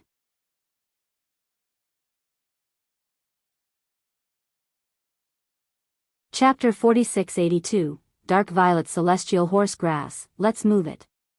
Li Qia continued walking. Where are we going? Tracing the Tao source? Jian Ming asked. Li Qia had agreed to save their tree of contribution. The way to do this was to connect the tree to the Tao source of the primordial union. This would allow their clans to wield the Tao source's power again to revive the tree and revitalize their clan. Do you want to save the tree first or save your wife's ancestor? Li Qia smilingly asked. Jian Ming pondered carefully. Both matters were equally important, but he promised his wife that they would save her ancestor. Currently, the emperor was under attack by all. Time was of the essence. On the other hand, this was the one opportunity to save their tree. Getting mixed up in other affairs could potentially ruin their chances, meaning that he would become the sinner of the clans. Well, he stammered, do we have enough time? The Taoist elbowed him and laughed, if your ancestors know about your hesitation, they'll definitely kick you out. Jian Ming protested with an angry glare. Don't worry, we have plenty of time, but if we don't mind that emperor fast enough, true immortal will do so and it'll be difficult for you to save him, he is standing on his last leg now. All right, I'll leave everything to you, young noble. Jian Ming heaved a sigh of relief. The group traveled deeper into this world, crossing through the remote mountain ranges. The peaks became taller and taller, reaching into the azure itself. This peak seemed different. Jian Ming stopped the group. He had seen numerous peaks at this point and noticed something peculiar. What about it? The Taoist reached down on the ground and picked up a handful of dirt. He noticed something too, but couldn't express it.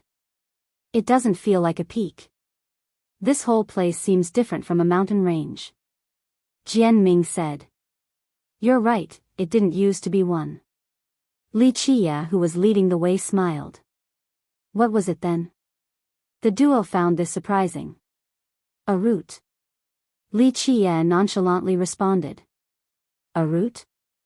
The two exchanged glances of confusion. Of what?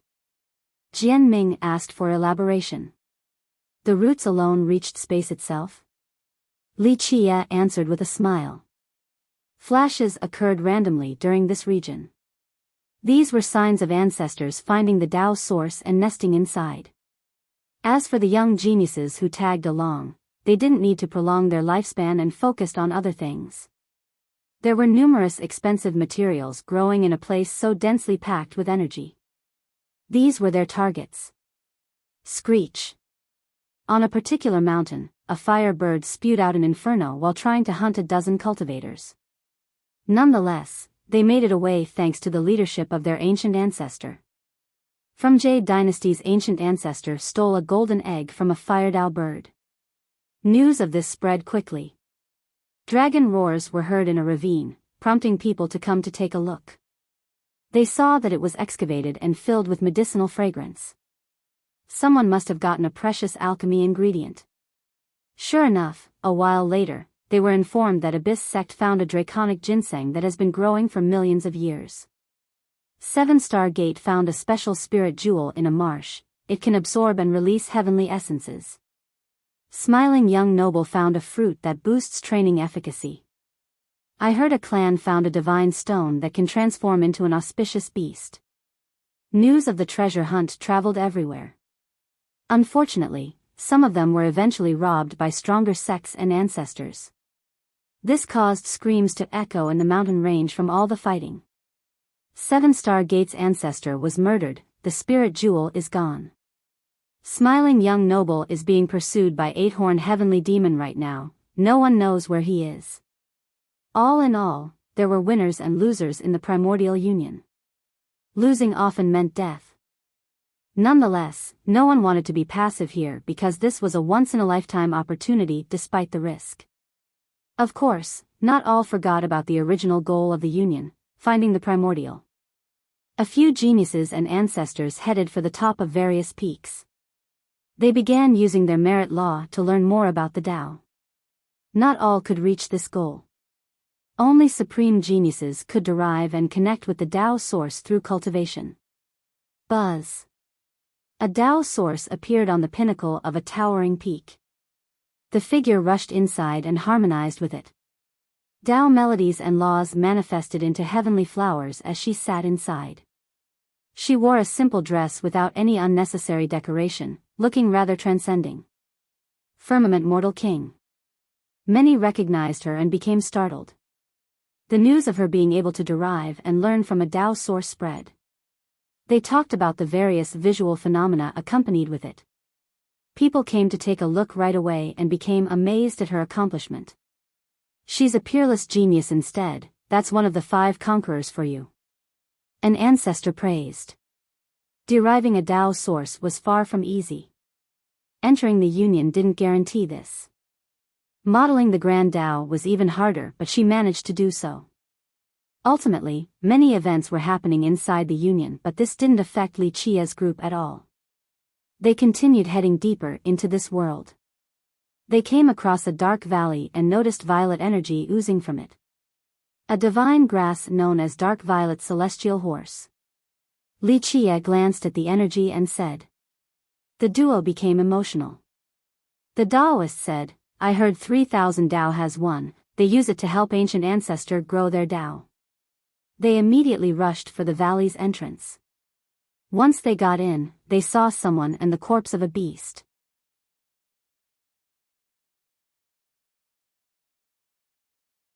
Chapter 4683, Untethered Vajra again, clank. Clank. Clank. Those in the valley immediately unsheathed their sword and released their energy. True immortal sword saint. Jian Ming was surprised to see this group. The Sword Saint was another title for true immortal saintess since she was the best sword user in their young generation. She led a group of members here to slay the best and obtain the grass. It was currently growing on a lake, gaining nutrients from the pure water. Of course, the lake also benefited from its presence, making it symbiotic. The grass itself had a color true to its name on top of looking like a soaring stallion.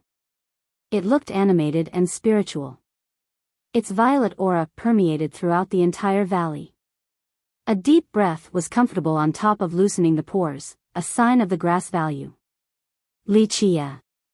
The saintess furrowed her brows after seeing him. She currently led a group of elite disciples from True Immortal for training. Any of them could dominate the outside world. Moreover, they were capable of forming a mighty sword formation. Under her leadership, they had greatly contributed to the sect by taking down capable enemies. All of them looked austere after seeing Wuxia. By this point, he has been more than a thorn to their side, killing one of their geniuses after another. Nice grass. Jianming salivated after seeing it, aware of its value. Looks like a celestial horse indeed. The Taoist said. We found this place first and killed the guardian beast, the grass belongs to us. The saintess glared at Wuxia. I never said I wanted to rob you, we're just passing by. Wuxia glanced at the grass and said. But this is so precious, Jianming complained. This grass might not be comparable to 3000 Dao's version, but it was still extremely valuable. It's no big deal. Wuxia waved his hand and stuck to his words. The saintess heaved a sigh of relief and cupped her fist. I apologize for misunderstanding your intention, fellow Taoist. Her attitude surprised the duo. They thought that she would try to avenge her fallen sect members. This didn't seem to be the case. Phew, I'm here just in time. An old man suddenly appeared in the valley, heaving for breath while wiping away the sweat on his forehead. He wore an embroidered robe while his skin had a bronze complexion. Him again? What is he doing here? Jianming whispered after seeing untethered Vajra. Wuxia couldn't help but smile. Senior. The saintess said, you came too? Yes, for this grass. The Vajra revealed. She frowned and said, Senior, we found it first and have killed the guardian beast. Incorrect. He responded, I came way earlier than you but had to lead the real beast king out. What you killed is only a baby one. This grass is precious enough to warrant a true monster guarding it, not something so weak. Since I put in the effort of dealing with the real beast, this grass naturally belongs to me. We got a show. Jianming told the Taoist. The saintess grimaced, not expecting him to be so insistent. Whether he told the truth or not didn't matter. Normally, no one dared to compete with True Immortal. Moreover, the sect had good ties with untethered Vajra as well.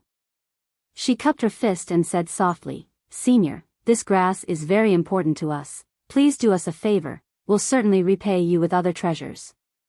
She made it clear that she wouldn't yield.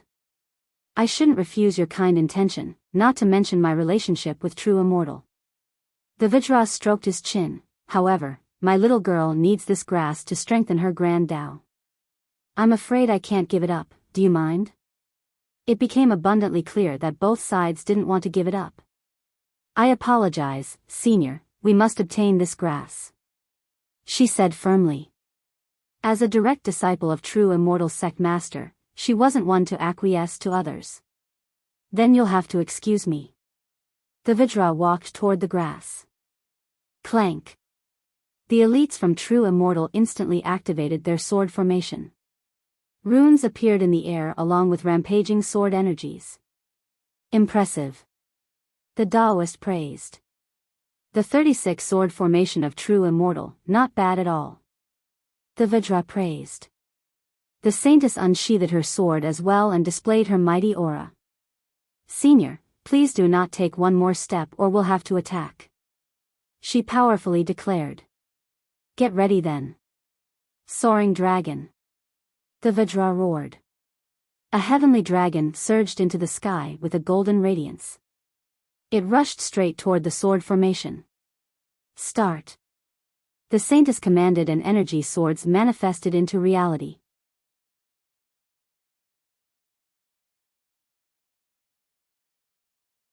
Chapter 4684. Soaring Dragon. The surging sword energy attracted cultivators nearby who didn't want to miss a fun event. The Vajra might be fighting the Saintess group. Newcomers found this astonishing. How strange, he has done so much for true immortal before. Isn't he a guest elder? An expert said. It's all because of that dark violet celestial horse grass. Friendship doesn't matter when it comes to something so precious. A big shot read the situation perfectly. The golden dragon roared while assaulting the formation. Go! The Saintess wasn't intimidated and slashed straight at the sky. Energy swords appeared along her slash. Meanwhile, the elite from True Immortal disappeared and became one with the formation. Enough swords stacked up to become a mountain of blades obeying her wish. So this is a sword formation from True Immortal. A spectator saw the blades coming for the dragon. This sword formation led by the Saintess could kill an ancestor. Nonetheless, the Vajra maintained his original technique. Rumble. The mountain of blades smashed into the dragon. The impact shook the entire sword formation, causing immense instability. Sword immortalization. She roared and changed the swords into something supreme. They pierced through the sky vault. Spectators shuddered and felt as if their heart had just been penetrated due to the sharpness of the attack. Inescapable net.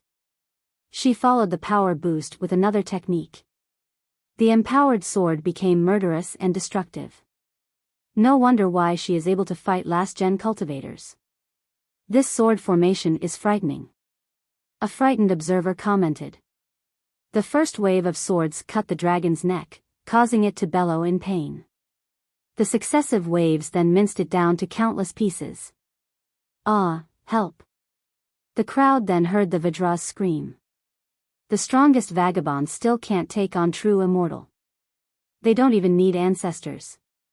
Someone said. Only ancient ancestors can stop her. This formation had killed numerous ancestors before. A big shot shook his head. Isn't this Vajra too weak? Not even one move? Jian Ming murmured. Just watch. Li Qie smiled. Since the golden dragon has been taken down, everyone believed that the Vajra has lost after one move. Soaring Dragon. The Vajra shouted. The Saintess had also thought that the battle was over. Nonetheless, she also reacted quickly and used the same move, Inescapable Net. The waves of swords appeared again and thrust forward. Rah! This time around, the golden dragon penetrated the Grand Dao and reached the sword formation itself. Boom! The formation collapsed like a broken mountain. The elites from True Immortal fell to the ground, screaming and vomiting blood. The waves of swords turned back fast enough to destroy the dragon. Unfortunately, it had managed to hit the Saintess with its claw. Ugh! She was sent flying, seriously wounded. The Vajra showed mercy and held back. Otherwise, that claw could have obliterated her upper torso. True Immortal lost in the blink of an eye. Most spectators didn't see how the Vajra managed to pull a reversal and break the sword formation. I got lucky and won by half a move. Do you have anything else to say, virtuous niece? The Vajra smiled. I have no complaints, senior. We are not your match. The Saintess stared at him and gave up. He was clearly stronger and merely feigned weakness for a bigger opening. Dao brother, bullying a bunch of juniors? How shameful. A calm yet imposing voice interrupted them. Everyone looked over and saw an old swordsman arriving. His aura was righteous and grand. The sect master of True Immortal. A spectator shouted. The Saintess and the other members got up and bowed despite their injuries. It's nice to see you. The Vajra smiled sincerely as if he was meeting an old friend. Dao brother, you'll have to ask my sword first before leaving with this grass. The sect master smiled back. Though he spoke politely, everyone felt threatened by his mere presence. "You're making this difficult for me." The Vidra put on a pained expression. "My little girl truly needs it. Show mercy this one time. This grass has 3 million years of medicinal accumulation, we need it as well." The sect master shook his head. The crowd became excited because a battle between these two was absolutely worth watching. "We've been friends for so long, I can't believe that our bond might be broken over this," the Vidra sentimentally spoke, and then suddenly, "Soaring dragon. Ra!" A golden dragon lunged for true immortal sect master, wanting to claw him apart. How shameless. Spectators became astounded by the sudden attack. "Bring it." True immortal sect master wasn't surprised. Clank. He released his sword Dao and boosted the energy swords just like the Saintess did earlier with her formation. Pluff. The slash instantly disemboweled the dragon. "He made it look so easy," a spectator said. "That slash was mighty, but that still ended quicker than expected."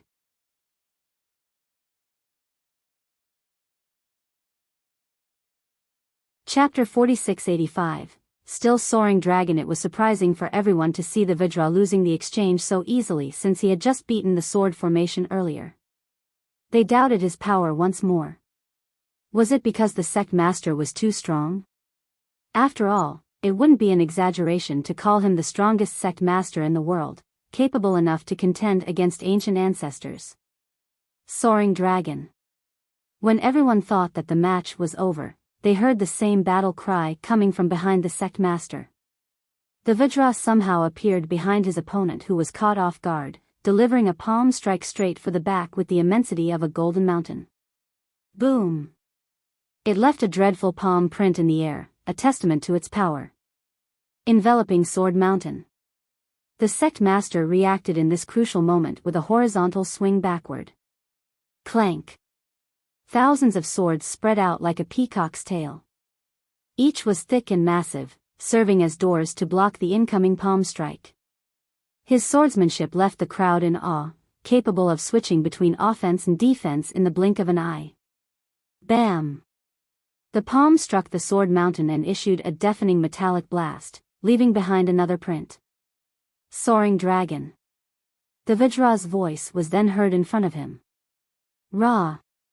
Another golden dragon attacked from the other side. Its claws could tear the ground apart as if it was made of paper. It had enough power to take down the sect master despite his mighty physical prowess. "Just soaring dragon?" a spectator said. They were amazed at his agile movement but hated his despicable fighting style. He had no qualms at all, seemingly having grown used to this. The strangest thing was still his single technique, soaring dragon. How strange. Jian Ming murmured, wondering if the Vidra only knew a single move. "He's just saying that." Li Chia chuckled, aware that each golden dragon was completely different. It's just that in the eyes of regular cultivators, he was using the same move. In the face of the merciless claws, the sect master opened his mouth and spewed out a treasure pagoda. It grew larger and pulsed brightly with an inviolable divinity, serving as a shield. Bam! The claws struck the pagoda and caused fiery sparks to splash everywhere. This was akin to a meteor smashing into the ground, causing a tsunami. The dual-pronged attack couldn't be stopped completely. He vomited blood, staggering for a moment before falling to the ground. "Master!" The Saintess panicked and rushed over to support him. This shocked everyone because they thought that the sect master would have the upper hand. They felt the so-called number one vagabond had limited abilities, unable to fight a true master. After all, true immortal sect master's power has been tested, whether it be during his youth or after his tenure. Plus, if the Vidra was so strong, he wouldn't have acted so subservient before true immortal and served as an errand boy. Now, his fighting prowess became abundantly clear. Someone else wouldn't have been able to injure the sect master despite using a despicable battle method. The old geezer is actually this capable? Jian Ming found this surprising. The Vidra had fought against his ancestor before, but that was just an act. Now, He managed to defeat True Immortal's sect master in just a few moves. He disguised himself as a pig to eat a tiger. Li Chia chuckled. He's the pinnacle of being wretched and despicable. You have a long way to go, brat. The Taoist commented. That's my line.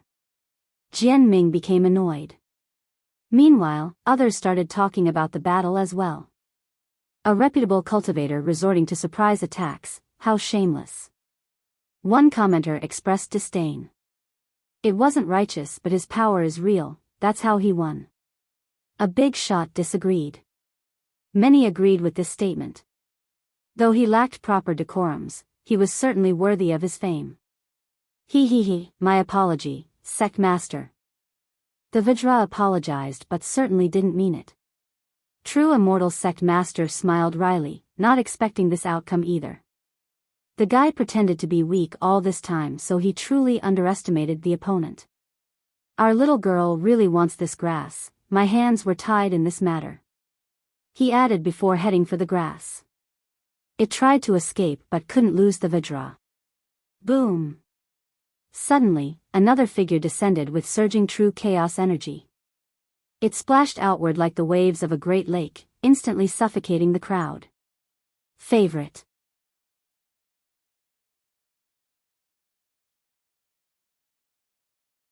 Chapter 4686, Shamelessness. This figure seemed unstoppable with Tao laws engulfing the valley. This was an old man holding a divine shield, seemingly having just walked out of the primordial chaos. His light commanded respect and veneration. Heaven Seal, ancient ancestor. A few recognized him right away.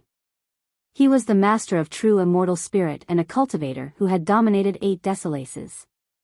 Ancient ancestors were certainly mighty. As for those from True Immortal, they were on another level. Untethered. He glared menacingly at the Vajra. Those looking at his eyes couldn't help shuddering in fear. He didn't immediately attack and simply stated, "Our sect wants this celestial horsegrass." He left no room for negotiation, his will trumped above all. If anyone dared to compete with True Immortal for this grass, they would immediately attack. Since he himself said these words, none doubted his ability to carry out the threat. All eyes were on the Vajra, eagerly awaiting his response. Ha ha ha, how dare I not listen to you, Senior Heaven Seal. If you wish to have this grass, I will hand it over with both hands. The Vajra laughed. His sudden change in attitude surprised everyone again. A master like him should have ample pride and self-respect. The big shots here might not be able to fight Heaven Seal, but they would still speak strongly, not wanting to disparage their reputation. Now, the Vajra immediately flattered his opponent like a sycophant, faster than someone flipping a page and without any resistance. In their opinion, only a despicable and shameless scoundrel could do something like this. I can't believe he is this type of person. Bending the knee before a stronger opponent. An expert complained. This is unsightly to watch, so cowardly. A big shot shook her head with disappointment. This was especially true for the vagabonds. They became annoyed to see him so servile since he was considered the strongest of their type. Perfect. Heaven Seal was awfully satisfied with Untethered's attitude, thinking that the coward has been intimidated by his mighty aura. The grass is yours, Senior. Untethered smiled and bowed, I'll be leaving then. In the future, I will visit True Immortal and hope to learn from you then, Senior. Some spectators felt nauseous after seeing this act. The old geezer changes so quickly.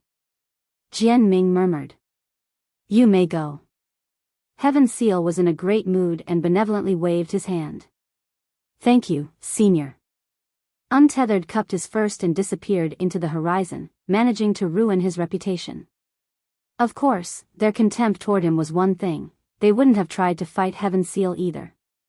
True Immortal Saintess heaved a sigh of relief. She didn't expect an ancient ancestor to come for this grass. Capture it. Heaven Seal glared at the crowd before ordering his fellow sect members. He saw the fear in their eyes and loosened his guard. Soaring Dragon. At this exact second when he relaxed, a golden dragon roared and attacked him from behind. Boom! The mighty dragon destroyed everything in its path. Be careful! The saintess shouted. Soaring dragon again. Everyone knew the ambusher's identity right away. Who else could it be but untethered Vajra? Everyone thought that he was scared out of his mind earlier after seeing Heaven's Seal. None expected him to return for an ambush attack. Heaven's Seal himself felt the same way. He thought that the Vajra's balls could grow 10 times and the guy still wouldn't dare to attack him. Treacherous rat. He became furious and swung his shield back to block the golden dragon. Its force could break down the largest mountain range. Rah! The dragon disintegrated after slamming into the shield. The crowd thought that the Vajra was going to die to the remnant shockwaves. However, he appeared right next to the grass and captured it instead. Heaven's Seal realized that the ambush was only a diversion, but it was too late. The Vajra leaped into the air and split into a million figures. All of them ran in different directions. I apologize again, Senior, ha ha ha. The Vajra's voice came from all directions. Chase him. The ancient ancestor was livid and flew into the air to give chase. The saintess and master of true immortal stood there in a daze. Did this Vajra just steal the grass in front of their ancient ancestor?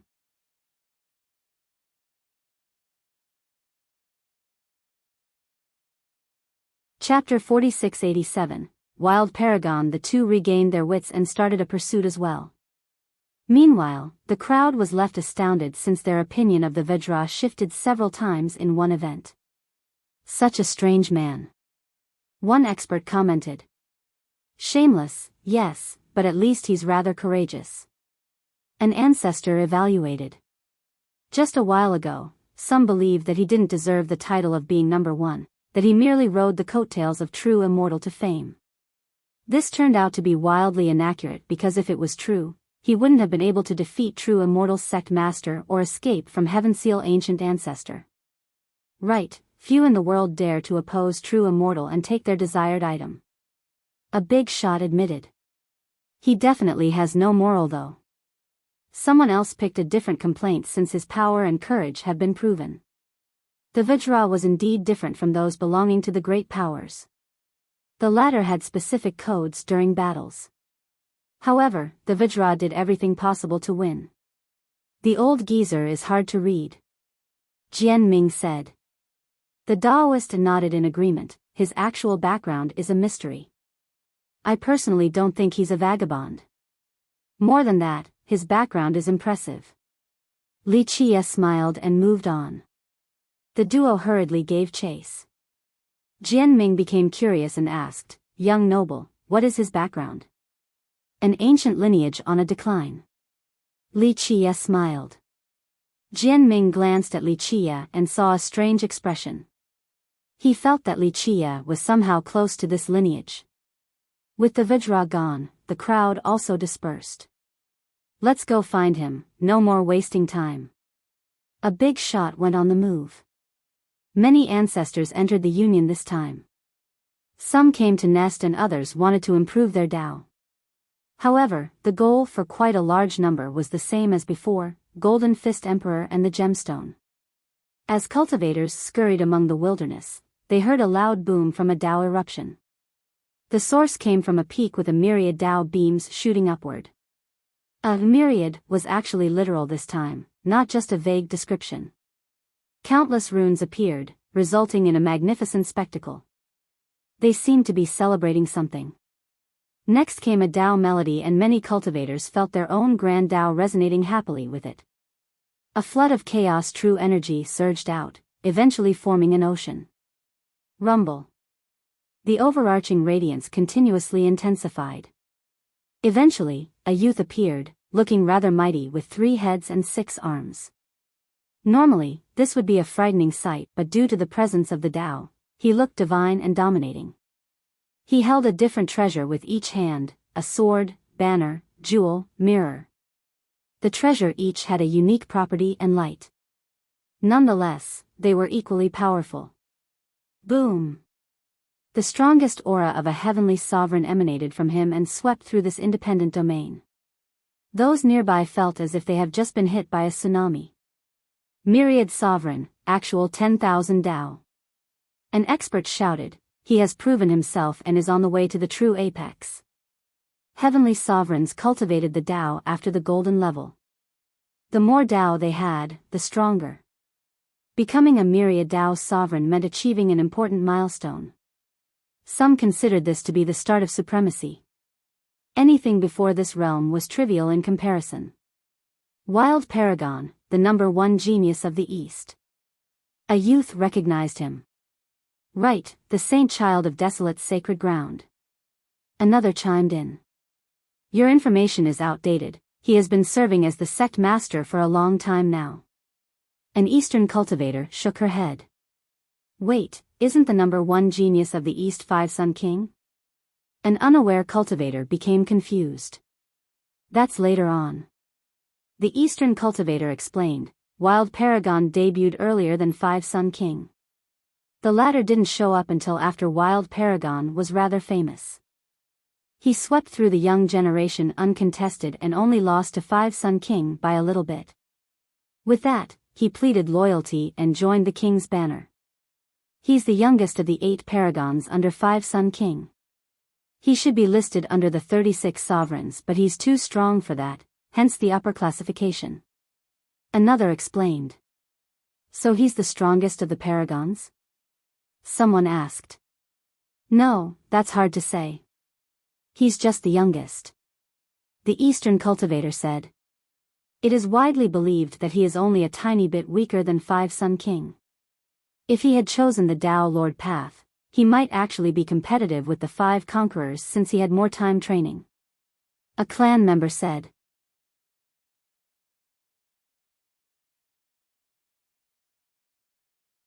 Chapter 4688, Myriad Heavenly Sovereign Wild Paragon's position was blindingly bright, and so was his current achievement. He was so young yet he has reached the Myriad milestone. Only the 5 Conquerors could match this. Given his talent, it is only a matter of time before he becomes a Supreme Sovereign, and then Immortal Sovereign. A last-gen expert whispered. Immortal Sovereigns, they are unbeatable when there is no Tao Lord around. An ancestor responded. There weren't that many immortal sovereigns in the entire world. Some were capable of competing against Tao Lords. Another Tao Sanqian then? A third member joined in. Tao Sanqian has lived for a long time and even taught several Tao Lords before. Getting on his level required immaculate talent and effort. He can do that. Another said softly, remember, his talent is on the same level as the 5 Conquerors. If Five-Sun King becomes the next Tao Lord, the two can rule the world together. Ruling the world together, listeners became emotional. If Wild Paragon could reach the immortal level, he would definitely be equal to Tao Sanqian. Most importantly, Tao Sanqian was getting high in age. Therefore, he would certainly live longer and might overpass this great being. Peerless talent indeed. The Taoist said. Yes, he might actually become a second Tao Sanqian. If it wasn't for Five-Sun King, the East would have been his. I'm sure he can't be that much weaker than the current Five-Sun King. Jian Ming said. True, working for Five-Sun King doesn't mean he's inferior. The Taoist agreed. Li Qie stared at the youth from afar and nodded, an exceptional talent. It is true that he is on the same level as the 5 Conquerors. Back in southern Desolace, the sect master of Dragon was also exceptionally talented and reached the Myriad Tao level. Here, Wild Paragon did it at a far younger age. Calling him a supreme genius wasn't unreasonable. With the successful session, he recalled his energy and Tao before descending from the peak. Congratulations regarding the Myriad level, Paragon. Many came over to celebrate. Though he picked the sovereign path and couldn't become a Tao Lord, some considered his future to be potentially brighter. After all, any of the 5 Conquerors might die in the competition, no one knew the final victor. As for Wild Paragon, he didn't necessarily need to fight to the death. Therefore, his future survival rate exceeded that of the 5 conquerors. In a sense, befriending or joining a conqueror was a huge gamble. The reward was certainly handsome in the case of success. Alas, to join a losing combatant? This meant throwing all of the investments away. This wasn't the case for Wild Paragon. If he were to become an immortal sovereign, that would be the same as climbing up the branch of a Tao Lord. Therefore, geniuses, ancestors, and sect masters all came over to greet him. He simply nodded in response, looking both confident and prideful. After all, he was qualified to be haughty given his talent and power. Most ancestors from regular sects were weaker than him. Only the 5 conquerors can hope to compete against you. A genius flattered. I will pave the path for Brother Five Sun, flattening all obstacles. He smiled brightly with all 3 heads, capable of seeing everything around him. This powerful declaration made others become emotional. It seemed that he was determined to participate in the competition as well, going as far as being in the vanguard. Paragon, which conqueror will you challenge first? Someone couldn't help but ask. True Immortal Young Emperor, Firmament Mortal King, Tian Feng, and Shenjun Tian were the choices. Most thought that he would challenge Firmament Mortal King first. After all, the young emperor of True Immortal was considered to be the strongest by many. Shenjun Tian was also monstrous since he had his father's Tao Lord weapon and he could use it to its full potential. This made it virtually impossible to beat him. As for Tian Feng, everyone was afraid of this madman. Provoking him had dire consequences. Thus, Firmament Mortal King was the best choice, seemingly the most conspicuous out of the 4. There is this guy named Wuxia. The Paragon said, everyone says that he is sorceress, a future rival. I wish to see what he can do. His 6 eyes scanned the region, seemingly viewing everyone as mere insects, Wuxia included. Wuxia? The crowd exchanged glances. They were no strangers to Wuxia's devilish ability at this point. True Immortal had suffered numerous losses to him. 2 of True Immortal's prodigies lost to him recently. A youth from the east reminded the Paragon. Their 6 prodigies, with the exception of the young emperor, aren't much. The Paragon smiled. This made others take a deep breath. This comment certainly offended True Immortal. No one else dared to put down the prodigies. Paragon, so you'll be challenging Wuxia? Another asked. If he wishes to stand in the way of Brother Five Sun, I will kill him. The Paragon stated. The crowd took a deep breath after hearing this.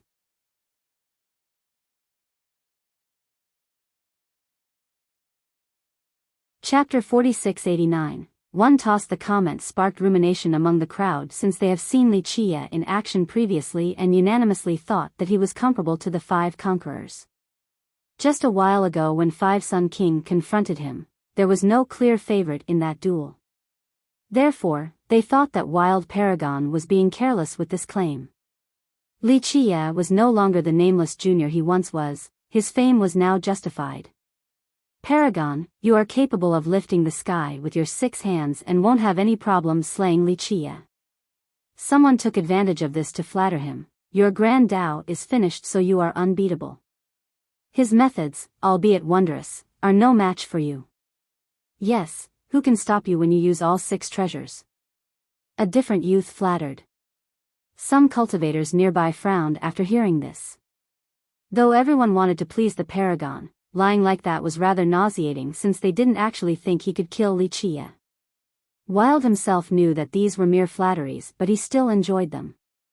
Don't let me see him or I'll make him the first paved stone, he confidently said. Visit freewebn.com for the best novel reading experience.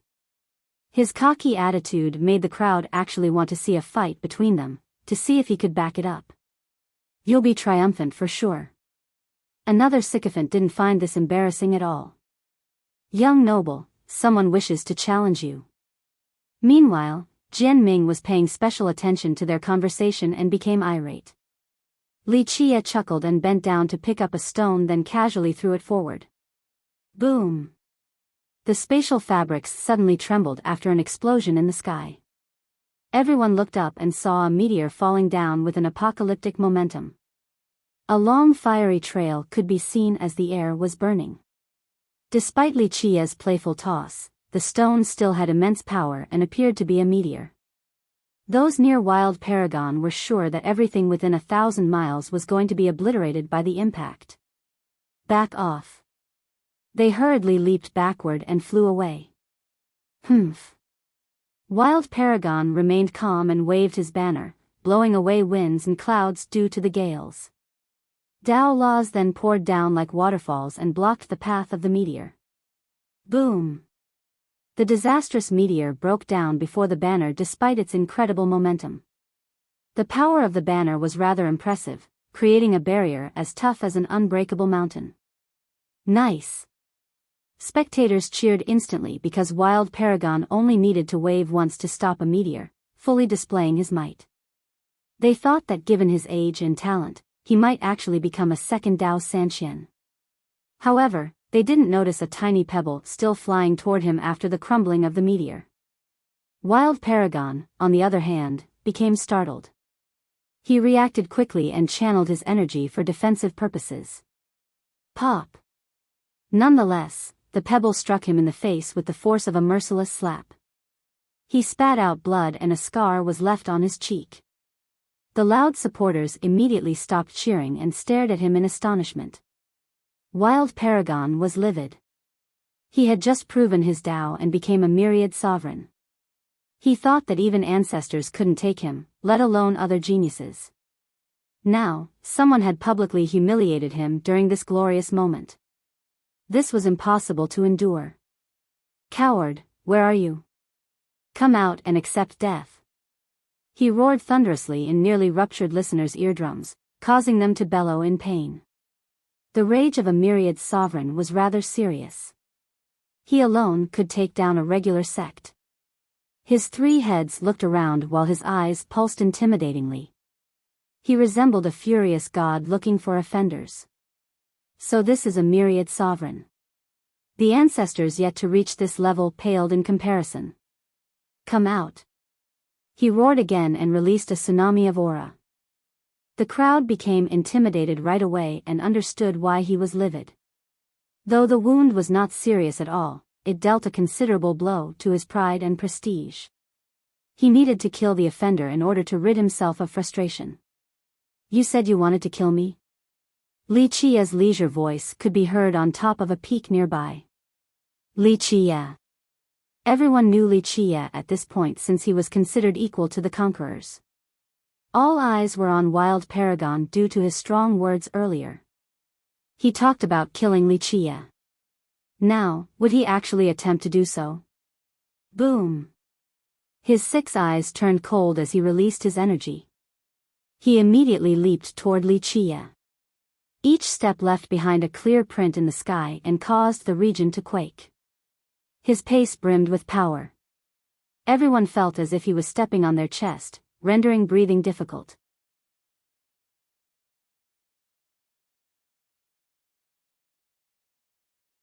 Chapter 4690, Three-Headed Heavenly Scripture. It was as if he weighed billions of pounds, hence the destructive steps. People thought that he lived up to his fame, showing off his power before the actual fight. He appeared next to Li Qia in the blink of an eye. His opponent still had a smile, not intimidated in the slightest. He also had 0 aura compared to the Paragon's suppressive presence. Their auras were akin to a dragon facing an ant. Of course, Li Qia was no ant. By this point, some ancestors felt as if Li Qia's lack of aura meant that he was one with the Grand Dao. Since his rhythm coincided with nature, it didn't become conspicuous. His calm demeanor also told them how little he cared about Wild Paragon. There was an inscrutable air to him now, a complete shift of perspective due to new information. Li Qia. Wild Paragon roared nefariously and grew larger. His heads became as tall as the sky and his feet crushed the ground. Many watched his colossal form with bated breath, thinking that he might be the strongest genius when not counting the conquerors. The battle between these two might start the competition for the Dao Lord position. This would serve as an effective scale for people to judge the power of the top contenders. How strong would one be in terms of the sovereign realm? Visit freewebn.com for the best novel reading experience. At another peak, True Immortal Young Emperor and True Immortal Saintess also observed this development with great interest. What do you think? The Saintess had a serious expression. A good time to see Li Qia's true ability. The young emperor responded. What? Li Qia smiled while facing the three-headed giant. Anyone else would have been quivering with fear since they wouldn't be able to handle the pressure. They might even kneel and surrender right away. This is a fight to the death. Wild Paragon uttered. Each word had the force of an axe slashing down. You want to die so soon? Li Qia smirked, seemingly deciding the Paragon's fate. Ha ha ha, those who have talked to me like this are slumbering in their graves right now. The Paragon laughed heartily. Even his laughter made the crowd uncomfortable. Your insolence has sentenced you to death. His eyes narrowed and the temperature suddenly became cold. I will forgive your insolence if you cut off one of your heads right now. Li Qia retorted. Though his delivery wasn't as merciless, it was far more vexing. That depends on whether you can cut my heads off before I wring your neck. The Paragon said, painting a gruesome scene. Make your move then. Li Qia said. Prepare your weapon and we shall start. Though the Paragon was enraged, he was still from a famous sect and didn't attack right away. I just need these to decapitate you. Li Qia waved his hands in response. The Paragon trembled with rage while the crowd exchanged glances. This level of contempt was a new experience for Wild Paragon. Very well, take this then. He shouted and gathered energy in his eyes. Whoosh! 6 beams shot out toward Li Qia, piercing through space and everything along the way. Li Qia's figure became illusory and the beams pierced through him, destroying all the peaks in the back. Die! The Paragon didn't stop. His eyes shot out more Dao rays that intertwined and entrapped Li Qia. Escaping was impossible. Three-headed heavenly scripture. An ancestor recognized the move. Wild Paragon cultivated an ancient scripture with this name. Its power was comparable to Dao Lord Merit laws. Moreover, he was a heavenly devil and had an exceptional bloodline. This scripture was perfect for his race. Li Qia saw this and merely raised his hand, looking as if he was trying to block the sun rays. Boom! The rays eventually struck him, crushing the entire peak beneath. Debris and dust were scattered everywhere.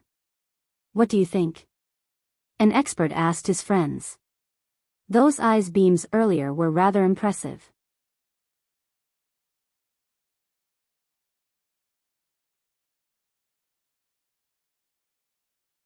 Chapter 4691, 3 Heads, as if it's that easy to kill Li Qia. Remember, he's a qualified competitor now. A big shot shook her head. Others agreed with this logic. If he couldn't block this move, then how could he compete against the 5 conquerors who should be stronger than Wild Paragon? Look. Experts finally got a clear view once the dust settled. Li Qia stood among the rubbles in the same pose as before. The move seemed to have missed him completely. He patted the dust off his robe and smiled. That's it? Wild Paragon's expression became unsightly, his complexion turned red as a result. His 6 eyes flashed with murderous intent that hurt spectators. Buzz! Li Qia suddenly teleported in front of the Paragon. Ha! The Paragon shouted and caused a spatial ripple. Visit freewebn.com for the best novel reading experience. 3 gigantic heads appeared and surrounded Li Qia in a triangular formation. They looked as big as stars and filled up the entire airspace. Li Qia was smaller than an ant in comparison. Spectators looked up and only saw the heads. Wild was fast enough to attack before Li Qia could after his teleportation. So this is the technique of the scripture. One spectator shouted. He finally activated the technique and broadened everyone's horizons. Break, death, demise. The three heads chanted at the same time. Three devastating sound waves rushed towards Wuxia, capable of blowing an ocean or a desert away. This was enough to destroy a great power. The sound waves were accompanied by special mantras and Tao power. They coiled around Wuxia and tried to refine him. Essentially, the three heads became a mobile cauldron. Three-headed mantra cauldron. A big shot murmured. This technique could instantly seal and refine the enemy down to liquid. Its speed and effectiveness made dodging rather difficult, usually managing to catch combatants off guard. The sound waves aimed to crush Wuxia first before reducing him to nothingness. However, once they struck him, it seemed as if they were hitting the toughest yet also most elastic piece of metal in existence. Boom! This resulted in the power bouncing back straight at the paragon. He reacted quickly and chanted a mantra to stop the attack. The two powers collided and the sky nearly exploded from the impact. The paragon staggered backward, a drop of blood streamed down the corner of all three lips. This naturally shocked the crowd because Wuxia didn't need to do anything to injure his enemy. Break. Wuxia chanted and attacked. The myriad Tao caused the world to change color. They gathered in the air and turned into a massive palm. Go! The wounded paragon became alarmed and used all 6 of his treasures in unison. The jewel became resplendent and sent out waves of light to stop the incoming mantra. This blinded most weaker cultivators temporarily. He also raised a mirror up in the air, erecting a mighty wall that separated the realm into 2 halves. A sword was thrown into the air. It slashed and released a sword Tao consisting of countless energy swords flying straight at Wuxia. He swung the banner as well. It contained the power of thunder and fire. Lightning bolts descended against the incoming mantra. At the same time, an inferno coiled around Wuxia, wanting to incinerate him. He utilized all 6 treasures in different techniques, a mix of offense and defense. He possessed a great advantage in battle due to having 3 heads and 6 arms. It was as if 6 different combatants were attacking Wuxia at the same time. How could 2 fists oppose 6 arms? Boom! However, Wuxia's mantra blew through all the treasures. The 6 mighty attacks stood no chance since it encompassed the power of the myriad Tao. It pierced through the inferno and broke the blinding radiance before penetrating the Great Wall.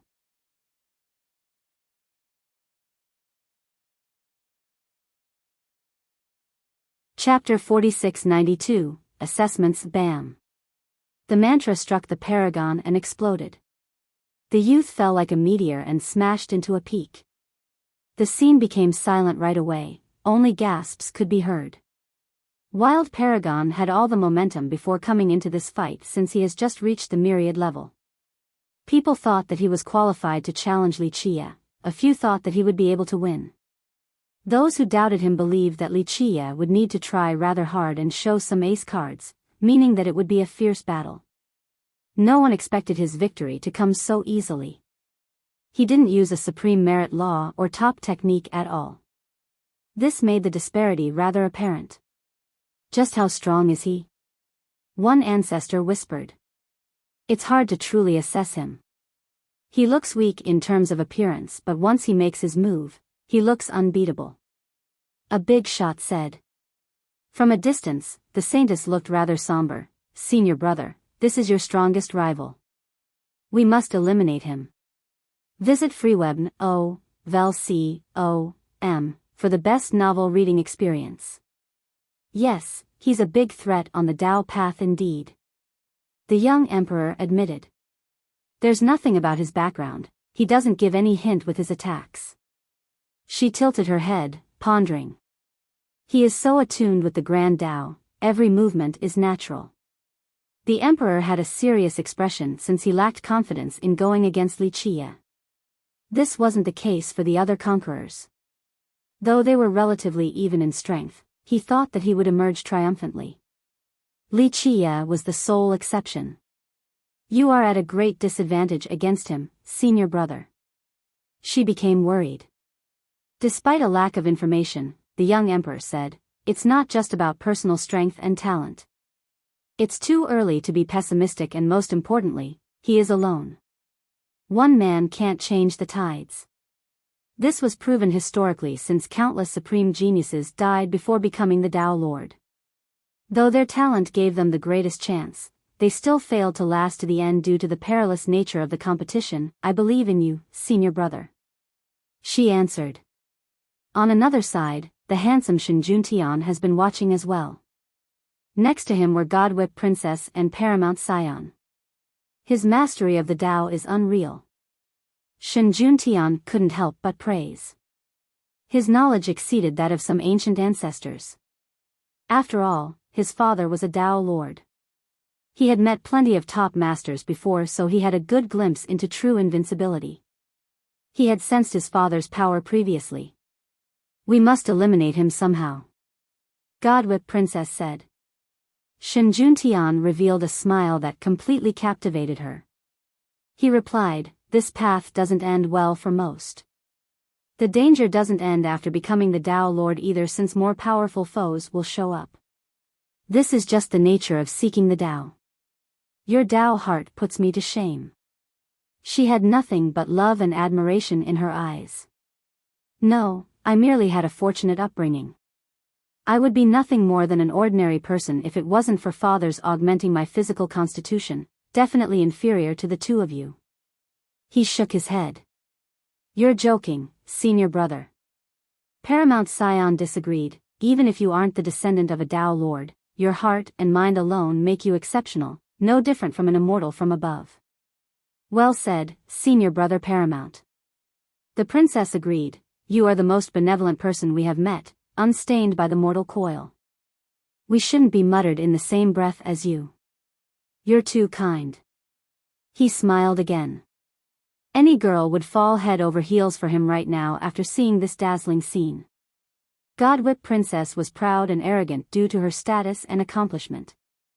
Shinjuntian was the only one who made her feel this way. "Paramount, do you know his identity?" Juntian asked. Paramount Scion shook his head. "I know very little about young Nobly, but I speculate that he is deeply related to ancestral divine temple." "I see." Shinjuntian's expression became serious. "In my opinion, he might actually be related to the Supreme Monarch." Paramount became quieter as he uttered this title. The Supreme Monarch. Shinjuntian shuddered once and stood up straight, looking dignified to show respect. The monarch's direct disciple? He wondered. "I don't think the Supreme Monarch ever had a direct disciple. The most likely person was Thousand Hand Tao Lord." Paramount Scion responded. "That's one possibility." Shinjuntian nodded. "Why would the monarch recruit a disciple after so many years? Even if he is the monarch's disciple, you are still stronger, senior brother," the princess said. In her eyes, no other youth could compare to Shinjuntian. "You are the son of a Tao Lord and the disciple of a patriarch. He has no advantages to speak of. In terms of background alone, not even true immortal young emperor could match him." "No," he said, "the Supreme Monarch stands at the apex. Not even Master dares to be careless, and father once said that she has something capable of killing Tao Lords." The other two geniuses gasped after hearing this. They believed that Tao Lords were invincible in this world. Just beating them was hard enough, let alone killing them. They would have laughed at anyone else for saying this. Alas, Shinjuntian's information came from his father, an actual Tao Lord. This might also be the reason for Dan Sanqian's prudence. "Senior brother, all of this don't matter. The one who will become the next Tao Lord is none other than you." She still had absolute confidence in him.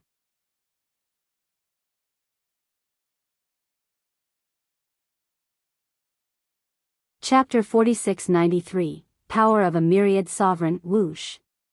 Debris scattered everywhere due to a figure leaping back up. Everyone saw Wild Paragon floating in the air again, looking rather sorry with bloody wounds all around. Nonetheless, the great genius still healed them quickly with Chaos True Energy. The myriad level, spectators said about seeing his swift recovery speed. It's not easy to kill him. A weaker cultivator has zero chance in hell, an evenly matched one can't do it with one technique or so. A big shot said. A myriad sovereign could stand still and let someone attack repeatedly only to find how futile it was. Even if there were injuries, the Grand Tao would be able to heal them rapidly when empowered by chaos true energy. The cultivation world knew the difficulties in killing powerful beings. This was the reason why some ancient existences were rumored to have died in battle, but they would show up in the future. The body and even the Grand Tao could be shattered, but as long as the true fate remained or only suffered injuries, survival was still possible. Visit freewebn.com for the best novel reading experience. Others knew that if they were in his shoes, they would be bedridden for a long period. Only a myriad sovereign and above possessed such tenacity. Wild Paragon is frightening, but Li Qie is even scarier. A big shot commented. The fast recovery was one thing, but Li Qie nearly crushed the guy's body without doing anything. Incredible power. Wild Paragon shouted, having experienced the destruction firsthand. He realized that he was careless and had underestimated Li Qie's power. Of course, he has yet to display his true power as well. It's not too late to surrender. Li Qie smiled and said, "Cut off one of your heads and I'll spare you."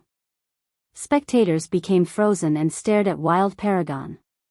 It was crazy that a myriad sovereign would be the underdog in a fight. Alas, this was clearly the case. They started thinking about whether they would chop off one head given the circumstances. There's no way. An ancestor said, no one would respect him afterward. Powerful cultivators cared about their reputation more than anything else. This applied to Wild Paragon as well. He had 3 heads and could survive with one gone. In fact, it might even grow back later. However, to ask this of a supreme genius was awfully insulting. Ha ha ha. Wild Paragon laughed from being too angry.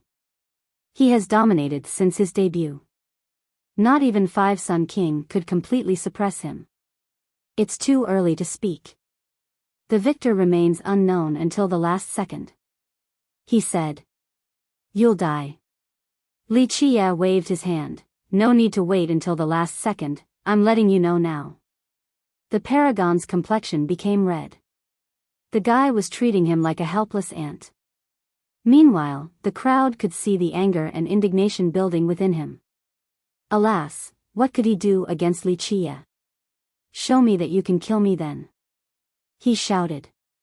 It's time to use your best moves or it'll be too late once I start. Li Qie smiled and told the truth. Alas, everyone thought that he was purposely insulting Wild Paragon. Till death. He roared and lost his patience, ready to fight to the very end. Wild Paragon will die here. Shen Juntian saw this and commented. Boom. An explosive force akin to 10,000 lightning bolts striking the same place shook the world. The peak beneath the Paragon crumbled instantly. The ground cracked and Grand Tao started floating upward. A total of 10,000 circled around him. They looked like dragons swimming in the ocean, each capable of starting a storm. Some blazing ones were of the fire affinity, others could freeze 10,000 miles. Another was as tough as a rock, one more purified the air. As he channeled his power, some spectators were sent flying and vomited blood. If he had aimed an attack at them, they would have been reduced to ashes. Some older cultivators realized that this youth has utterly surpassed them. Go. Wild Paragon's body grew even larger than before. Stars were only up to his waist now, so he looked like a god from an upper realm. He took one step forward and crushed a nearby peak. Damn! Others became intimidated by the power of a myriad sovereign.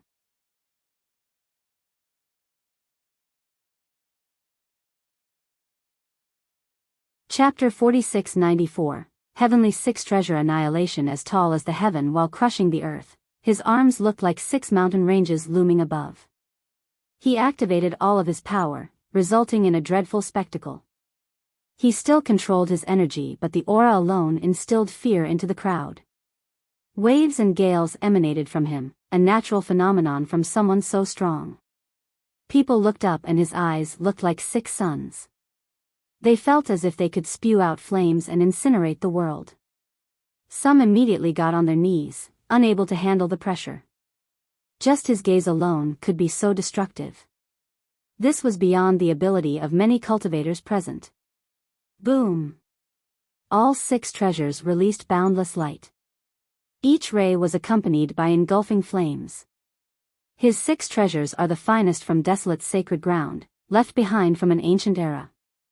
Rumor has it that the 6 of them together are about as strong as Imperial and Dao Lord weapons. A big shot from the east commented. Everyone could tell that Wild Paragon was about to unleash an ultimate move. Boom! He revealed his 12 resplendent palaces. The most refined chaos true energy gushed out of them. Each drop contained the essence of his grand Tao. Visit freewebn.com for the best novel reading experience. Others had a hard time keeping their eyes open. Die. He finally made his move. The gigantic divine sword split the world into 2 halves as if it was cutting a chicken egg. Others bellowed in horror, feeling their own body being separated. The pagoda released a vortex of chaos true energy that could draw everyone in and refine them. Even the myriad Tao could fall victim to its pull. As for the banner, it covered 1,000,000 miles of land. It released strands of Tao energy with a refining property as well, turning the land beneath into hell. Anyone below would be reduced into blood. Run! Those affected by its coverage immediately turned and fled. Next came the jewel. It became the heaviest item in existence and crushed the fabrics of reality. The world and its inhabitants couldn't withstand the jewel's weight. Heavenly 6 treasure annihilated. Wild Paragon channeled all of his merit laws and energy into this dreadful move. By this point, weaker cultivators were no longer interested in watching the fight. They only thought about running away in order to be safe. Unfortunately, some of them were too weak and dropped to the ground, paralyzed. This is it. One expert said, "Can Li Qie stop this devastating strike or would he fall?" Impossible. Li Qie is on the same level as the 5 conquerors. He can't die to a single move. A big shot with a strong understanding of Li Qie said. Others nodded in agreement right away. As the attack descended, it heralded apocalyptic signs. Verdant hills and rivers disintegrated into nothingness.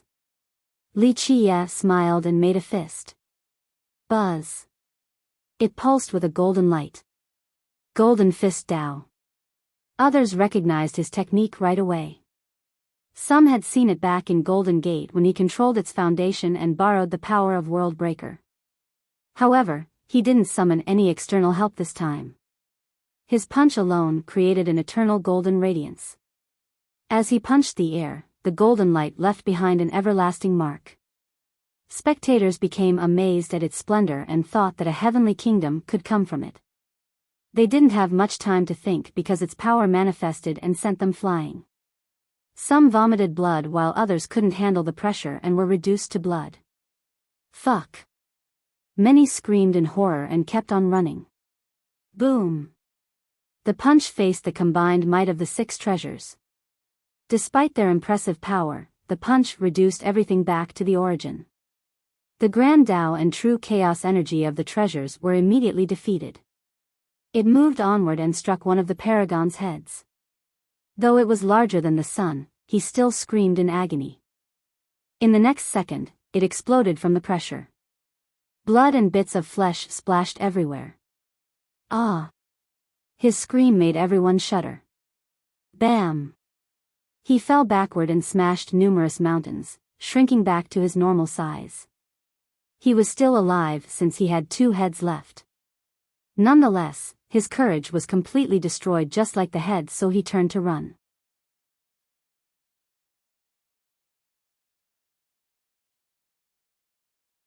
Chapter 4695. Forsaken. The head of a myriad sovereign was taken out from just one punch. This embarrassed everyone who praised Wild Paragon, singing songs of him becoming a second Dao Sanqian and that killing Li Qie would be easy. He was also running for his life in fear. The sudden reversal robbed the crowd of words and made them gasp in astonishment. Li Qie still hasn't used a treasure yet. That was just a physical punch. Where do you think you're going? Li Qie smiled and followed in the same direction. One opponent was running like a dog without a master, with Li Qie calmly following right behind him. The crowd watched intensely. One big shot said, "How terrifying, do the Conquerors have a chance? He is most likely stronger than them, but this is only taking into account of personal power." An ancestor responded. "Don't tell me he's the future Dao Lord." Someone else murmured. By this point, a fair number of cultivators believed that Li Qie was actually stronger than the 5 Conquerors. Visit free, web, .com, for the best novel reading experience. Do you see an alliance forming because of Li Qie? A young disciple boldly speculated. That's certainly plausible. A senior said while others contemplated. If Li Qie was superior by a large margin, the 5 Conquerors might team up to eliminate Li Qie. Otherwise, the competition seemed hopeless for them. They then thought about the behemoths at play here: True Immortal, 3000 Dao, Divine Dragon. 5 behemoths would team up to suppress Li Qie. Even the mighty Li Qie couldn't possibly beat this alliance. The same applied to the rest of the world. Meanwhile, True Immortal Young Emperor observed the fleeing youth with a heavy heart. He had a good idea of Wild Paragon's power, but this wasn't enough to force out Li Qie's true ability. Who knows if the guy even used 30% of his power in the battle? Under this assumption, the guy would be a terrifying opponent. None of the 5 Conquerors could have replicated this task when using only 30% power. How did he do it? The Saintess whispered, failing to analyze Li Qie. A terrifying opponent. The young emperor replied with a serious expression. She nodded in response and felt immense pressure. A battle between them was inevitable, the outcome remained uncertain. Please go invite 5 Sun King and the others. He made up his mind. The Saintess left to carry out the order without saying anything. This person is unfathomable. Shenjuntian was invested in the pursuit as well. Senior brother, you can still take him on. Godwhip Princess was shocked to see Li Qie's punch, but she maintained confidence in Shenjuntian's probability of success. I can fight him, yes, but winning? Unsure. He smiled. No one can defeat you, senior brother. The princess insisted. He shook his head and said, it's too early to say that. Everything about Li Qie is a mystery, but I do want to fight him. It's rare to have an opponent of this level. His eyes became determined after saying this. You're itching for a spar with young noble Li, senior brother? Paramount Scion asked. A spar is not enough to see his true power. This requires a fight to the death. That's when the truth is shown. Using kingdom toppling to describe Shenjuntian's appearance was appropriate. Do not fight right now. A 4th cultivator interjected. We lack intelligence on this person, observe on the sideline instead.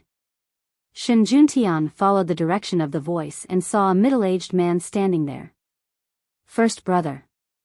He bowed, having great respect for Spear Grasp. First brother. Godwhip and Paramount did the same. Heed my warning. Spear Grasp repeated. To which Shenjuntian responded, the Dao Lord path is perilous, constantly testing one's courage. If I'm not prepared to die, I can't become a Dao Lord. Knowledge and strategy are also a part of this path. Spear Grasp responded, Dao Lords aren't impulsive and reckless. Wisdom is required. I understand, first brother. Shenjuntian smiled and said, nonetheless, a battle between us is inevitable. Fighting him seriously is the only thing that will satiate my thirst for the Dao. There was no doubt that Li Qie's power had stimulated Shenjuntian's desire to fight. You got this, senior brother. The princess didn't hide her admiration. Paramount Scion, on the other hand, didn't say anything.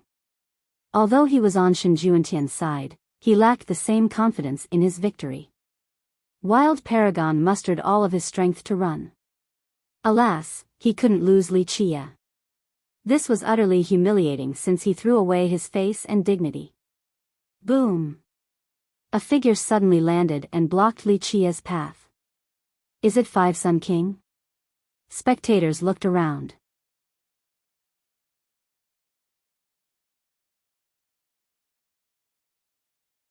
Boom! The arrival of this figure was akin to a meteor smashing the earth. Everyone thought that it was Five Sun King. Alas, a battle intent surged and engulfed the region. It even caused Li Qie's robe to flutter intensely. Tian Feng. Everyone knew who it was without seeing him due to this unique battle intent. No one else had such a violent battle intent, only Tian Feng. His mere presence alone caused others to shudder. Anyone with the slightest bit of sense would stay away from this madman. They found his involvement to be surprising. Five Sun King should have been the one to appear since Wild Paragon was his follower and sworn brother. This didn't make sense because Five Sun King was one of Tian Feng's rivals. Why would he help Wild Paragon? Ha ha ha, your opponent is me, Tian Feng. Tian Feng laughed and declared. You want to die this badly?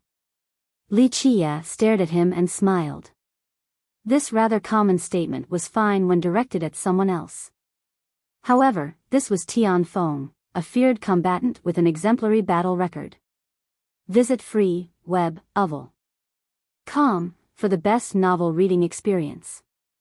Moreover, those who have said that to him were now dead while he was still enjoying life. Provoking him meant gaining an enemy who didn't know when to quit. Nonetheless, spectators didn't criticize Li Qie for saying this because he had just shut everyone up by beating Wild Paragon. He could say anything right now without sounding arrogant and ignorant. No, I simply wish to fight you.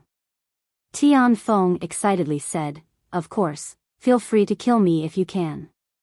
His eyes lit up as if he was seeing something particularly interesting, akin to a thief seeing a pile of gold. Many couldn't understand his excitement because the risk of death was rather real in this case.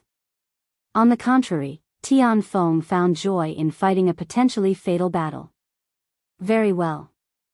Li Qie accepted the challenge right away. You are far more interesting than those other conquerors.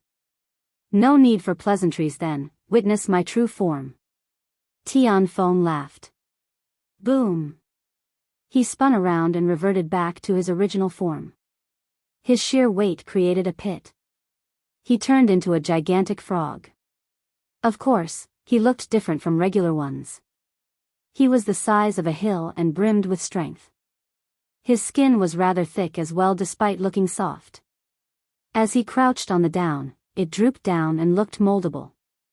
Another thing separating him from other frogs was the battle intent. It turned into an inferno, no longer as formless as before. Vegetation started burning and lakes boiled. Instead of being a red flame, it had a gray color and caused the area to turn dark. Everyone felt that there was an invisible hand gripping their neck.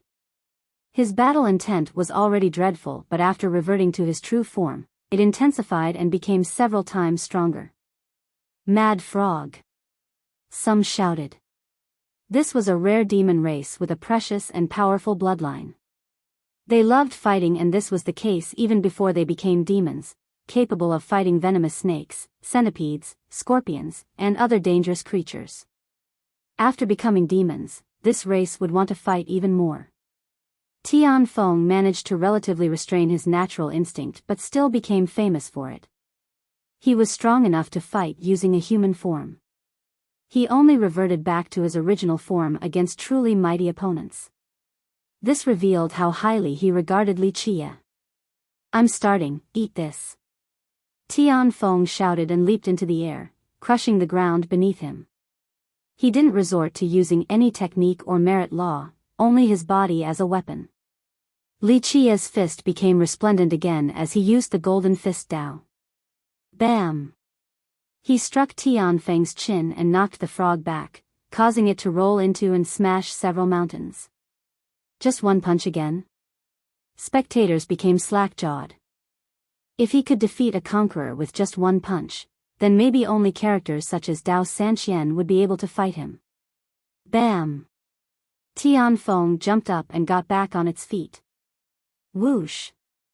Suddenly, his body seemed to be inflating and growing larger again, from a hill to a mountain. What's happening? A spectator asked. An influential demon among them said, if you can't kill a mad frog in one move, it'll just become stronger and bigger after receiving attacks. It is tenacious. 1. We finally know what he is now. The original word included too many different animals to pick without context, so I used demon.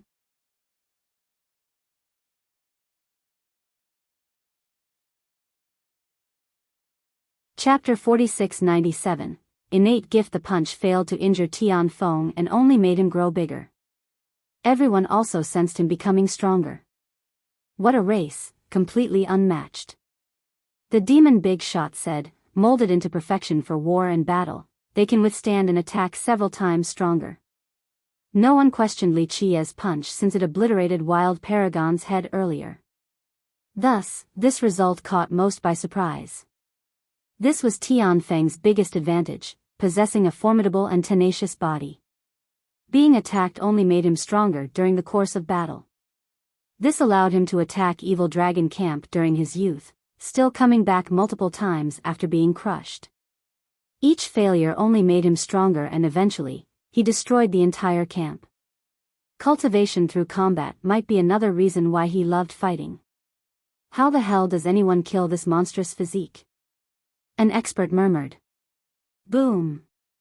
Tianfeng's battle intent didn't stop rising, just like a tsunami building momentum. It flipped a nearby mountain range over. Rumble. He lunged for Li Qia again, leaving huge prints behind. Li Qia smiled and clenched his fist for another golden punch.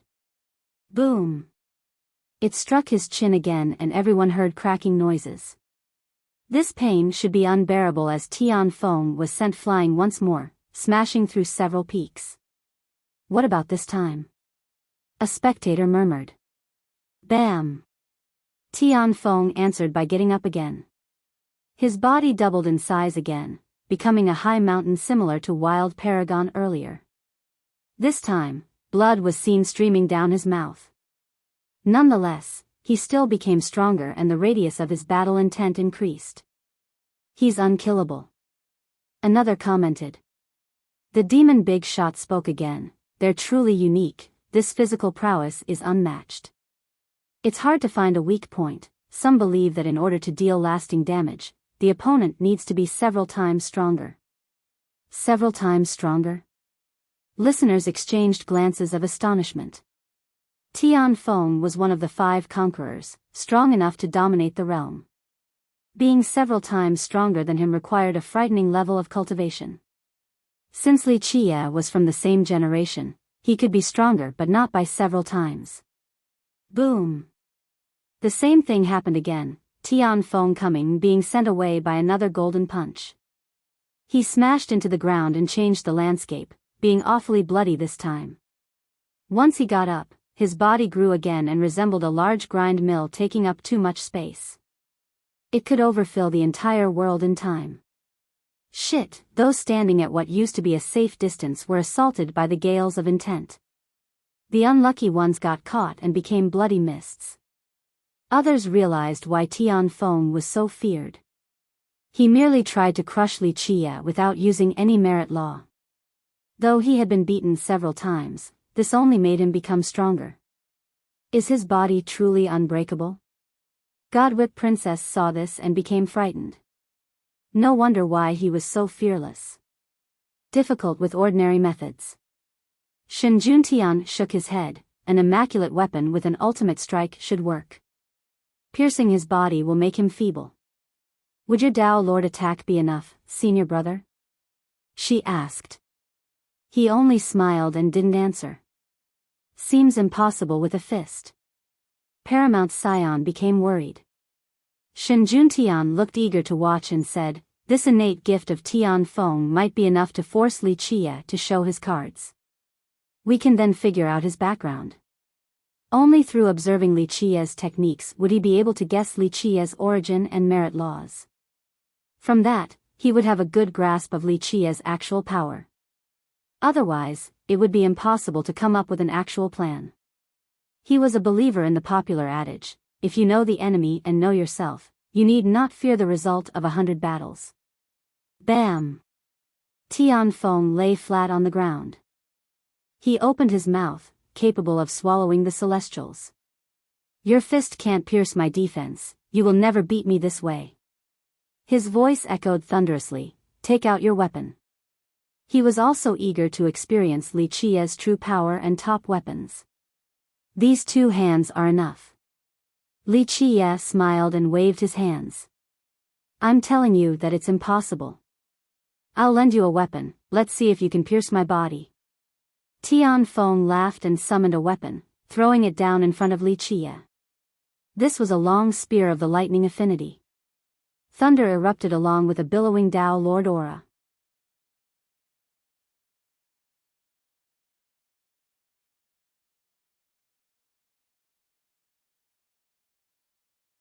Chapter 4698, Lightning. It seemed to have been made from lightning itself and sculpted by a Dao Lord Supreme Force. Within was an endless amount of this affinity. Runes occasionally pulsed and exuded the power of their great master. Spectators became frozen after sensing its penetrating capability. It came from an ancient past with a tribulation power of the high heaven. Tribulations were feared by all cultivators since most couldn't withstand them. Not even the strongest master could do so. A patrimony weapon, a mighty cultivator took a deep breath. The demon Big Shot nodded, yes, lightning from 8-step Dragon Dao Lord. All listeners gasped after hearing the grade of the weapon. Patrimony weapons were rare since not all Dao Lords left one behind. 8-step Dragon Dao Lord was a mighty existence, one of the strongest in history. No one doubted the power of his spear. Use the spear, see if you can pierce me. Tianfeng's voice ruptured listeners' eardrums. This showed just how much confidence he had in his innate gift. This has been proven by his own life experiences. He faced opponents far above his station, but eventually, he alone emerged triumphantly. Though he was sent flying several times, he refused to believe that Li Qie could take him down with his bare hands. The injuries were only external, unable to touch his Dao foundation and true fate. He decided to lend Li Qie a patrimony weapon to make this fight more exciting.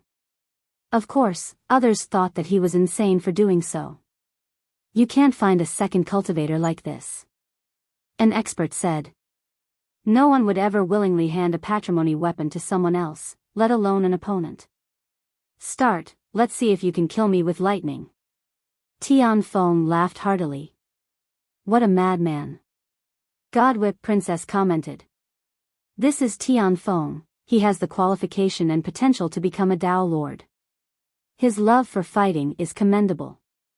In his mind, nothing is more beautiful than dying during battle. Shen Juntian said. Paramount Scion smiled wryly after hearing this. Few in the world could understand his crazy conduct since they feared death. Li Qie chuckled. He picked up the spear and took his time looking. Spectators held their breath because Li Qie was already mighty with his punches alone. Now, he had a patrimony weapon in his grasp. A tiger has just grown wings. It's a good one.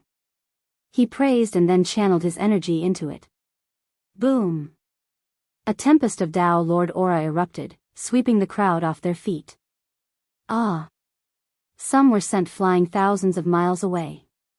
Crack, crackle. Lightning bolts danced in the sky like spirits even before an attack. Bam! Bam! Bam!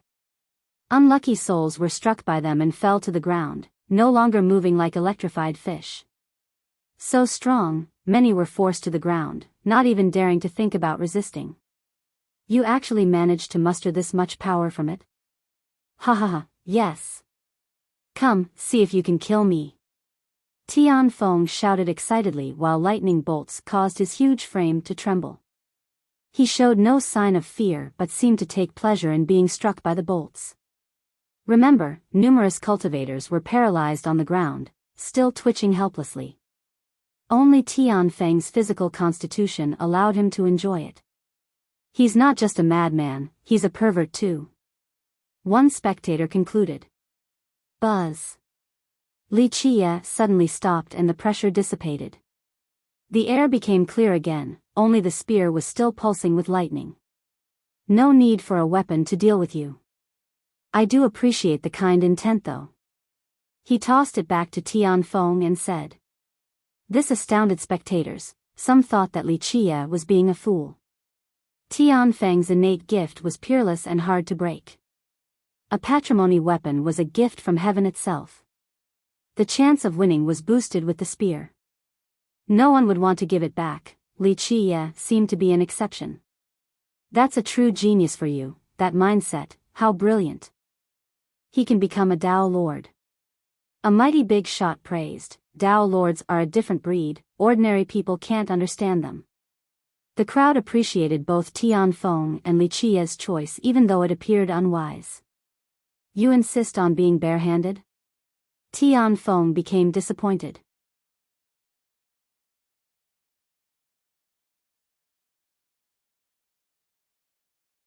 Chapter 4699. No need. Li Qie's decision surprised and disappointed spectators.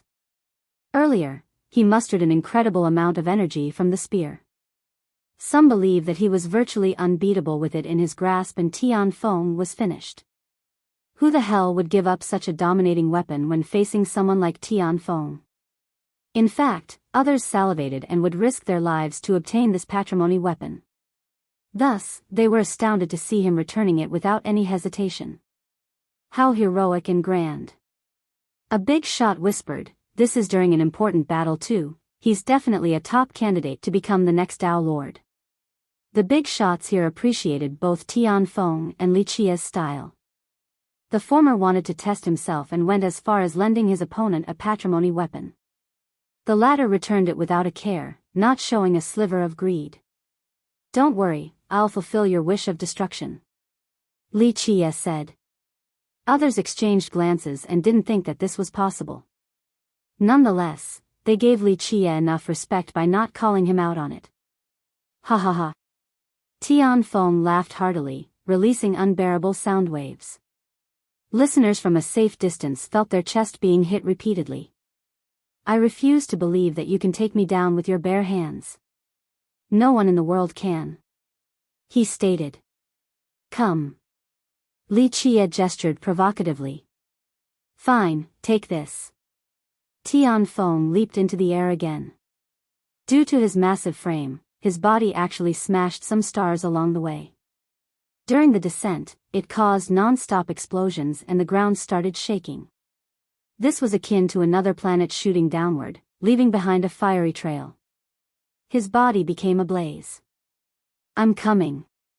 He roared. A terrible force came before the gigantic frog and flattened everything about the impact point. God damn. Some cultivators bellowed in horror after seeing this. Once Tianfeng struck Li Qie's area, the peaks nearby immediately turned into dust. Only a crater was left behind for the frightened spectators to see. Not to mention one person, even a sect would have been annihilated regardless of its defensive measures. Is he dead? A cultivator calmed down and asked. I think so. A clan disciple's knees were still buckling. In his opinion, no one could survive that impact. No, he's still there. A keen-eyed ancestor noticed something and shouted. Sure enough, Li Qie was completely unharmed while standing in the center of the crater. He managed to block Tianfeng's gigantic frame with his index finger. This was akin to an ant using its antennae to lift up an elephant. The impossible occurred in front of everyone. What? How? Many couldn't accept this illogical development, a finger pushing up Tianfeng. Before they could calm down, they saw Li Qie gripping Tianfeng's leg and spinning him in the air. This started a vortex of unthinkable proportion. Trees and the water of rivers started being pulled into the vortex. The rotational speed was out of this world. Eventually, it became a spatiotemporal vortex, a void zone of death. Run away. Big shots regained their wits and started running away. This is insanity. A spectator shouted after seeing Li Qie capable of playing a game with Tian Feng. The latter was helpless and could only play along. You're tuning into the Biyao's Wuxia Chronicles YouTube channel. Don't forget to subscribe and join us on this journey to catch the most captivating stories.